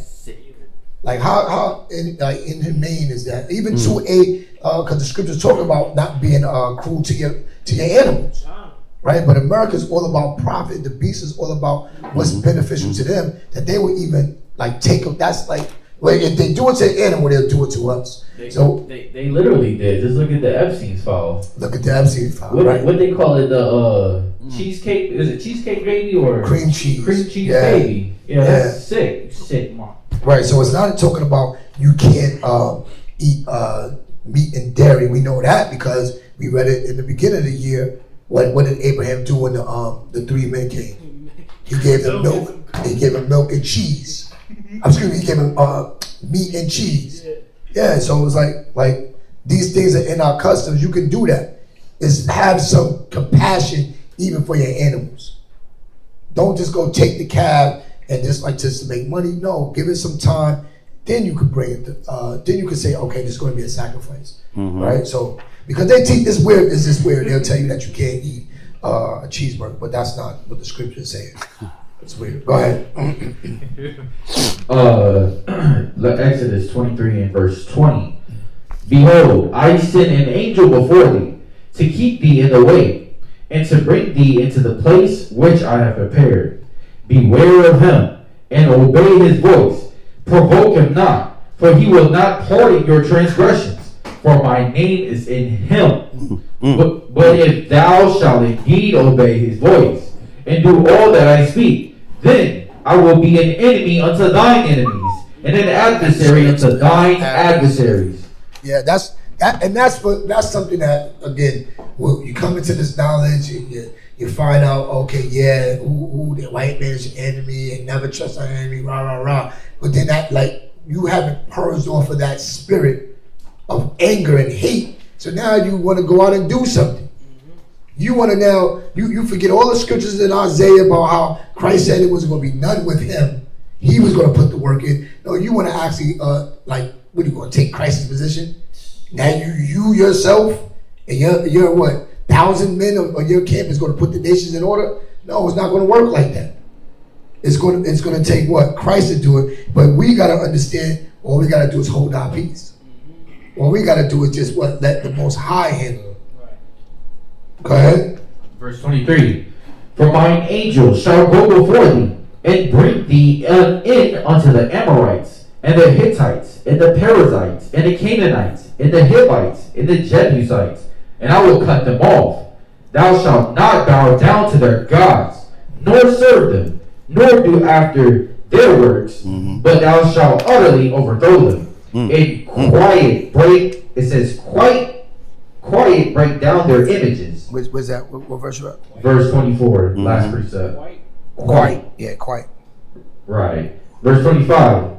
And ye shall serve the Lord your power, and he shall bless thy bread, and thy water, and I will take sicknesses away from the midst of thee. There shall nothing cast their young, nor be barren in the land. Right, ain't gonna be no miscarriages. It ain't gonna be no our children being born with deformities and this autism and not being born of full strength. I mean, these are the things that we got to go through, because what did we not do? He told us, beware of him and obey his voice. You're gonna see multiple times. Because remember, Moses seen the end. He already knew. He already told us that when I leave, I already know what y'all going to do. Multiple times. Most High was so merciful. He's trying to tell us, don't do it. Don't do it. But what did we do?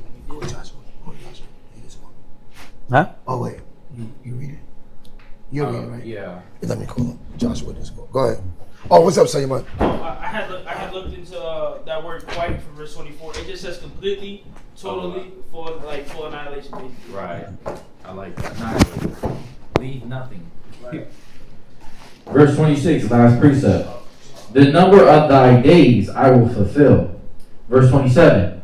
I will send my fear before thee, and will destroy all the people to whom thou shalt come. And I will make all thine enemies turn their backs unto thee. That's that blessing where it says the enemy shall come in one way and go out seven. Yeah, that's as y'all were going over, that's what I was thinking of. Deuteronomy. This is the beginning of that. Right. Deuteronomy. Of course, Deuteronomy expounds more. Go ahead. Verse 28. And I will send hornets before thee, which shall drive out the Hivite, the Canaanite, and the Hittite from before thee. I will not drive them out from before thee in 1 year, lest the land become desolate, and the beasts of the field multiply against thee. Right, and we've been over this, and hopefully, if we have to bring up those scriptures again, we will. But remember, what were they? Hivites, the Jebusites, the Canaanites, the Perizzites. Sounds like a parasites. Right, the parasites. What were they doing over there? Go ahead. I mean, it was all types of idolatry and wickedness. Right. They defiled the land, sacrificed kids. Right. When you go back to that Wisdom of Solomon, the 14th chapter, it tells you what they were doing there. Right. Go ahead. That's it. That was it. Yeah. You want to do his, or where is it at? Is it verse 30? 30. And he goes down to verse chapter 24 and 8. Go ahead. Verse 30. By little and little I will drive them out from before thee, until thou be increased and inherit the land. And I will set thy bounds from the Red Sea, even unto the sea of the Philistines. If we want to rule so bad, we want to stop this so bad, the hurt, the pain, the no Sabbaths, then we have to fight to get back favor in the eyes of the Father. Right? If we want to get back the world like it was supposed to be, the world is yours, well then we got to get back favor in the eyes of the Father. And it takes work. So that's why it's not your rest. That's why it takes what? Continual transformation to get back to where we need to be for the Most High to see, okay, this nation is acceptable. So we can't just say, you know what, let me just fall in. If you just give up and you fell into the weakness, the confusion, the chaos, that destroys you anyway. Right. That's going to be your destruction anyway. So we have to what? We got to stand up. We can't just be a bystander. You know what? That's y'all do that. That's what Israel like doing. You know what I mean? Y'all, that's y'all. But yeah, there's some way you got to stand up. Yeah. In the spirit. God. Right? Go ahead. It's you. It's me. What verse we at? Verse 31, right after. 31. Just start from 31. Yeah. 31. Exodus chapter 23, verse 31. And I will set thy bonds from the Red Sea even unto the sea of the Philistines. Right. Remember, this is what the Goyim wants. Oh yeah. Yeah, they want the greater Israel, right? God. They want the greater Israel, which is what? They want all of that land. Syria, Lebanon, Turkey, right? They want, isn't it Iran too? Some of Iran? It's Yemen.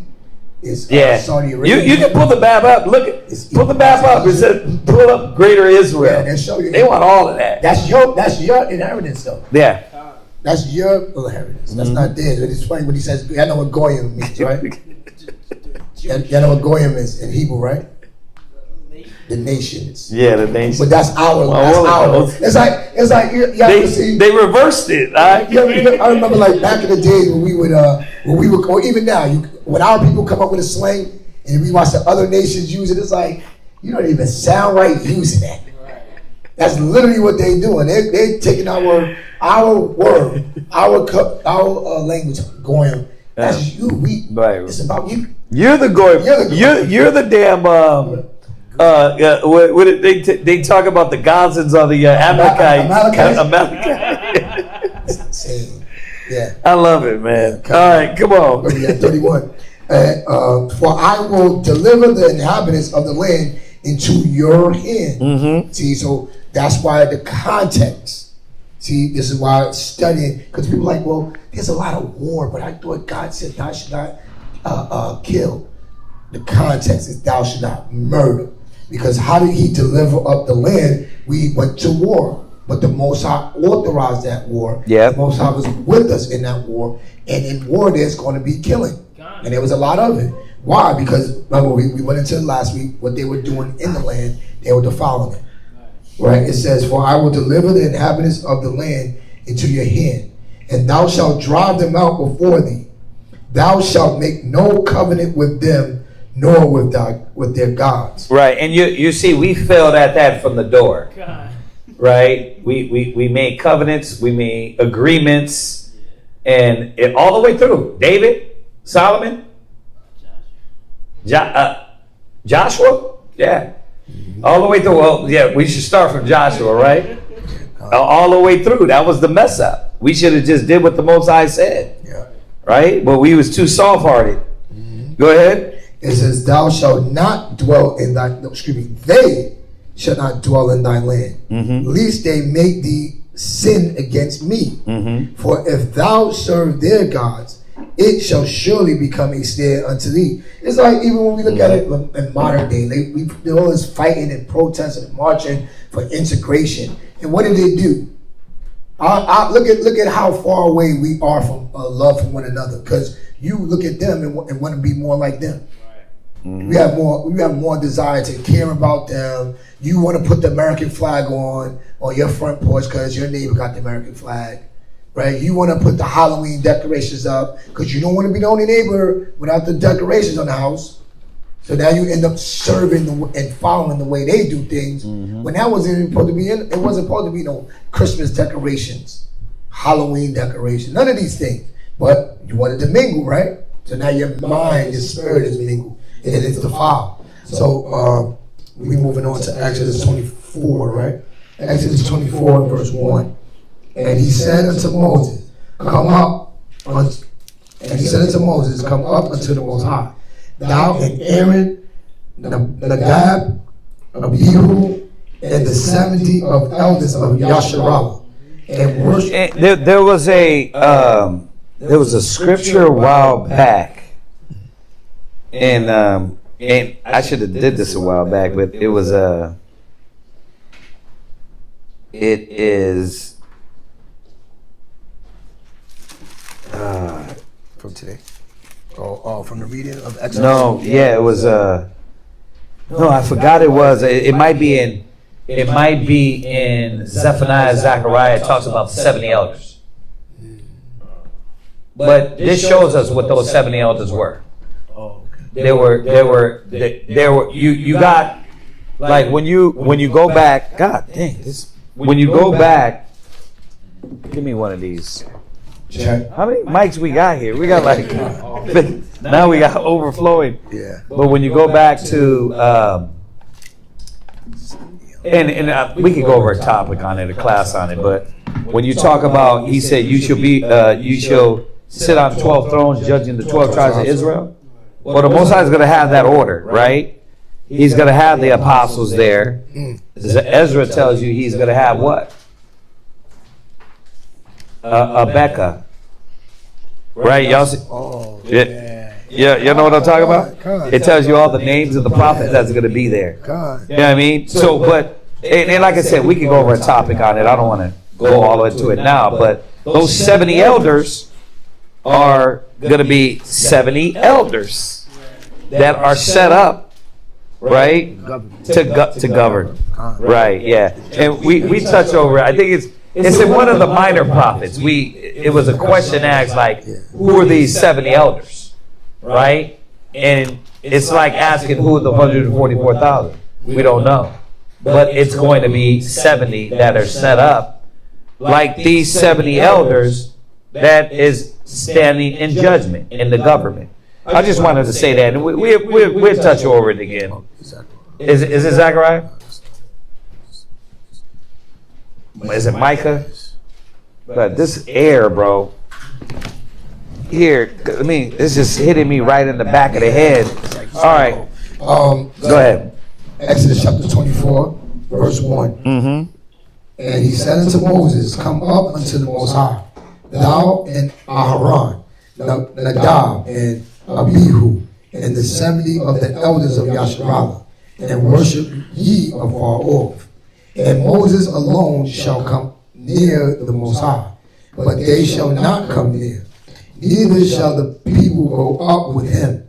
And Moses came and told the people all the words of the Most High, and all the judgments. And all the people answered with one voice and said, all the words which the Most High have said will we do. And Moses wrote all that word right there. We know this generation doesn't mind it, but you can't say things and then turn back. And that's what you start seeing with a lot of brothers that deal with each other. It's like, you don't know what you're saying a lot of times. You got to understand what you're committing to. Understand when you say amen what you're saying. Because the Most High takes that serious. There ain't no, yeah, I'm just saying it because I'm in your presence and that's what we do. We just, yeah, Khan. It's the Khan syndrome, right? Yeah. You got it? Khan. You believe? Khan. You with it? Khan. Who's the power? Khan. Right, yeah. I mean, my bad. Yeah, it tells us, I mean, we're going to be judged by every idle word. So that's why it tells us in Ecclesiastes, don't make the sacrifice of a fool. Like, before you open your mouth, you got to consider what you're saying. Because we read it earlier. We went into Ecclesiastes about the vow. So it's very important that we consider. We don't be hasty, right? Where we at? And Moses wrote all the words of the Most High and rose up early in the morning and builded an altar under the hill and 12 pillars according to the 12 tribes of Israel. I mean, yeah, did he build an extra one for the mixed multitude? Right? The other believers? No, this is who the Most High made the promises with. Verse 5, and he sent young men of the children of Israel, which offered burnt offerings and sacrificed peace offerings of oxen unto the Most High. And Moses took half of the blood and put it in basins, and half of the blood he sprinkled on the altar. And he took the book of the covenant and read in the audience of the people. And they said, all that the Most High have said will we do, and be obedient. And the Most High took the blood and sprinkled it. I'm sorry, Salaki, verse 8. And Moses took the blood and sprinkled it on the people and said, behold, the blood of the covenant which the Most High have made with you concerning all these words. Verse 9. Then went up Moses, Aharon, Nabad, and Abihu, and the 70 elders of Israel, and they saw the Most High of Israel. And there was under his feet, as it were, a paved work, a sapphire stone. I'm hoping we don't have to constantly go over it. We know that this was an angel of the Most High, right? They said the angel of the Lord will lead you, right? It says a sapphire stone. But now let's understand this. These are esoteric beings, man. So when you're seeing this, what are you seeing? Right? It says, and there was under his feet, as it were, a paved work of a sapphire stone. So under him was paved work of a sapphire stone. Just like imagine that. See, you know, if you would have thrown that in the image maker and then look at that.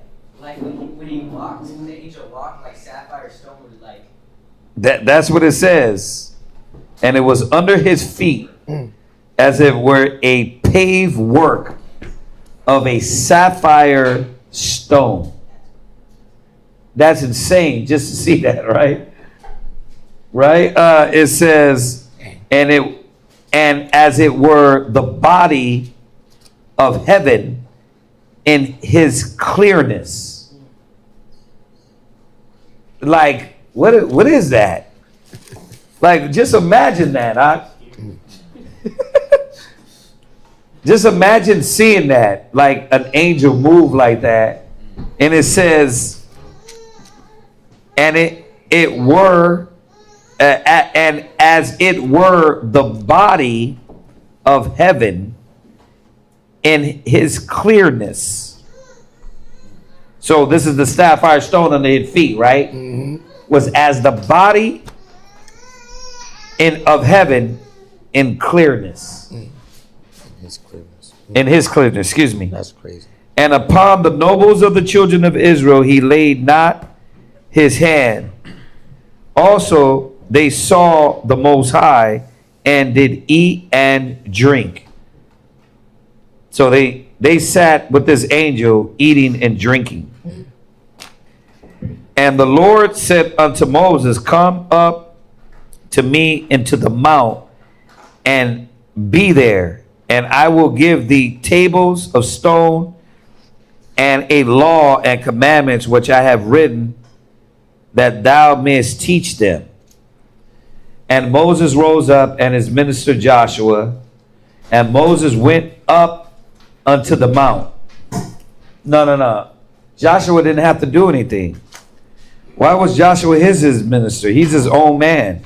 No. You don't need to do nothing. You're like, who's Moses? Moses is nobody. Right.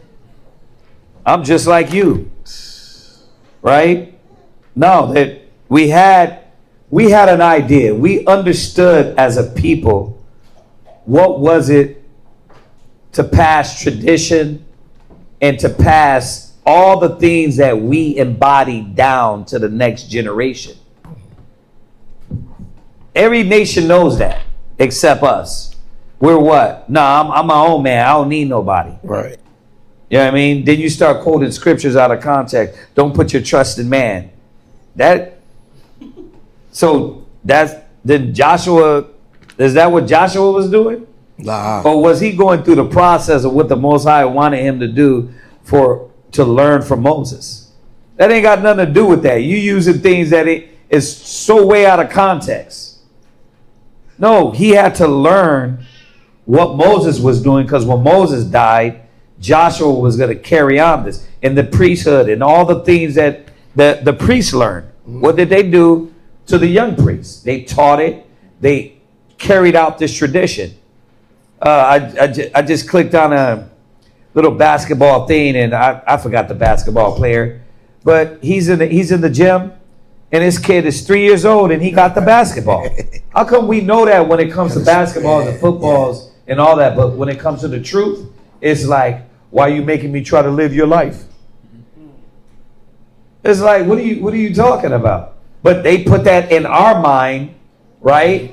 But what do they do with their kids? They got them playing the damn piano, learning stocks at a young age, learning how to eat babies at a young age. They got them doing all of that. I seen the one. Right. I seen the one. They had the man. What was she? 5. The dad gave her 30 seconds. Well, first he was giving her ammunition. She was blind for. He's like, what's this? 9mm. What's this? 223. What's this? 45. Just giving her the ammo, the round. Then he gave her 30 seconds and see how. Was it 30 seconds? I forgot how much time. How many handguns could she break down? Not just one. How many can you get? I'm like, what? But meanwhile, we're like, oh, I could build a handgun. Yeah. On divisions, that Tom Clancy. No. We're raising our kids on the other stupid pendulum, which is to what? Live their life. Yeah. Right? Hey, look, we need another battery for you to plug in to the matrix, so you can be tuned in what they're doing. Yep. And then when it comes to our lifestyle, that's a cult. So what are they then? You gotta get that. What are they then? Right? God. We're a cult. Then what are they? What are they? Right? What are they? God. It says, and they said, and he said unto the elders, tarry ye here for us until we come again unto you. And behold, Aaron and her and are with you. So you start seeing these names. It starts revealing who was really around. They weren't just rando, like just popped up and they just gave them rank. These were men of renown. These were men known. They walked the walk. They put themselves under the tutelage of these men. It says, if any man have any matter to do, let him come unto thee. And Moses went up into the mount, and a cloud covered the mount, and the glory of the Lord abode upon the Mount Sinai, and the cloud covered it 6 days, and the 7th day he called unto Moses out of the midst of the cloud. And the sight of the glory of the Lord was like devouring fire on top of the mount in the eyes of the children of Israel. A devouring fire just on the top. You had to be scared. And Moses went into the midst of the cloud. That's how you know it wasn't a cloud with moisture. Right? You think they was going into a cloud talking? Right. Yeah, I mean, we're just going to sit in the midst of an actual moisturizing cloud. This is a chariot. Right. The chariot of the Most High. Yeah. And gat him up into the mount. So he went into the cloud and took him up into the mount. Yeah, that's like a vehicle would. And Moses was in the mount 40 days and 40 nights. God. All right. Any questions, y'all? What's up? I have scripture. Okay, go ahead. To prove that the cloud. While he's doing that, I gotta just take it. Exodus chapter 16 and verse 10. I just gotta be. And it came to pass, as Aaron spake unto the whole congregation of the children of Israel, that they looked toward the wilderness, and behold, the glory of the Most High appeared in the cloud. Yeah, it wasn't a what is it? Curious Nimbus. Curious Nimbus. Right. And it wasn't what was the cloud that Goku jumps on? Flying Nimbus. Yeah, it wasn't the flying Nimbus that took Moses up. Y'all see that? Right. It was a vehicle. It wasn't a Stratus cloud. Wasn't a wall cloud. Right. What about the wall cloud that comes all the way down? Nah, it wasn't. These are. Remember, the Bible is written in symbolically out in allegory. So this is a way that the Most High describes these chariots, these so-called UFOs. But that's it for the reading. That's it for the reading. Does anybody have any questions on the reading? Nah. Any questions on the reading? Khan or La? Nah. All right. Let's look online. Anything online? Anything off the reading? Nah. I see no questions online. No questions online? Okay, so let's give them a second. So no questions in class? Nah. All right. Oh, just for everybody again online, we did keep the Feast of Passover Unleavened Bread. What was it? April? When did we keep it? March. We kept it March 24th. We did keep it March 24th for the allotted days. The Bible does also talk about coming back for that second Passover 30 days later. So what we're going to do, we're going to go down to Houston, right? We'll be leaving on April 28th. So you won't, those of you brothers and sisters that watch, that tune in, you won't see any class for that period of time. We will be gathering with the brothers, sisters from Houston, Rochester, and also San Antonio. And all the other, we got our brothers out in Albuquerque, Aisha Watazan and crew, Mashaba, and all the other brothers that's out, Tazapah. We're going to see those brothers, get the fellowship and keep the law. Because it was, like you said, it's a commandment for us to gather together, like fully. So we weren't able to do that. So we're going to do it, keep the second Passover, right? 30 days later. So, but that's just so brothers and sisters know we don't see any classes or get any notifications. You probably don't get notifications anyway. You probably shadow banned. You know what I mean? All these, keep calling guys out. What you calling them? The goyams? You keep exposing who the real goyams are. You definitely get shadow banned. But yeah, that's it. Is anything? Is that it? That's we online? No questions online. Okay. Amadim, Wapanya Yerushalayim. Oh, okay. Right. My bad. Oh, what shy is that? I'm trying to create that image. Of what? Them looking up when they're on the mountain and they looking up. Yeah. Yeah, it's chat. I don't know how to use I don't really use the AI for creating images. So chat kind of be iffy, but I'm getting it. It's crazy. He just called. That's why I went outside to pull up. So this is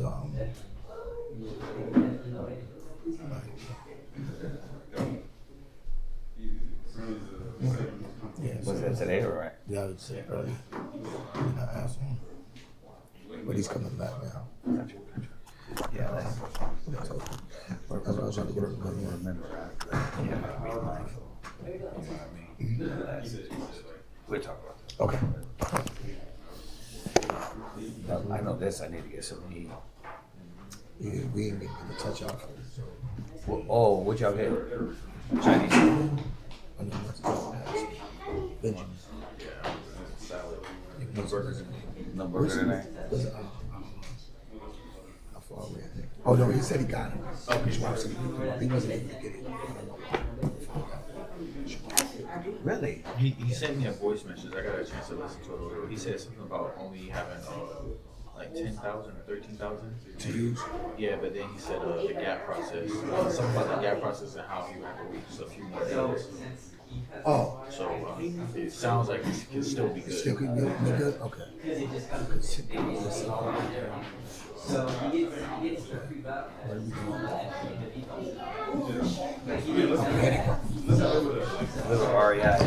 All right. Amadim Wapanya Yerushalayim. Stand and face Jerusalem. She's funny.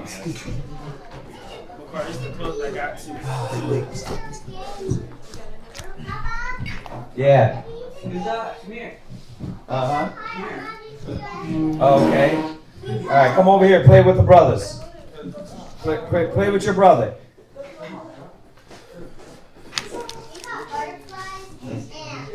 Oh, you guys got butterflies and ants? And spiders. Oh, cool.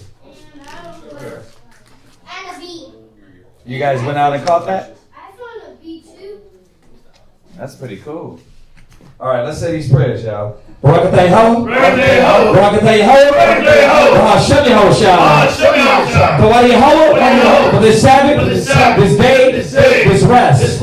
We ask of you to continually give us peace and rest from wickedness, madness, lies, corruption, falsehood. Please remove all evil, pride, envy, malice, strife, negative, away from us, from out of us, from around us. Establish us in truth and righteousness, removing falsehood.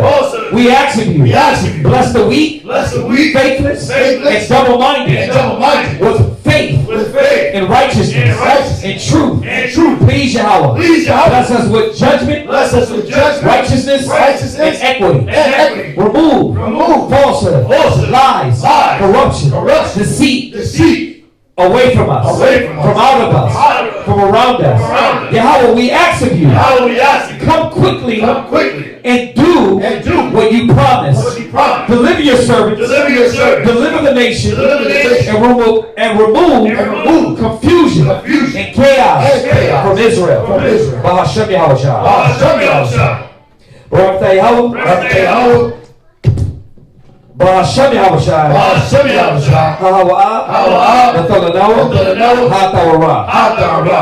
Bless you, Yahweh, in the name of Yahushua, that gives to us the law. Barakatay ho.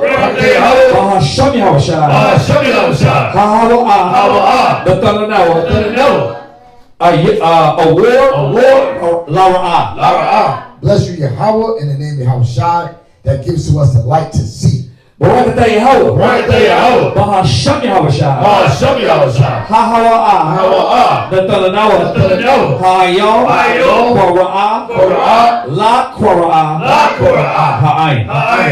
Bless you, Yahweh, in the name of Yahushua, that gives to us the ram's horn to call the people. Barakatay ho. Bahashem Yahushua.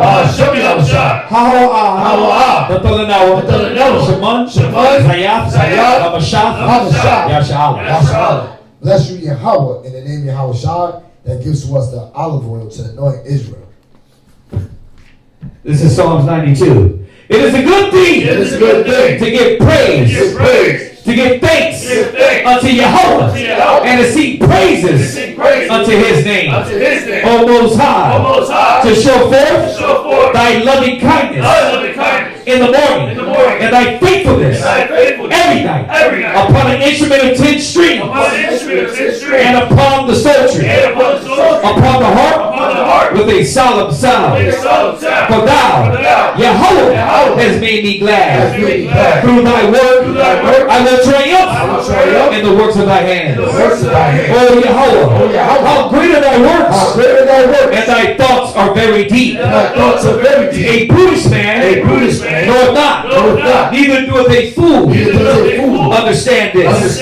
When the wicked spring up as grass, and all the workers of iniquity do flourish, it is that they shall be destroyed forever. But thou, Yahweh, art most high forevermore. For lo, thy enemies, O Yahweh, for lo, thy enemies shall perish.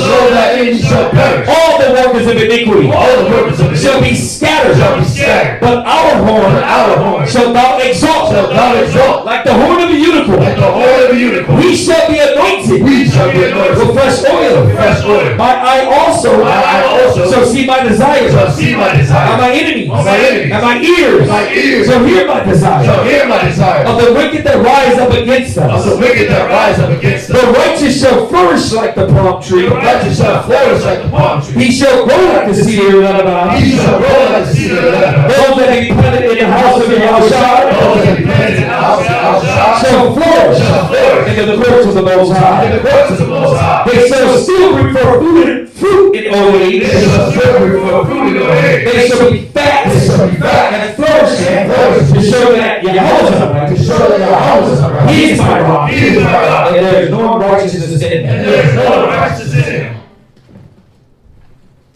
This is Psalms 133. Shalom, Amalawah, Larawah, Kana, Matawah, Wama, Nayam, Shabbat, Akib, Gam, Yakar, Kasama, Matawah, Ayil, Arash, Yurah, Ayil, Zapan, Aran, Shayra, Al-Panya, Al-Wahba, Tato, Karawan, Shayran, Ayil, Hariyah, Tazayyaman, Kaya, Shab, Tazawah, Yahweh, Tabaraka, Kayim, Ay, Aman. Psalms 133 English. Behold, how good and how pleasant it is for brethren to dwell together in unity. It is like the precious ointment upon the head that went down upon the beard, even in Aaron's beard, that went down to the skirts of his garments, as the dew of Hermon, and as the dew that descended upon the mountains of Zion. For there the Most High commanded the blessing, even life forevermore.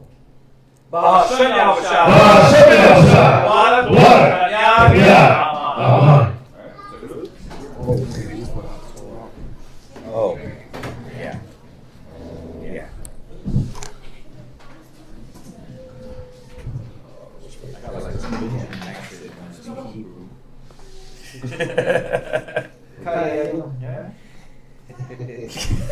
I got you.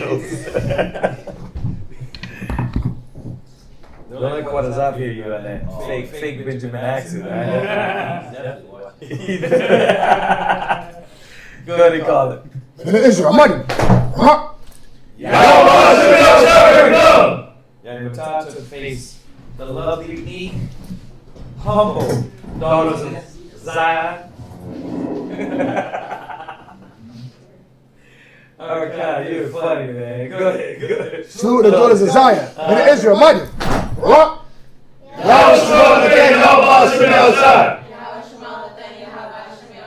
Yeah, the time. Everybody say Shabbat Shalom. Shabbat Shalom. Water. Because it's still Sabbath out here, right? Oh, yeah. So to seal up.